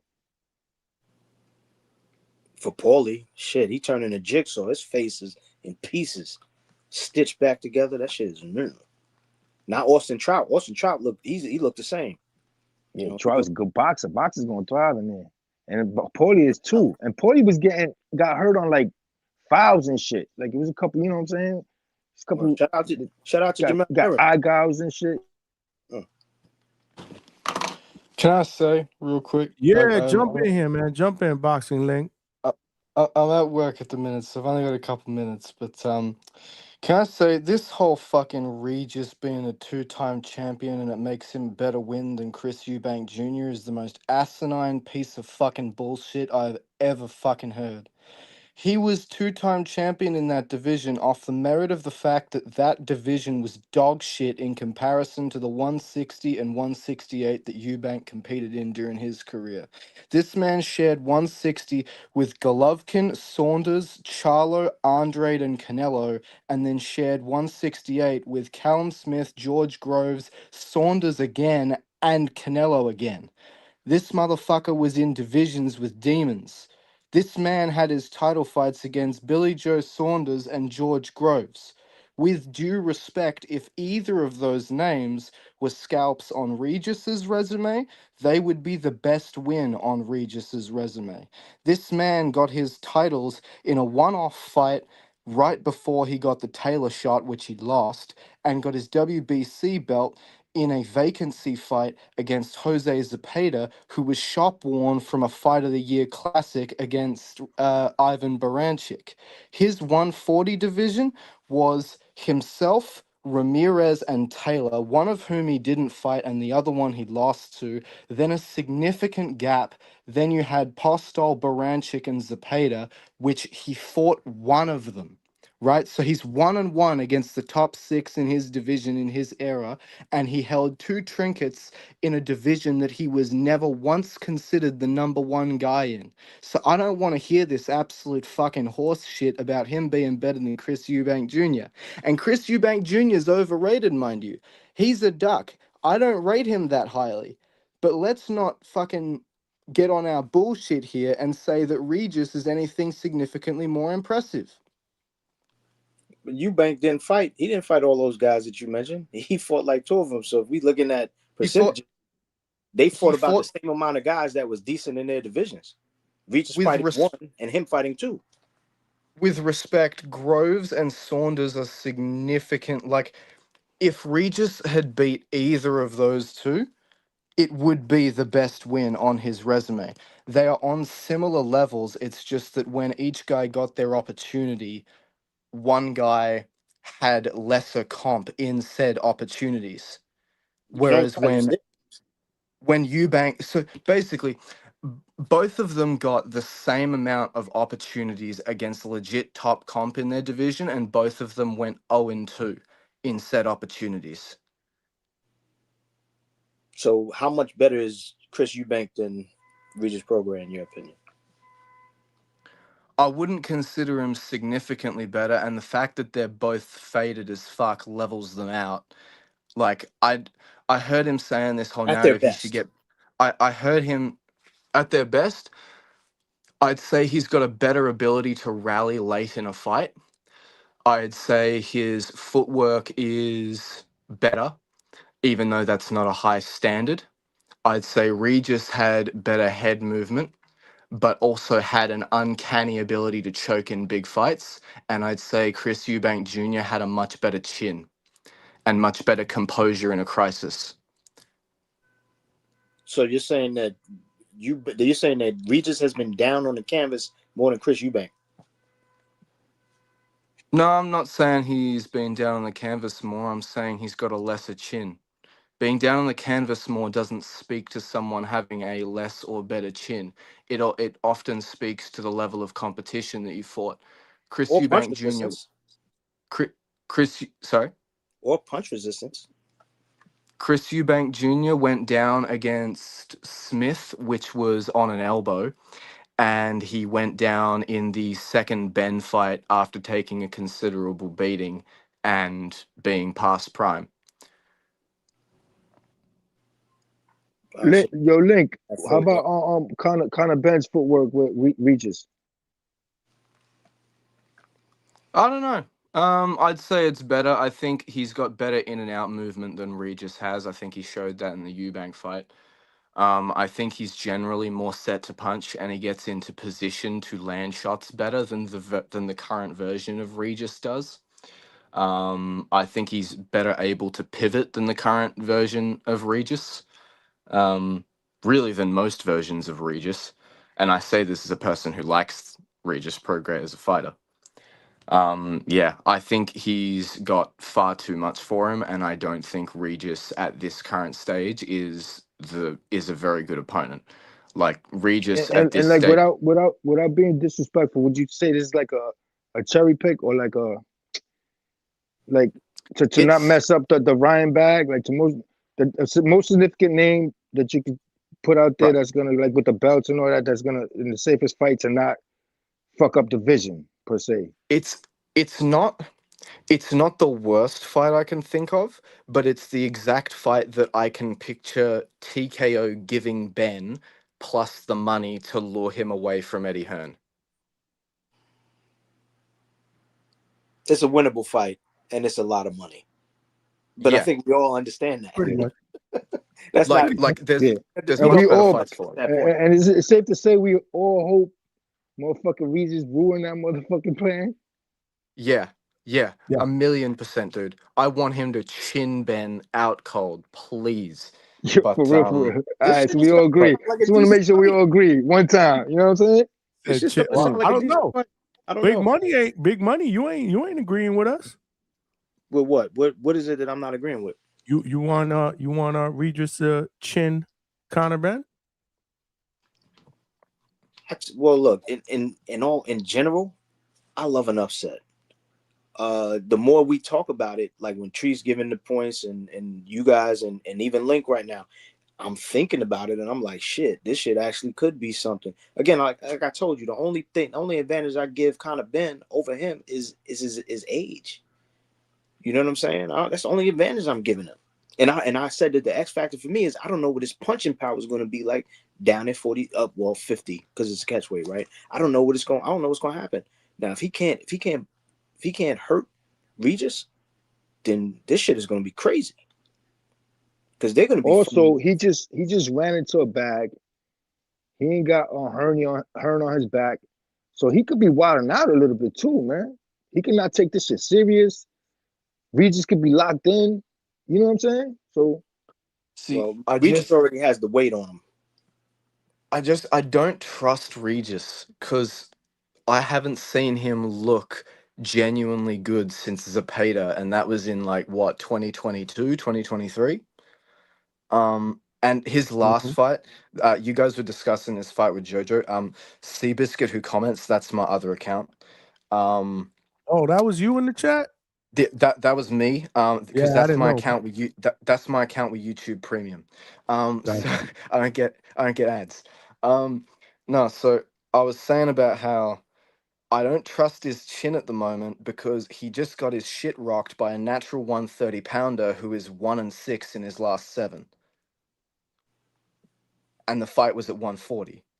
You know what I mean? Like, I don't trust his punch resistance. Like, I think Conor Benn's power is overrated as fuck, but he doesn't need a lot of power, in my opinion, to make current Regis's knees buckle. You know what I mean?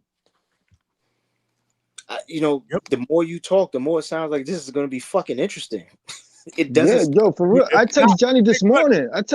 Johnny this morning, like, yo, I'm hearing Regis. Like, tell me that shit ain't true. If not, we just made it interesting. Listen, we made it hella interesting. Shout out to everybody giving their opinions about how they see this shit playing out. It's just y'all have just made me more and more want to see this shit, as opposed to because when we started this conversation, I didn't want to see this at all. I ain't gonna lie. I feel the same way now. This is what I'm talking about, I was man. like, This is fuck what this we fight. did Get your tonight. money. I'm glad you get in the bag. Bully for you, but I don't care. Now I want to see it. That is a great take. Hold on, let me read this real quick before y'all continue to cook. Alex Vega with the 5-piece. Can we get Jai Opetaia versus Jamal Charlo next? Facts. Would be Jai's best opponent with the fire emojis. Charlo did win his last fight and is a 2-division champion. I know why he sent that super chat. Vega and I are on the same time. I know why he sent that super chat. I noticed Vega and I agree on a lot. And Read 100% between the right. lines, y'all. That's all I gotta say. Vega is at his best. Yeah, Vega said JoJo's at 142 also. That was shot at somebody that's not here right now. I just came in to say my piece. Have a good one, fellas. Salute. Yo, salute, Link. Link. Yeah, Yo, man. money. Salute. That's true that the Paro Crocker fight is off.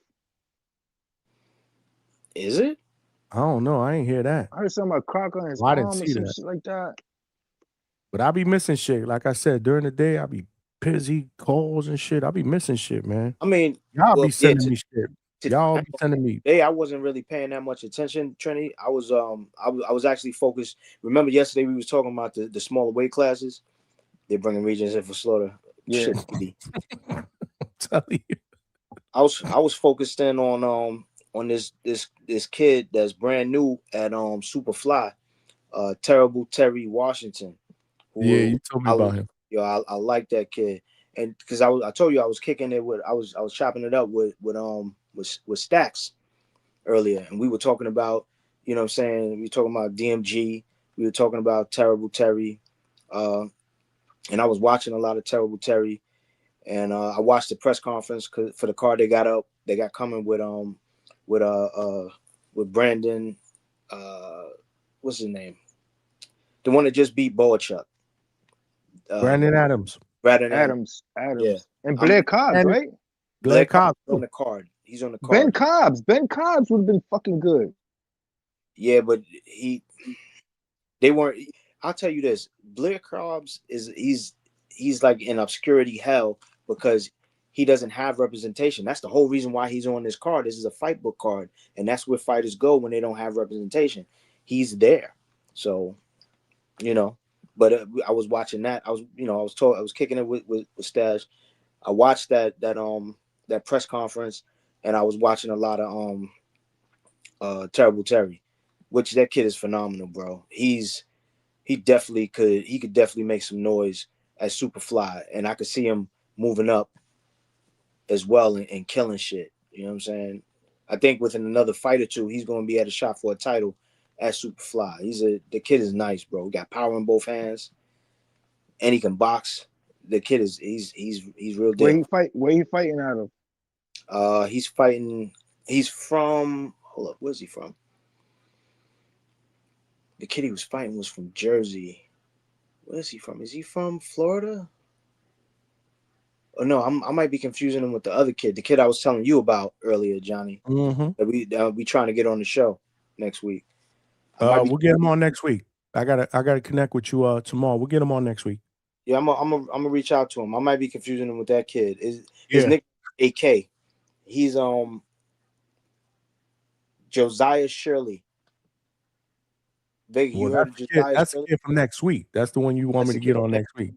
Yeah, this is give him next. That's what I'm saying. I might be confusing him as far as because Trini asked me where he's from, and I know Josiah is down there. He's down there with you guys. He's in Florida, and he just came off a win. I think he was on that Pro Box card, Trini. The one Okay. I think he was on that Pro Box card because he just had a win, and that was last Saturday, and that was when the Pro Box card was. So, and he's doing his thing. AK is doing his thing. I want to get him on next week. I'm gonna reach back out to him, but yeah, man. There's a Pro Box card today. Later on tonight. Right. There's another one. Yeah, man. This kid at Superfly is nice. He's nice. Yeah, I want to connect with you on him, man. We'll definitely get him on next week. And somebody else reached out to me. They're people. They want me to get Sean McCallum on. Who's 17-1. He actually his only loss was against Diego Pacheco. I haven't watched a whole lot of Pacheco fights. I watched a couple of them. And then I think Lester got eliminated or something in March. Lester Martinez with Pro Box. He fights in March. Yeah. He fights actually next week. They want to. Damn, I don't even know if I'm gonna be able to get him on before that, but they want me to get him on. Him and his manager want me to get him on. This is dope, man. People are reaching out to me now. Yeah, man. Definitely. You know, we still making calls, but you know, like even homie that just hopped on, the link, the boxing link. Son came with the stats. Like you see the type of people you attracting, man. Hell yeah, from Australia, man. You know what I mean? That shit was up, man. You out the ship like with the stats, money. You in the ship with the stats. Yeah, Link has an extensive knowledge about the areas of boxing that a lot of people don't pay attention to, like most of us, we focus on the fighters and the things that they can do in the ring. Sometimes the money that they make and the outside answers and the social media. Link is clued in with like shit. The first time I talked to Link, we were talking about how the European system of boxing had got revamped from like the 1920s up until Vegas. He was like, "What the fuck are y'all talking about?" But we was talking about that, how that got revamped and how that led to guys like the Uzbekistan team in 2006 Olympics in Rio, where we got guys like Giasov, we got what's the name just fought, Israel Madrimov, Beck the Bully, Murjana Akhmadaliev. All of those guys was on the Olympic team, and they all come out of Uzbekistan. And all of those dudes, with the exception of Bivol, who went pro before they did, he didn't want to go to the Olympics. All of those dudes came out of that fighting program. Link is probably nodding right now about this shit because he's listening. But yeah, he told me I didn't know. He was like, yo, they revamped that whole boxing program out of those European countries, and it definitely helped in getting those fighters into the position they are. Look at a lot of those dudes, with the exception of Madrimov and MJ. The other two, no, hold up, no, they all took a loss. But I think all those dudes medaled. And They even medaled. Madrimov 10 fight champ. But yo, even when that's why I like this dude so much, man, because it was before him during like the Triple G time, Dmitry Parag, because he came out from that shit, but he came out with that Western style. He was like a chess player that said when he was young, and then he had these like Sugar Ray tapes, like Mayweather tapes and shit. And they put him in there with Danny Jacobs. And yo, he just did his thing in that fight. One of my favorite fights to rewatch. But then they had the lineup with him and Triple G, and I was going with Parag. And he had that freak accident in the gym, like some herniated disc. And he never fought again, man. We never got the Parag versus Triple G fight. Everybody that I know that ever talked about Parag says he was the fucking truth. Bro, I like watching his fights, man. He's smooth compared to like at that time the way them motherfuckers used to fight. He surprised motherfuckers when he came out, and that's my favorite fight to hear. Stewart call, man, Manuel Stewart, man, rest in peace. You know what's crazy? My little cousin Peter Voodoo. He fights Saturday, right? Yeah, he fights Saturday. One time we had a conversation, and I believe he said it on the live show one time when I had him on. I was like, "Who?" So talk to me about some of your boxing inspirations. He was like, Dimitri, that dude. Yeah, I remember when I was saying, because remember I was kicking that shit. I kept kicking that shit because I felt like people know who this guy is, but this is why. And he broke it down, bro. Yeah, I remember you mentioned that because remember I kept saying during the Norman lead up, I thought he was gonna pull that same type the way he cornered Jacobs. I thought he was gonna be able to corner Haynes like that, man. And it's gonna happen. Watch when you see the Jaguar in his future fights. That shit going. And I'm like, yo, remember what I was trying to say? Because I got shut down with that. That's this time, but it's gonna happen. I want to add something. I want to add something to the conversation that we had Monday, or we was trying to have Monday about the Floyd and Manny shit, because we know that they're both fighting an exhibition to build up to this, and we know that we were talking about names of guys that people avoid, right? Like Ruslan Provodnikov. I don't know if y'all know this, but y'all gonna probably be pissed. It's the fight with him and Manny. Aside from the fact that it's an exhibition, it's 8 2-minute rounds. I didn't even know that. And they also are gonna have bigger gloves. And that's not an exhibition? I mean, that is an exhibition. It's just the fact that it's, when you, I guess when I thought about it being an exhibition, I didn't think about the fact that it was going to be 8 2-minute fucking rounds. 8 2-minute rounds. So it's just like, I'm just gonna his leave my comments to myself here.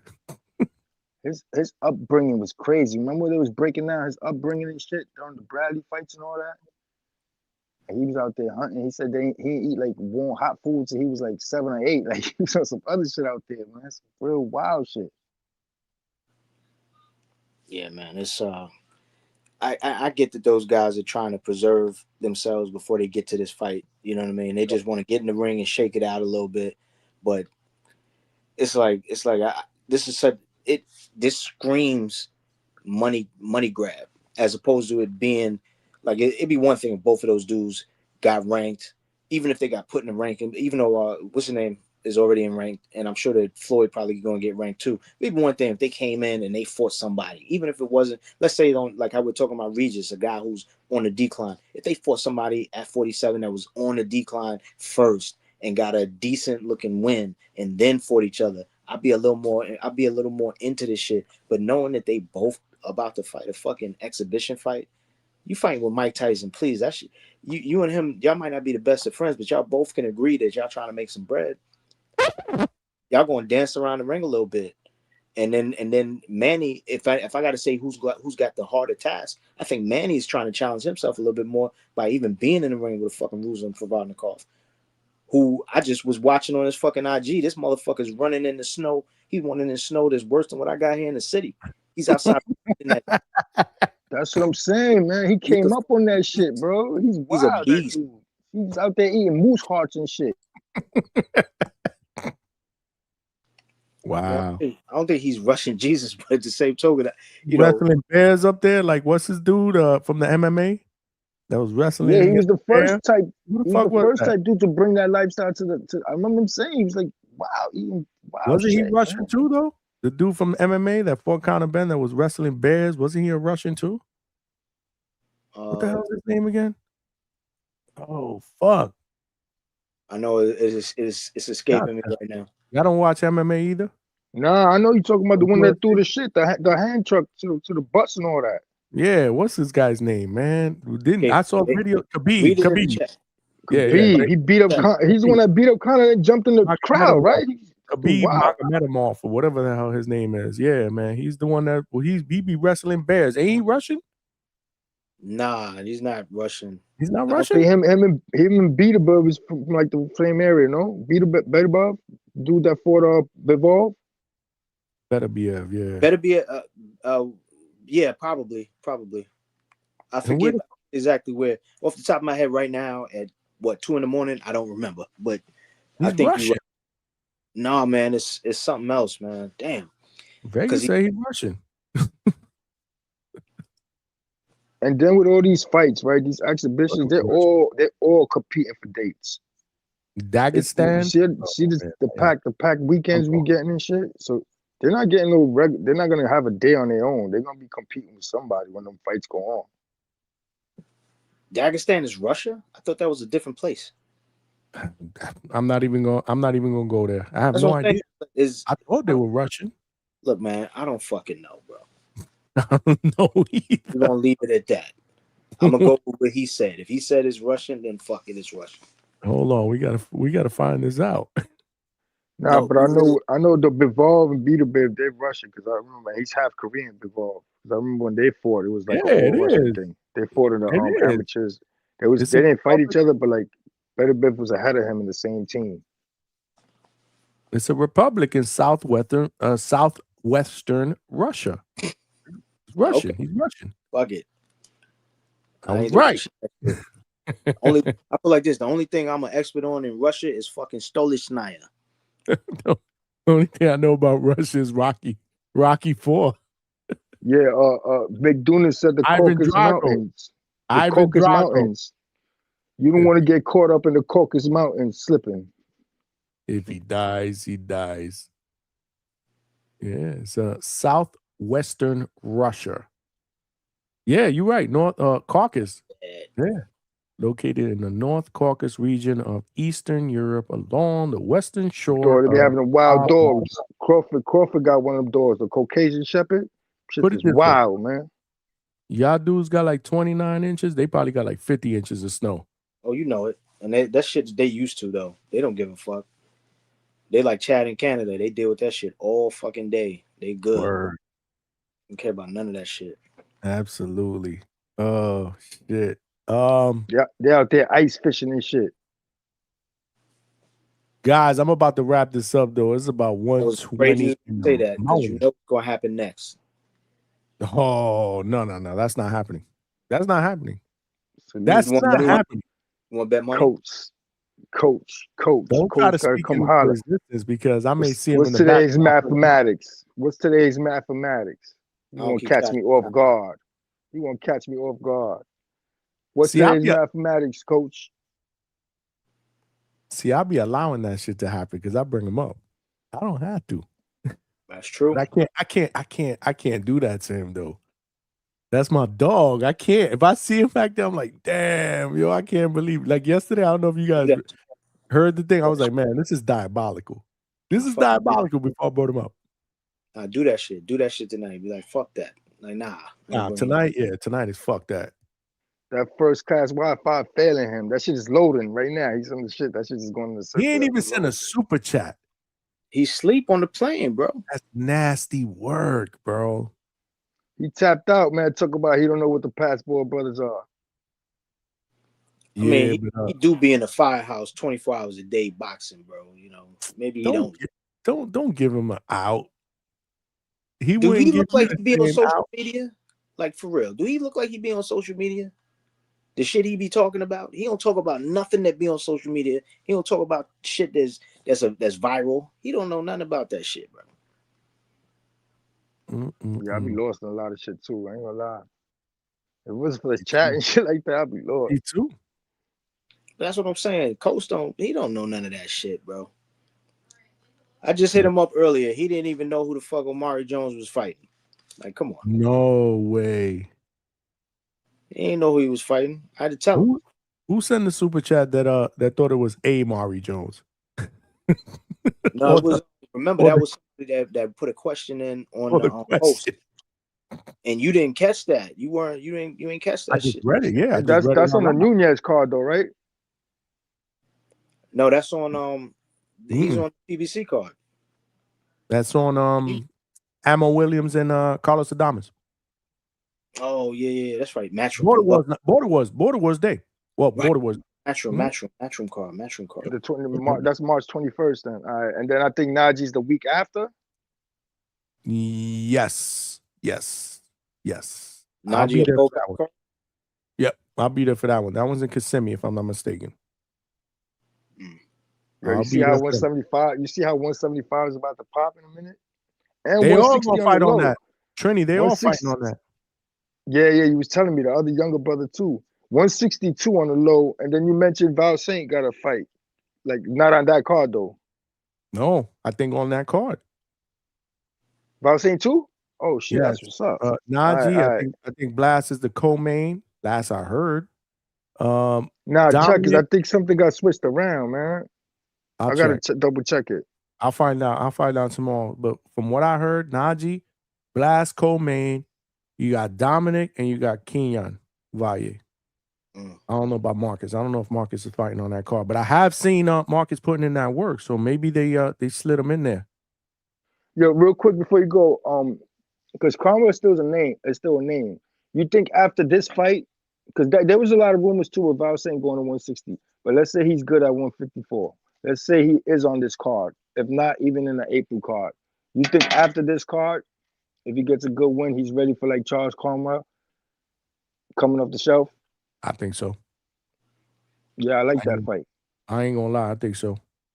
Blast is skilled like a motherfucker, bro.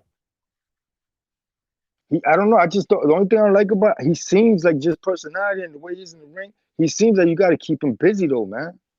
He got like that hyper energy. I don't like him sitting up in between. But I know he got a lot of good work with Canelo sparring. But then like I expected him back in the ring like right after that shit. The funny thing is, if you see him in his own element around his people, whatever, he's actually not shy, which is weird. And I told him that. I was like, bro, I said, I've seen you do like little IG lives here and there around your people, and you're like different. He just don't like the whole interview and talking to people or whatnot about. But other than that, when he's around his people, he's very, I don't know what's the word that I want to use, man. Energetic. Yeah, he seems energetic to me, like in the ring. Like he a little hyper type shit. Like, you know what I'm saying? Like you gotta keep him busy type shit. Even if you see him like training, even before a fight, like but other than that, he doesn't like to do the podcast and talk. He just. Who's this again? Blast Val Saint. Yeah. Oh, Val Saint. Okay. Like my favorite fighters are always like that. I'm kind of like drawn to fighters like that, like Crawford, B. Norman, Val Saint. Roman Gonzalez was another one that wasn't with all that camera shit. You know what I'm saying? You know who else is on this Pro Box card tomorrow night? The fighter that another fighter that Stash was telling us about yesterday, Edward Vasquez. The guy he said has been having, he hasn't had a lot of good luck when it came to getting fights put together for him. He's going to be on the card too, and he may wait. I saw that he posted the weigh-in, so he's going to be on the card too. So that's going to be interesting to see, because this is one of the fighters that we could potentially have on the show. Dope. There's a few. Boca Negra I want to get on. He's undefeated. Amador Mendez, who's undefeated, 6-0. I interviewed him live, but I want to get him on the show. There's a few fighters on this card that I got my eye on that we'll get on eventually. I was just What's mentioning that date? What's the date fight. of that thing he was talking about in Vegas? What's the date on that shit? That he was trying to get you to pull up for like interviews and shit. I want to think you say August, right?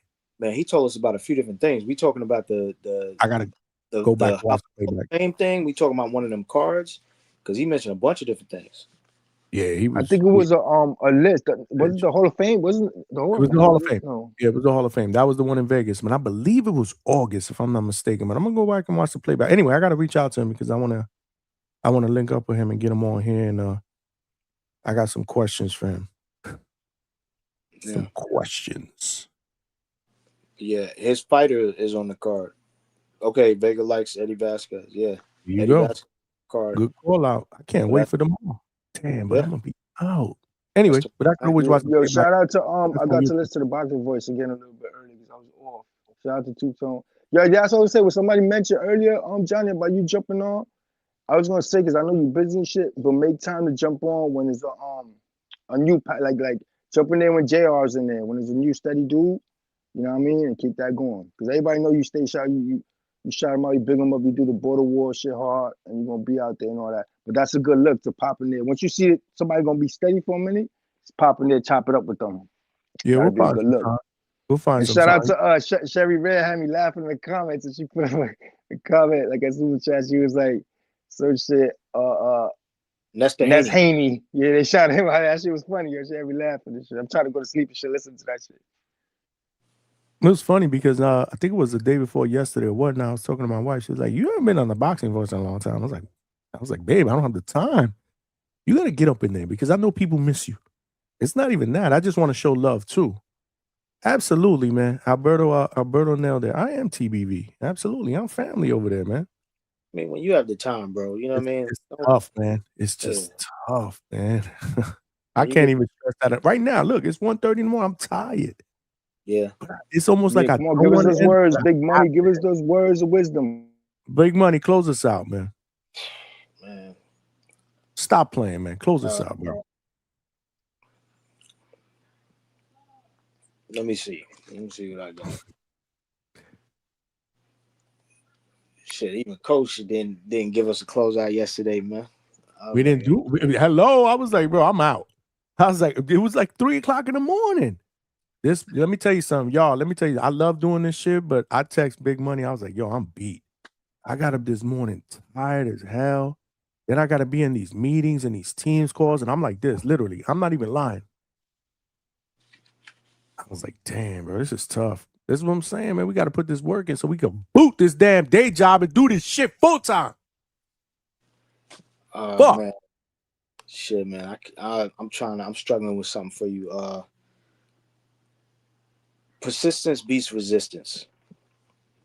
The more you push forward, the more you can accomplish, no matter what the obstacle in your path, or even if there is no path. Sometimes that effort that you thought might not have helped you get through or make it to the other side of wherever you were trying to make it to, sometimes it's enough. But you have to believe. You have to believe that you can do it. Your credibility is always at stake when you question or doubt yourself. So remove those things from your mind. Earlier in the conversation, we were speaking about Malcolm calling himself a crackhead. And, although it was funny at first, the more and more he said it, or we said it, or whoever said it. He said it started to feel off. It hurt. It didn't feel right, and that was his body talking to him and letting him know that it didn't appreciate him, labeling him as such. Bruce Lee said it before. You know, don't say negative things about yourself, not even in jest, because your body, your mind does not know the difference. And he's right in that. You know, because if you think of yourself as someone who doesn't win, then you won't. If you think of yourself who does, you will. There's another saying, you know, if whatever you think, if you think you can, you think you can't, you're right. So you have to be careful with not just the words you choose to speak, but about what you think, especially about yourself. Our self-esteem is something that, whether we like it or not, can only be controlled by us. So you have to take care of it like it's a newborn and foster it until it gets older. And sometimes you can finish with a real good closeout and somebody comes along because they think they got better bars. I thought that was excellent. I thought that was excellent, bro. Are you reading what I'm reading on the screen? Yeah, man. Bring this character up here, man. Nah. He full shit. There's He a ain't got lot no of- Wi-Fi. yeah. He ain't got no Wi-Fi. Yo, there's a lot of value He to what lying. you, He just what you speak on, Big Money, man. Like for real, Big Money. for those of us Big that's Money listening. be kicking shit, bro. That's why we need those big media people, like I said before, man, that's in the chats listening and taking our talking points and bringing it to the bigger medias. We see y'all. We see y'all, man. We just don't hear y'all. You know what I mean? But you know the world needs to hear Big Money. Cut that check, man. You know the world needs to hear motherfucking Johnny commentating. Cut that check, man. You know the world needs to hear Two-Tone with his shit. Cut that check, man. It is what it is, man. But there's a lot of value what you're saying. And like what you were saying about Malcolm earlier, man. That shit hurted me, man. Like even when I said your chill, like you put that shit in, when he mentioned, I'm like, yeah, I don't want to fucking say that shit no more. And like I said, man, I know y'all ain't watch it, but get back to them comics, man. You know what I mean? You ain't see the Dave Chappelle yet, but Cat just dropped some shit. And he kind of spoke on that, Big Money. He like, yo, stop telling yourself these shits because your brain don't know that it's in jest. Your brain don't know that you really just trying to amp yourself up. Nah, it's not gonna get that. You reverse that shit. I am that shit. Like I said earlier, man, you gotta don't doubt what they put in you when you was young. Like I said, man, I was raised not to be a follower, and that's what this world's about, man. Being a follower, and even when the world against you, you stick to yours, man. You know what I'm saying? And you ain't as flash as the most, but you learn around. You see what they put in front of you to stop you, and you still here, and that's enough to keep going. Life has always been boxing, and I always said it. This is my 6th round, and I just caught my 2nd win, and this motherfucker finishing strong. You know what I'm saying? Word, man. Salute to all y'all. Look at the closeout on Trinity. Damn, he just did a closeout without even knowing it. Dope. We got 2. We got a 2 for 1, man. Salute, man. Trying to bring the great out. We trying to let the great pull up. Pull up, man. Like that. I can't flow like that, man. I'll leave that for y'all, man. So what's the difference? Is yay or nay, bro? Nay. Good night, y'all. Yo, thanks, Johnny. You still Big Money. We'll holler. Yeah, stay up. Enjoy that weekend. Safe weekend chat. Yo, make it home safe, coach. We miss you. Stay up.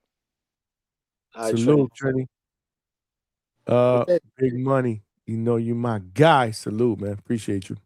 All right, now. So that's it. You not is it no, there's no show tomorrow, right? Date night, baby.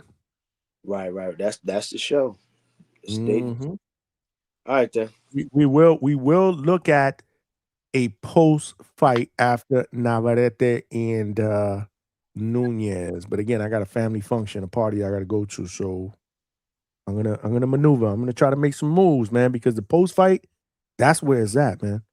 Honestly, like the fight chats, whatever. Everybody does those. The post fights is where everybody comes up here and they want to talk that shit about the fights. All right. And You were 100% sure you. Hey, I did it last week, didn't I? You clipped Tone. I ain't gonna hold you. You definitely clipped Tone.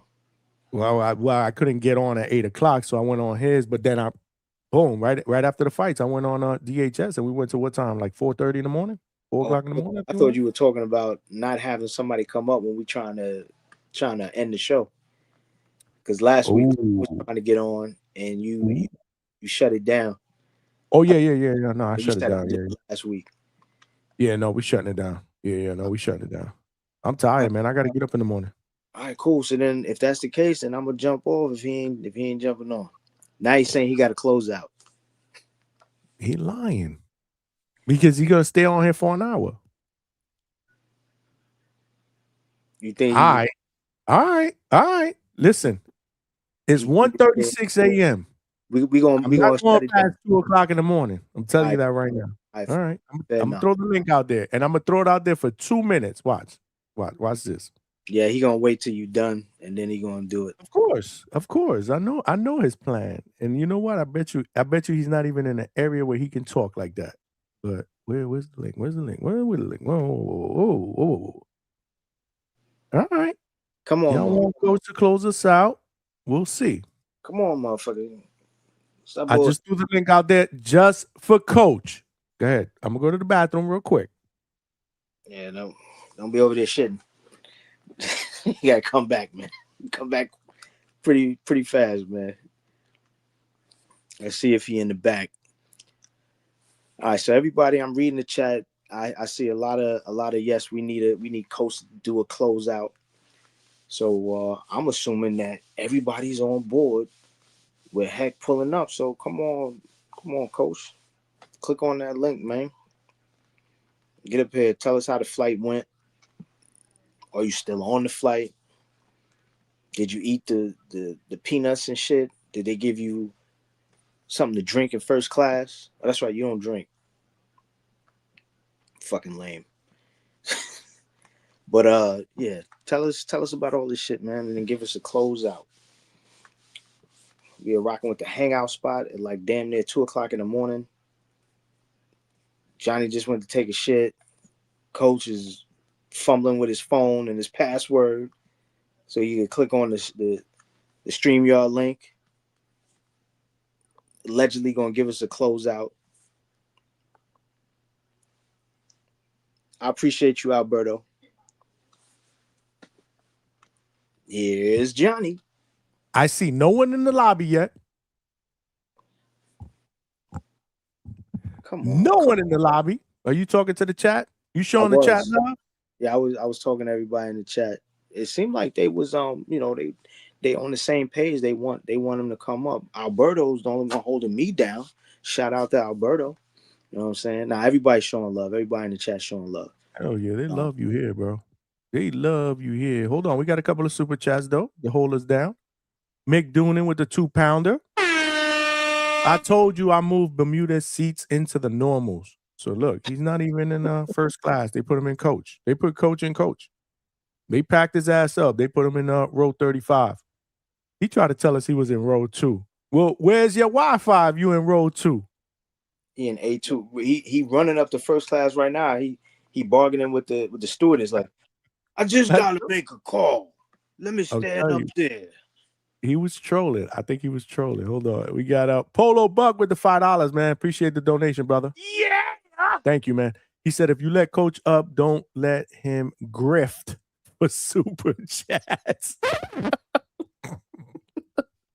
They call it Coach a super chat grifter. I don't even know what the fuck that means.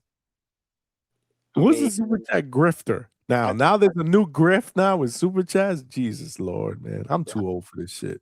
I get the spirit of the comment. You know what I'm saying? I get where he's at with it.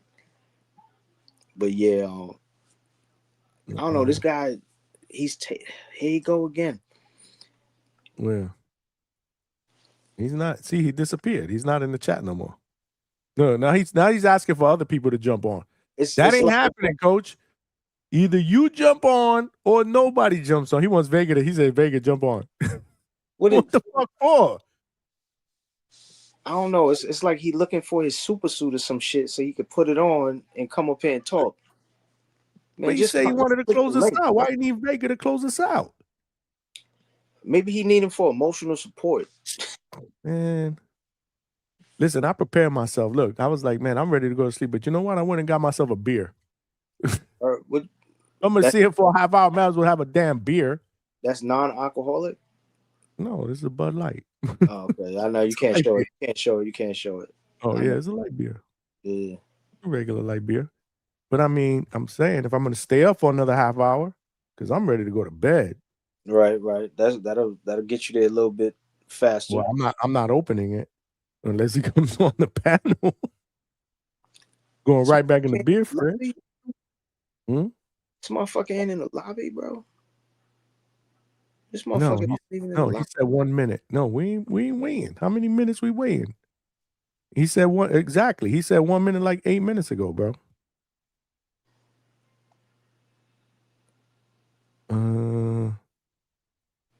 He said, Damn, we soft, Johnny. Who called me soft? We soft, man. I'm gonna tell you that stop being so fucking soft. Damn. Fuck out of here. How you gonna tell me that when I do all these damn hours and then I get up in the morning and I work a full-time job? Ain't no soft over here. That's right, Vega. He just got a light beer. Oh, that's what you're talking about? Yeah. Well, hello, I gotta go to bed. you want me to have a White Claw? Oh, he's saying shut it down. He's like, fuck that shit. Don't wait for coach. Who said that? That's Vega. That's what Vega's saying. There you go. All right. So we're gonna shut it down, y'all. Yeah, coach, man. Yeah. Hey, don't blame me. Do not blame me. I will tell you though, after tomorrow, maybe we'll do a back call. But you know what? That's kind of soft too. Listening to Vega from the chat tell you what to do. That's kind of soft too. So I don't know what's softer. Damn, they said diet beer is crazy. What the hell is wrong with diet beer? Hello, you said Johnny really a light beer. It's fucking almost 2 o'clock in the morning, and I gotta get up at 7:30. Well, you want me to have a fucking shot of tequila? Drink you a Power Master. These guys want me to drink a 6-pack of Modelo. Steel Reserve. Get you some Steel Reserve. This is like to pass the time. I thought maybe this would be enough to get us through the closing if Coach jumped on, but I guess not. He ain't here. Maybe I'll get the peanut butter whiskey. Oh, that's that. What the hell is that called? There's a few different ones. I got Screwball. Screwball is dope. I have that here. Screwball is the shit. That's actually really good for shots. Now, this what you got to do. What do you drink? Go get Welch's grape juice and pour in your shot glass or your drink glass 1 part to 1 part Welch's grape juice and the Screwball peanut butter whiskey. That is fucking peanut butter and jelly. Oh, and you will love it. I never heard of that. I gotta try that. That's peanut butter and jelly, bro. Trust me, Screwball is dope. Like if I'm gonna have a shot, I usually do a shot of Screwball here. I got one again. It collects dust. Yeah, so once again, I have friends that come over here. Right. Peanut butter and jelly shots or peanut butter and jelly drinks, 1 part to 1 part. The Welch's grape juice. Reason why I say Welch's grape because that's the best grape juice at this point, unless you know better. Nope. One part Welch's grape juice, 1 part peanut butter whiskey. That shit is a fucking peanut butter and jelly sandwich. These guys want me to have a shot tomorrow or Saturday. See, if we do a post fight, yeah, because I don't have to get up early on Sunday. Absolutely, I'll do a shot with y'all, but not tonight. Hell no. Look, Big Doonan said with the 2-pounder said please bring hard hat helmet for Johnny back call. I'm down for a back call tomorrow night when I get back home with the wife. I'm down for that. Not if you fucking twisted. I won't be like that. We wanna watch the fights, bro. We went out that night. Like I had a few. I ain't gonna lie. Again, man, I was just trying to like all that work and stuff. I just want to My guess was that since you always think that everybody argues on the back call, because that's what you always say, you be like, yo, don't argue. They ain't gonna argue on the back call. I was like, look at this motherfucker. He thinks that that's I what the started that shit. He came back here and started arguing. I was like, yo, he really think that that's what like he decided I'm gonna start some shit Because that's not what the back call's for. That's what it's supposed to be for, though. No, it's not. Well, obviously not. I thought it was. Let's just Nobody pulls argue, up to the curse. back call. Let's be rap star back there. Yeah, but nobody pulls up to the back call with that in mind. It may devolve into that shit. You can ask Vega. It may devolve into that, but it don't, that's not the intent. I'm learning. Hey, listen, man. About a month and a half ago, before I started this whole shit, Discord, whatever it was, I didn't even know what the fuck a back call was. I ain't gonna hold you, Johnny. That shit was funny as fuck. I didn't. I thought it was the chat. I didn't know you could actually go from the chat, get invited, and talk with each other on a back call. I didn't know that. I swear I didn't know that shit. Vega had the fucking fights ready for us. You talked through the first one. I was like, yo, what the fuck is going on? Yeah, but that's another thing, man. Y'all wanted to do that shit for like 5 hours. It was like mad late. Bro, we do this for 5 hours. Yeah, but on Friday nights, I'm supposed to be, I don't sleep with my wife. Hello, my wife goes to sleep early, and I don't, Then you should have just did that instead of coming back there to yell at us. I actually wanted to. It was fun yelling at y'all that night. It was funny. It was funny. I'm giving you shit, but it was funny as fuck. It was fun and funny for y'all, but it was fun as hell for me. And then I was like, you know what? I'm dropping the mic. I'm going to bed. But that was on my way. That was the thing I did want to ask you though about, because you set up the back call for us. Who do you think will win, Bam or Shakur? Shakur. I'm picking Shakur every day and 3 times on Sunday. No one beats Shakur. This is the Latino channel, like somebody said earlier. If you heard yourself, you kept asking that shit and he kept answering you, but you kept asking. I was like, I didn't hear him. I didn't hear him. He fucking with us. I was like, is Johnny fucking with us? I was like, maybe Johnny's fucking with us. I was having a good time. That shit was hilarious, bro. Hey, man, that's what we here for, man. We brothers, man. We all family, man. Have a good time. Speaking of brothers, sometimes you can't wait for your brother because they take too fucking. We out. Big money. Appreciate you, bro. I'm about to sign up. Peace. All right, bro. It's yo, this shit diabolical, bro. This shit is literally, y'all. Y'all still in the chat? Y'all still in the chat, right? This shit is literally diabolical. You can't make this shit up. My man is back in the firehouse. Lord have mercy. What's good, coach? Whole day of travel, man. Where my man, Big Money at? Bro, he just logged off. I'm about to sign off. We gave you like 10 minutes, man. Oh, man. What happened with it? 6 hours? What happened with this 5 hours? How long you been on? Almost 5 hours. Almost 5 hours. The shortest show all month. Bullshit. Show the super chats, man. Who shooting something? Huh? They said you grifting for super chats. Polo Buck said, "Don't be grifting for super chats." I don't know what that means, yo. What that mean, though? Cheap motherfuckers out here want entertainment, want knowledge. Toledo tries to give you entertainment because he ain't giving you no knowledge. All he does is give you entertainment. He Captain Double C. Trini all here give you motherfucking crackhead stories. You ain't fucking right. People get entertained, man, and they don't want to send a super chat. Hey, True Power. Man, they've been hitting me off today, though, man. They hit me off today, man. Media ain't never sent a super chat in his life. They done hit me off today, coach. We did all right today, man. We had a good show. We had a good interview to start the show, and then we kicked it, man. We talked about this Conor Benn and Regis Prograis fight. Oh, man, that's awesome for Regis. Right, because you're going to get a bag. Get that money, Regis. I get what you're saying. I get what you're saying. That wasn't the point of the conversation, but I get what you're saying. Yeah, Absolutely. no, we gotta get. Hey, listen, man. I don't know about a lot of motherfuckers, but a lot of people. All I got is boxing.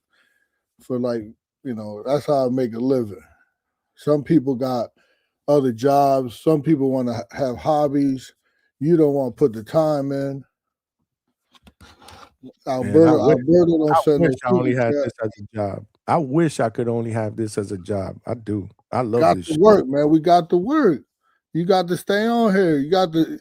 One thing about the funny looking nigga Two Tone, he said that you got to satisfy your fans.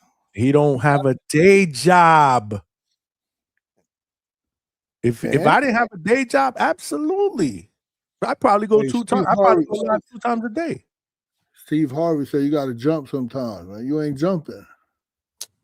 Man, I don't Sometimes think you got to anybody. jump, man. Your wife will hold you down. I don't think.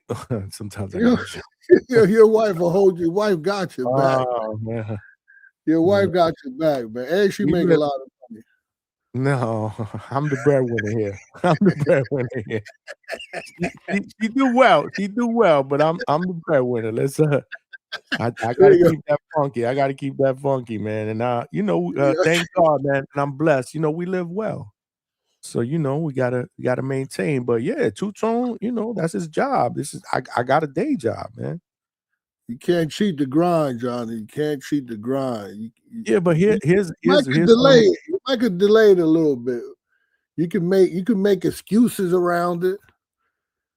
I can't believe you. I can't believe you out of all people is questioning my grind. Really? Are you trying to get off, man? I'm just saying, like, I don't think Trying there's to get off. anybody You only that did can not question even my 4 grind. hours, not even 5 hours. Yo. You got to at least put 8 hours in. Mind you, if I fall asleep on a day job and I get canned You in, I'm falling fucked. asleep yesterday. I was. And today, I told Big Money, I texted him in the afternoon. He's like, whatever. I was like, man, I had a conference call, right? Luckily, I didn't have to turn my camera on Teams. I was literally like this. I was like, man, I can't do this shit, man. Like, what am I doing? It catches up, man. Big Money to call back, man. Oh, he here. But listen, like I said, I mean, it's hard, man. I'm man with the Tim Boski do-rag on. Okay. I literally sleep 4.5 hours, maybe a night. Good enough. That ain't good enough. What's Yeah, wrong with you? the older you get, the less. Man, I remember my grandfather. He ain't never sleep 2 hours. That's all he needed. Listen, and then I got these little 100 bags some in years my old. eyes. That's not cool, man. No, we good, John. We got the grind. You can't cheat the grind, Johnny. I'm working, man. I'm That's trying. gonna be part of the closing. You can't cheat the grind. Coach, you know I'm working. Eventually, that you cheating the grind. You know I'm working, man. Cut this shit. You know I'm working. Hold up, he doing the closeout right now? Hopefully, that's like that's part of it. I need some super chats though. They say you grifted. They said no super chat grifting. Which I don't even know what that means, bro. Yeah, what does grifting mean? Like, what does that mean? No, I think you know what grifting means. No, I don't know what it means. I mean, Big Money can break it down to you, but not now because that's going to be another 15-minute conversation. Yeah, I don't know what it means. I'm gonna say that. I don't know what that shit means. Because let me tell you something. There's a science behind that. I didn't think it. I thought I knew what it was until I found out what it was. Hold up, you got a haircut. Who? Not I got me. the I get one on Friday. This motherfucker right here, he got a haircut. Why you trying? Hold on. Let me put him on the big screen. You got a haircut? What's up with that hairline though? That shit ain't like Look, mine. man, somebody already. I'm already coaching somebody through a weight cut for tomorrow. Okay. These dudes, I hate this cut weight system. How many hours do you sleep? Real talk. I don't. I about to sound like you don't. Oh, that mercy. I mean, I did sleep on that first class joint though. That's why he ain't called back after that. He was out. He said he slept on that first class. That coach must have been mad comfortable back there, right? In row 32? Nah. Actually, I don't know what happened. Remember, didn't I show you road 2 yesterday? 2-8. When I got when I got on the when I got on the plane, it was like I'm in 5A. And it was the last seat on, I was like, oh, but it was the last seat on the first class. I was like, all right. Damn, they pushed you back. But I sat next to this little high class hole. I was like, okay. So you bagged her? That's what you telling us? You bagged her? Nah, because she was, she felt privileged. She ordering some fancy shit. And I was like, she asked me if I was ordering something, like she was buying. Like, it's just free. And, I had to come with the ticket. Everybody, we don't drink. But I was like, nah, I don't drink. She's like, you don't drink? I'm like, nah, I don't drink. And I put the headphones on and I went to sleep on it because she was bad. She was bad as a motherfucker, though. I ain't gonna front. But you can't show these females that type of love, man. You gotta hold it down. Yeah, I feel you. Hey, listen, if you got 15 guys in the room trying to want a girl, and the 16 guy come in ignoring her, who you think she gonna want? Mystery man number 16. You know what I mean? Mm-hmm. But I don't like no privilege. I don't like no privilege talk. Privileged chick. Did you listen to any of the show while you were flying? Yeah, I was listening to it. Then Omari Jones put me to sleep. Yeah, he put me to sleep. He's never satisfied. He put me to sleep. He put me to sleep. His monotone. It was not. He was interested. Just his monotone was like, that's what I needed to get a cat nap in. That's what I needed. And then, and then once Toledo Trice woke me up, my headphone, he woke me up screaming and shit. Like, what the fuck, Toledo? Always screaming. Bullshit. Hey, always screaming, talking about, I heard something like Regis Prograis was better than Chris Eubank Jr. Don't get me started, man. Don't get me started. I heard that. I heard a little piece of that.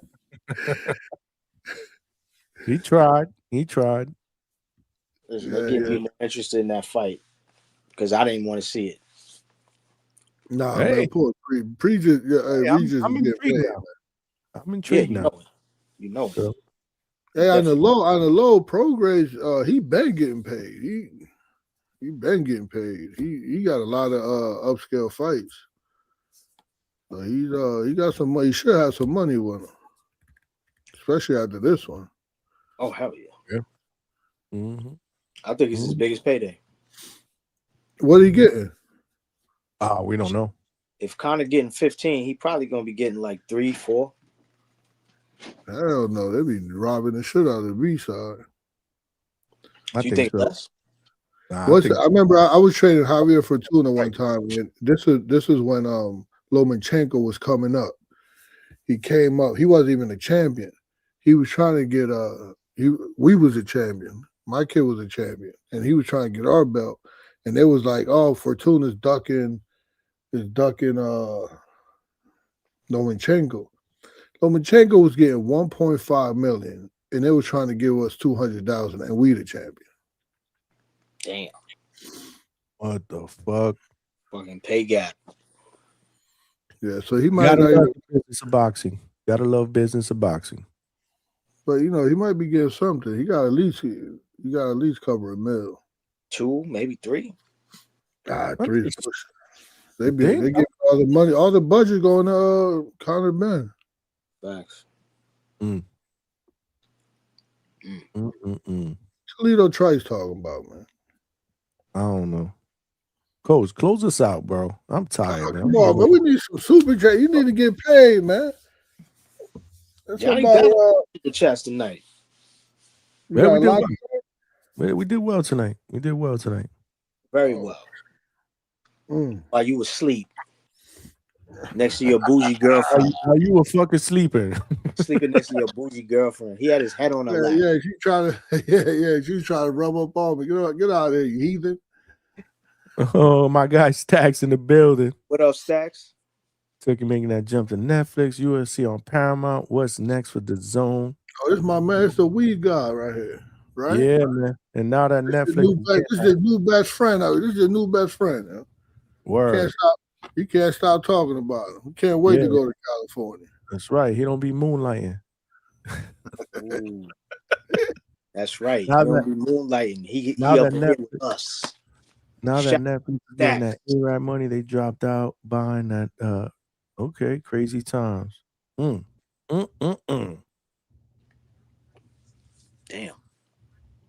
Yeah. Right? So no more Wasn't that double. a hip hop song? A-Rap money. Yeah, from the Wasn't that Saudis. a hip-hop song?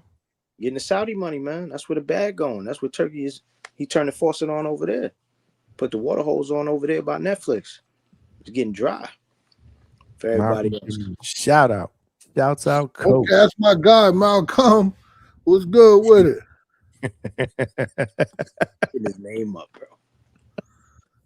Damn, Malcolm. Malcolm got mad, bro. He got mad at me earlier. Hey, Malcolm be having his I called little him a crackhead. I called him a crackhead. Coach, I called him a crackhead. He got mad. You call him Malcolm Diesel, ain't he? Why he don't fight at Border Wars? He's a boxer? He a professional boxer or he amateur? He'll have to answer that question for you. I'm not gonna answer that for him. Malcolm boxes, but I don't think professional. I think he just kind of does it. I don't think he does it amateur He either. should fuck somebody up at Border Wars. Yeah, he don't want to do that. We done asked him. He don't want to do it. He ain't trying to fight. He a fighter. He ain't trying to fight. He just don't want to do it on Border Wars. I don't know. Malcolm Moore, he said he ain't doing it. So we don't even fuck with him no more about it. Hey Malcolm, do you got any fights under your belt? 2 years ago. He got 2 amateur fights years ago. I just sparred now. He just spars. He just spars and he drinks E&J. Yeah, Malcolm, I think Malcolm, he a good kid, man. He's a good kid. He's young, right? I think he's gay though. I think he don't got a girl now, right? Why you got to do that shit for? Why you got to do that? No, he ain't nothing wrong with that. What's wrong with that? You also gonna get me flagged for that bullshit. Gay is a good word. Word. He said, he said. Gay is a good word. Gay is a good word. Gay means happy. Like it doesn't mean like he's he's gay. Like I don't mean like he's a fag. We get it. We get it. I know. He's happy. He's a happy-go-lucky guy, right? Not tag it. Yeah. I ain't saying he like men. I ain't saying that. I'm just saying he's gay. He's a happy guy. Hey, Big Money, what does gay mean? I believe it means. Can we change the topic?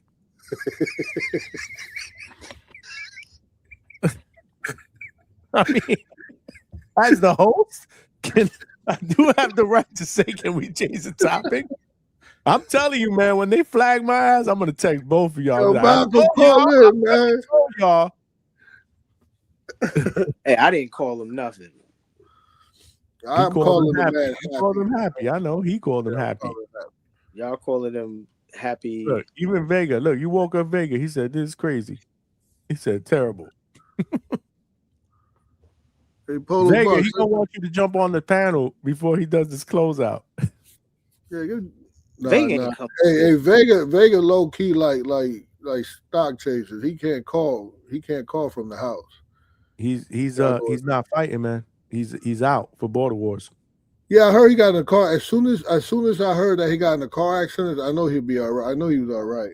Because only the good die young, and he's terrible. So he's gonna live for a long time. I know. I was like, nah, ain't nothing gonna happen to Vega. He's all right, trust me. You gotta love. Oh man, you gotta love Coach, bro. He gotta live forever, man. He gotta be all right. You gotta love comedy Coach, stylings of Hector Bermuda. I wonder what he says about us when he's not around us. It ain't good. Absolutely ain't good. Absolutely ain't good. It ain't good. What the fuck McDoulan talking about? Coach, you gonna close us out or Hey, what? Man? yeah, man. Listen, I know we ain't gonna get no super chats. They even tired. They tired. They even tired. I'm tired of you making these excuses. You want to We got get a lot on. of people. We got a lot of people on though. Everybody love these fucking highlight reels, right?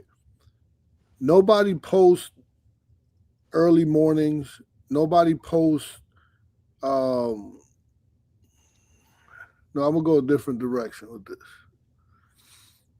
Oh, my man Malcolm is tripping right now. He want you to know that he don't go the other way. He about to post a video. You about to post a video, Malcolm? Well, he's not. He's not posting them here. So send them to him. It's a family show. Send them to him, bro. Not me. I don't. He only got your number. I don't care. Send them he to only him. got your number. I'll pass it on Coach's number. How about that? Show and prove, Malcolm. Send it to Johnny. He wants to put him in the fucking Discord in the back call. Really? That's what you're doing? That's what we're doing right now. It's a family show. Exactly what Vegas said. End of show. No, y'all took it to another level, bro. Malcolm, don't let him. Don't. What's up? Why you being? Come on, man. Don't let him. You ain't. Don't be insecure. Listen, he got mad when you called him a crackhead. What you think he gonna do now? He did. He did. He filming videos. He said, "Damn, bro." He's shooting a promo. Well, don't send them to me. I don't want them. Send them to Big Money. Nah, I'm good. I'm good. I believe you, bro. I never questioned you, Malcolm. I never questioned it. Yeah, we believe you, Malcolm. We believe you. Those little tight T-shirts you be wearing on Fight Live.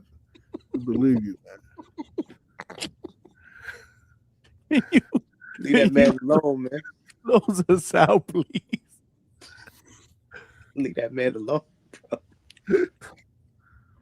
I had to, man. I needed to bring him on. I can't do that. Like I can't do that to Coach, bro. I love him too much. I can't diss him and be like, nah, man, I bring you up before. I had to. Yeah, you got some beers on you. Hey, by that third beer, you be tripping, man. You be. I only got one. I only got one here. Yeah, I gotta get up. You don't even work tomorrow. Tomorrow's Saturday, right? What's tomorrow? Oh, tomorrow. Wait. Tomorrow's not. Well, today is not Saturday. It's Friday. I got to get up in the morning, and I got a conference call at 9:30. Wow. Hey, we still don't know what you. Hey, we still don't know what you do, Johnny. What you be doing? What you be selling, man? Well, I'll tell you offline what I do. Oh shit, you like fucking Broadway Joel, man. Acting what he does online. Oh, I can't tell you. Shut your ass up. You need a job. I work from home. I work from home. That's a lot. I do. Right. I work in a corporate office. Put it that way. I'm a corporate employee. So by daytime, you take all the pictures down in the belt. You put some. What else you put up there? Oh no! I have a separate. my office is in the other one. You think he doing OnlyFans or something? No, He's doing so. He bothering people, calling people, infomercial. He's definitely not for me. I'm not a salesperson at all. Hell no. Not me. No, I got another room over there where I work out of. My wife works out of the our room. So she got a separate little area. I got a desk. Hey, everybody work from home. Mm-hmm. They around each other 24/7. Yeah, but she's also getting a this new promotion where she's gonna be hybrid. So she'll be out of the house for a couple of days out of the week. But yeah, I've been working from home for years. Since before I moved to Florida. So almost 5 years. This month in March, it'll be 5 years that I live out here. Yeah, you said that. Okay, we got my boy Jake Bellinger on. He's the gambling junkie. I got one for you. Hey, first of all, listen, whoever betting on that on that Navarrete Nunez, what you got on that? What we got? What you got on that? Like, who you picking on that? Yeah, well, I'm about to tell you, like the best thing to do that fight because it's such a 50. Like I'm edging a little bit towards Navarrete, but the fight can go either way. If Navarrete gets to his angles early, if he could get to the angles early, the live bet is the way to go. Like live bet would be on. If he stands stationary, then bet Nunez. But when the fight comes on, everybody should be ready and live bet it because it's gonna go. You're gonna see early the flow of the fight. So that's the best way to do that. I'm edging not ready just a little bit, but Nunez he's live and it's so close that the best way to do this is just to do it live. I agree. If anything, if you want like a fucking push me to say something, I'll say the main line not ready. There's a fight too, Smalls and Ramos, right? Mm-hmm. Co-main. I think Smalls will self-destruct. Oh. I think he'll self-destruct if he keeps trying to make that 140 ain't he like 147? Yeah, he's 147. Yep. Yeah. So Ramos is a more seasoned. He's a more seasoned guy. So I would go 60. I would go 60-40. I would do Ramos main line. Oh, I didn't see that coming. Okay. Yeah. It's interesting. That's interesting. That's a good one. Who you got there? Big money on that fight. I was basing it just on inside the ring. I didn't think about the weight cut, but I got Tamir Smalls, either late stoppage or UD. I'm going UD. Mm-hmm. Abel's tough. I don't know if he's going to be able to get him out of there. But we'll see. I've seen him rocked with Barrios, even though that was a draw. Barrios rocked him. Mm-hmm. But you think Tamir? No, I think Tamir. If I think about that, I think Tamir would be like 60-40. Tamir way. I'm taking Tamir.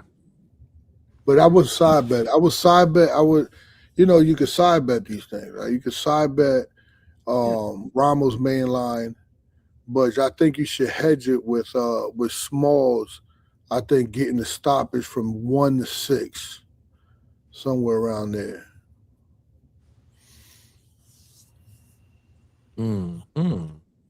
Interesting. I like that. Yeah. We got Vargas and Quintana. Yes, sir. I would definitely Vargas, right? I would definitely go with Vargas main line, and I would side bet it with Vargas by decision. Because Quintana absorbs, then tries to counter. Vargas doesn't have a style that will still be there for all those fucking counters. Put this. Hold on. Let me put this up. So I think big Vargas up. Vargas that's like a 75-25.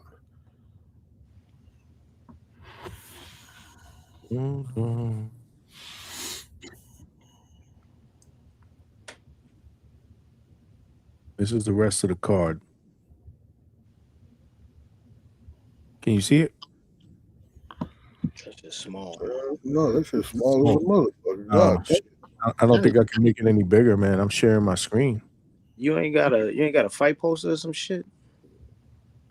Yeah, but the fight poster is not gonna have all these fights on it though. Big Money's only gonna have probably the headliner, I would say. This is not a Ring Magazine card where they put like fucking 5 fights on the poster. Right. Okay. All right. Mm-hmm. Fair enough.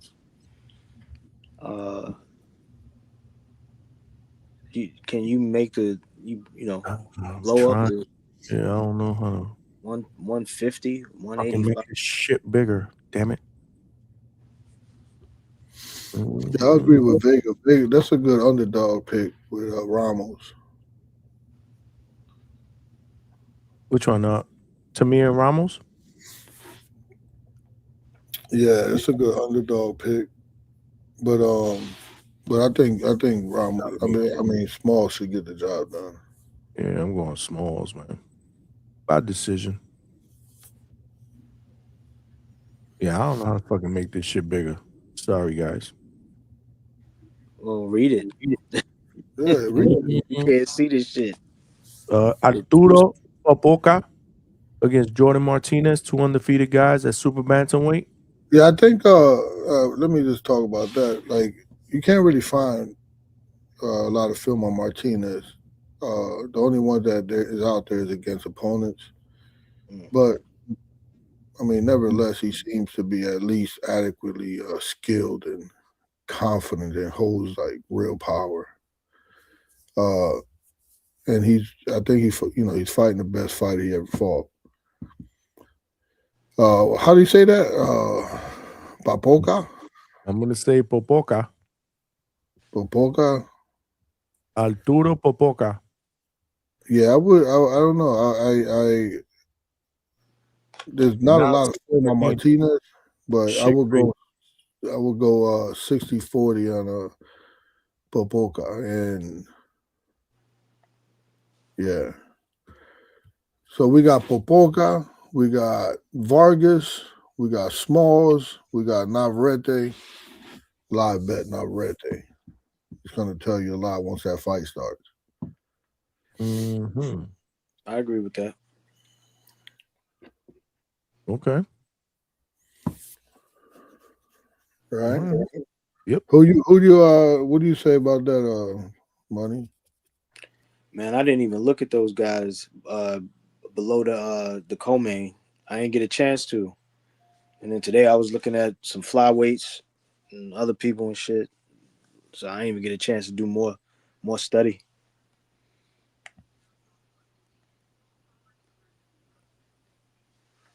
So yeah, man, I don't have a pick for anybody else. I think the most lock out of all of them, I think it's Vargas. That's probably a lock there. So you believe in the kid? He's the good one. Out of the 3 sons, he's the good one. Oh yeah, the other one was that's one, bro. Yeah, the other one was suspect, right? Yeah, he legit. Emiliano's legit. The other two, All right, did he fight that one for the YouTuber? What was that about? that was a motto. That was him fighting that guy, Dean the Great, because he said something about his mother. And, who won? They put a fight together. Amato.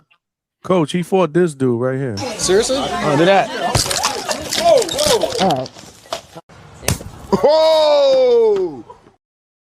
The one Nah, that that's real. Yeah, that's real. Yeah, that's fucking real. He's streaming. He was streaming. He's a YouTuber, and he was picking with them 2 dudes. Larry Wills is the guy that slapped him. Larry Wills is a pro bodybuilder, but he's not natural. The other guy was a ex UFC fighter, MMA fighter, and he clocked him real good because he was talking shit. Everybody was like, he knocked him out. He got up. He got right up. Bro, that kid's chin is incredible. Yo, he got right up and he went right at him. Now, did he hurt him? No. He threw a couple punches, but he was throwing them, and they ain't do nothing. They ain't do shit. Did you see it, Coach, when I put it up? I just saw him get smacked. I didn't see that. Seriously? Under that. Whoa! Yeah, but did he come? Like, what happened after that? With the first one, the guy that punched him, he gets up, he says, "All right," and he walks in the house after him, and he throws a couple, but he didn't do that. Who that? He was the bodybuilder, the first one. No, he was he's the MMA fighter, the ex MMA fighter. Like he's retired. I don't know Why his name. He smacked around like that because he was flirting with Larry Wills' wife. Larry Wills is the bodybuilder. That's the one who slapped him, open hand slapped him. Larry Wills was there with his wife. They was there with Rampage Jackson, and they were streaming, and he was flirting with his wife. He kept saying like, "Yo, your wife giving choosing signals. She choosing." Oh, and, no, he, he's tripping. Yeah. and then he went to go grab her hand, and she said, "Don't touch me." And then you saw what happened. Smack like the fucking 5 fire fingers out to of the face. Yeah. Wait, so actually, I got a story about him. That's Dean. Yeah, I do. I know him. One time we went to Atlanta, and I remember when OTX used to have those sparring things. Okay. Before OTX, before like let's say their fight is on a Friday and Thursday, or that Wednesday, they used to go into the town and go into a gym and have like look for prospect and have people sparring. Okay. You guys don't know about that? They did it a lot. They did it a lot. I've never seen it. Yeah. OTX sparring. They always did that. So there was a fight. I remember Scooby was fighting in Atlanta, and it was having like a whole bunch of people come from all over to spar. So I brought Thomas with me, and Dean was there, and he was like kind of like the host of it, and he was gonna spar, and he was gonna spar with Thomas. Well, he looked at Thomas and he picked Thomas, but he didn't know who Thomas was. Remember, if you look at Thomas, he don't look like nothing. But the owner, I don't know, something happened. I was looking forward to it because I told Thomas, you better beat the shit out of this boy. And something happened where the owner of the gym is the father of like 2 fighters. I would see Vegas should be on here. Fucking, you'll know these guys. It's in Atlanta, and I think one of the sons now is signed to Pro Box. They're from Atlanta. I know you're talking about the two. Yeah, I know them brothers. I forget their names. 2 white boys. Well, they're really like they ain't white. I don't, maybe they are white. Maybe I thought they was like more Mexican, but maybe they are. Pro Box? I know what you're talking about. They was on. Yeah. One of them. They really can't. They're young. They're getting it together. But he said OTX. Look at Try OTX? He said OTX. OTX. Yeah, Lugo. Right. Try's got his Lugo. Yeah. Try's know every motherfucker. Fucking Try's, yo. Captain motherfucking casual, knowing shit. Yeah. So his father, kind of a rough dude. So like there was a lot of people there to spar. And then after every spar, like Dean was up there just talking and like trying to get people, because he was like he's a YouTuber, right? So he was trying to like stream, and he was trying to get people to do like the doghouse thing, like screaming and like there was like real dudes there to spar, and then OTX was there like to pick who they like. Right. And then the father, so they started beefing. He was about to fuck Dean up, and he kicked Dean out the gym. And then Thomas sparred some other kid. Thomas caught him. Sounds about right. Sounds about right, right? Big Money. He's an obnoxious prick. Yeah, he is. Yeah, homeboy. It was across the ring, so I didn't know what was going on. But when he came over, he was like, "Fuck these YouTuber motherfuckers! Get out my gym!" He was like kicking him off. Like, all right. Yeah, he out of control. That kid. He out of control. Yeah. Love it. Look at Trice knowing the name. Okay, Trice. Well, I mean, he's Captain Casual, bro. Yeah. That's teeny bopper shit. That's why he know that shit, right? That's Yo, no teeny bopper boxing. About that. We can't say the F word on here, but you putting up some. Well, what is that? What? That's kind of happy gayish. Like, no, it's not. Damn, that shit is so fussy. It froze him up. Yo, how the host freezing up? That shit is fussy. That shit is real fussy. Look at him. He can't even get out of that shit. Perpetual smile. Johnny is cooked. What happened? What I don't happened know, now? but we need a screenshot of that. But everybody, if we screenshot it, everybody gonna be frozen.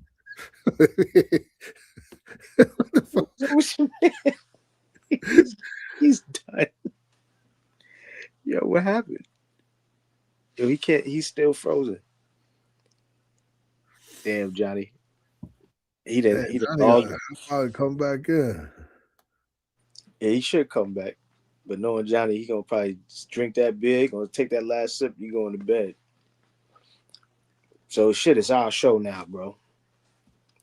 So some of y'all waiting on motivation, waiting on motivation like it's a delivery. Motivation comes and goes. What stays is what? Standards. Know that, Toledo Trice. What stays is standards, not motivation. Because you be on here talking your shit, motivating yourself, but you got to have some standards. If you want a different life, you keep this, you don't keep the same things that make you comfortable. You got to stop negotiating your future. Stop making temporary feelings the boss of permanent goals. Think about that. I said that today to a kid. Stop making temporary feelings the boss of your permanent goals. And he didn't even know what the fuck I was talking about. But protect your time. And this is the whole thing I was telling about. I was telling him. There was a fighter today before I got dropped off. He actually drove me to the airport. But I told him to protect his time. Told him to protect his energy because I know he like those yams out there. And the Dominican yams is crazy out there. And I told him to protect his name, keep his name clean, because people might forget what you said, but they never forget how you moved. That street talk for a couple motherfuckers out there like Trini X. I know he a street motherfucker. So don't get what I was talking to. I said don't get caught up in comparing chapters. Everybody's timeline is different. Just make sure your chapter today has effort in it. One clean. What the fuck just happened? One clean decision a day turns into a whole new life. Just one. Like one fucking apple a day, right? Make the doctor go away. But one clean decision a day turns into a whole new life. But that's part of everything I said. I use that as my closing. So tonight, don't just feel inspired. Be intentional. Don't feel inspired. Be intentional. Take the next step. Whether it's you jumping out the window and you want to do this full time, Johnny, or if it's Malcolm coming out the closet, just take the next step, right? If you try to, if whatever you want to do in life, just take the next step. Send that message, right? Just press send. Send the message. Tell the boss, Johnny, listen, it's over. You clean up, Chico. Throw the apron at him. You get that, Big Money? I get it. Throw the apron at him. Hire me at the firehouse, man. Be the Scarface. Be like, nah. So I could work over there and I could do podcasts. What's up? Make the call. Do the work. And then you know what? Do it again tomorrow. Just stay solid, stay focused, and let the results speak for themselves. Peace. All right, man. Coach. Salute to Coach. I don't know what the hell happened. My Wi-Fi just went out for about, I don't know, a minute and a half. I had to No idea. I see y'all was still cooking though. That shit's fucking hilarious. I had to go on my phone and let everybody know, yo, my Wi-Fi just went out. Yo, that shit was crazy because you just froze up and we was just looking at you and you just wouldn't stop smiling. I was like, what the f-? Is that what I gotta watch the replay? Yo, that shit was hilarious. Yeah, But everything, my iPad, everything went out, and I was like, "What the fuck?" So I sent a message in the on my phone. I was like, "Yo, my Wi-Fi just went down. Just stand by." And yeah, then I still see y'all on the panel. Yeah, I read it in the chat. I was like, okay, Yeah. Johnny's still around Yeah, I'm still here. because I was going to get weird closings. It'd be This like dude, what was that? I'm sorry. No, I was gonna say it's gonna be like one of them episodes with Greg Hackett on GHB TV.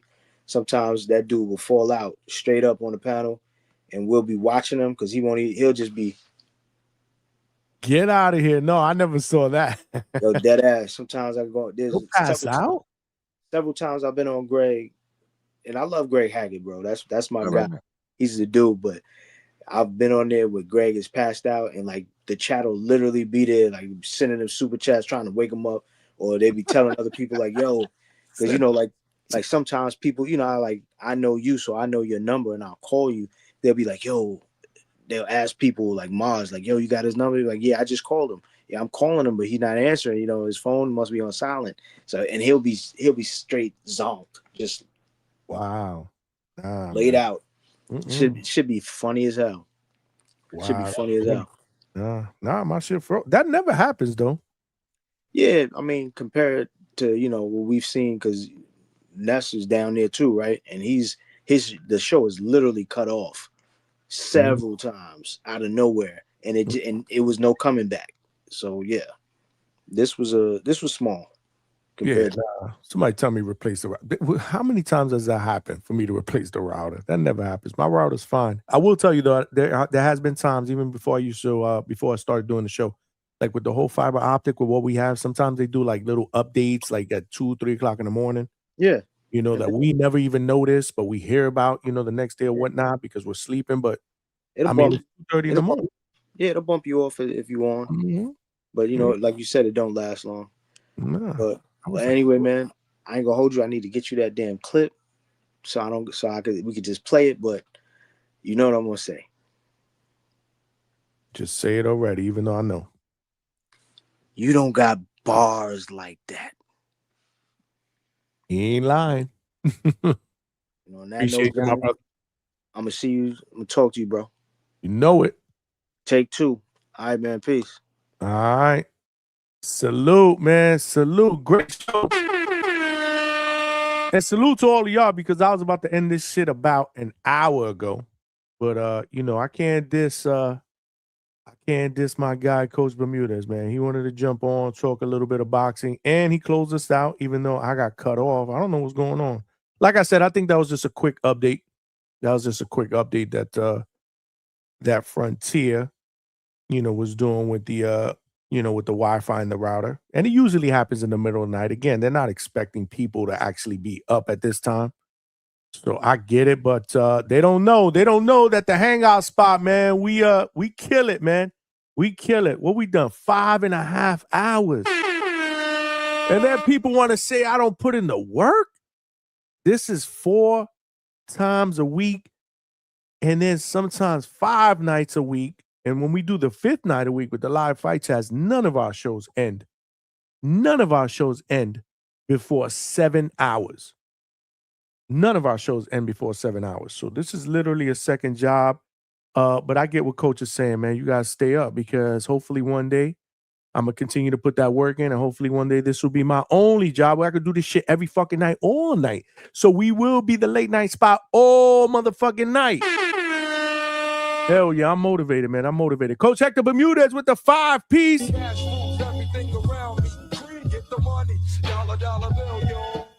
Okay, he said motivation fades. Standards stay. Protect your time. Move with intention. And let the results talk. Stop negotiating with your future discipline. I hear you, Coach. Don't get me wrong, man. Sometimes I'm like, should I take that jump? But again, we got to pay the mortgage, man. Yeah.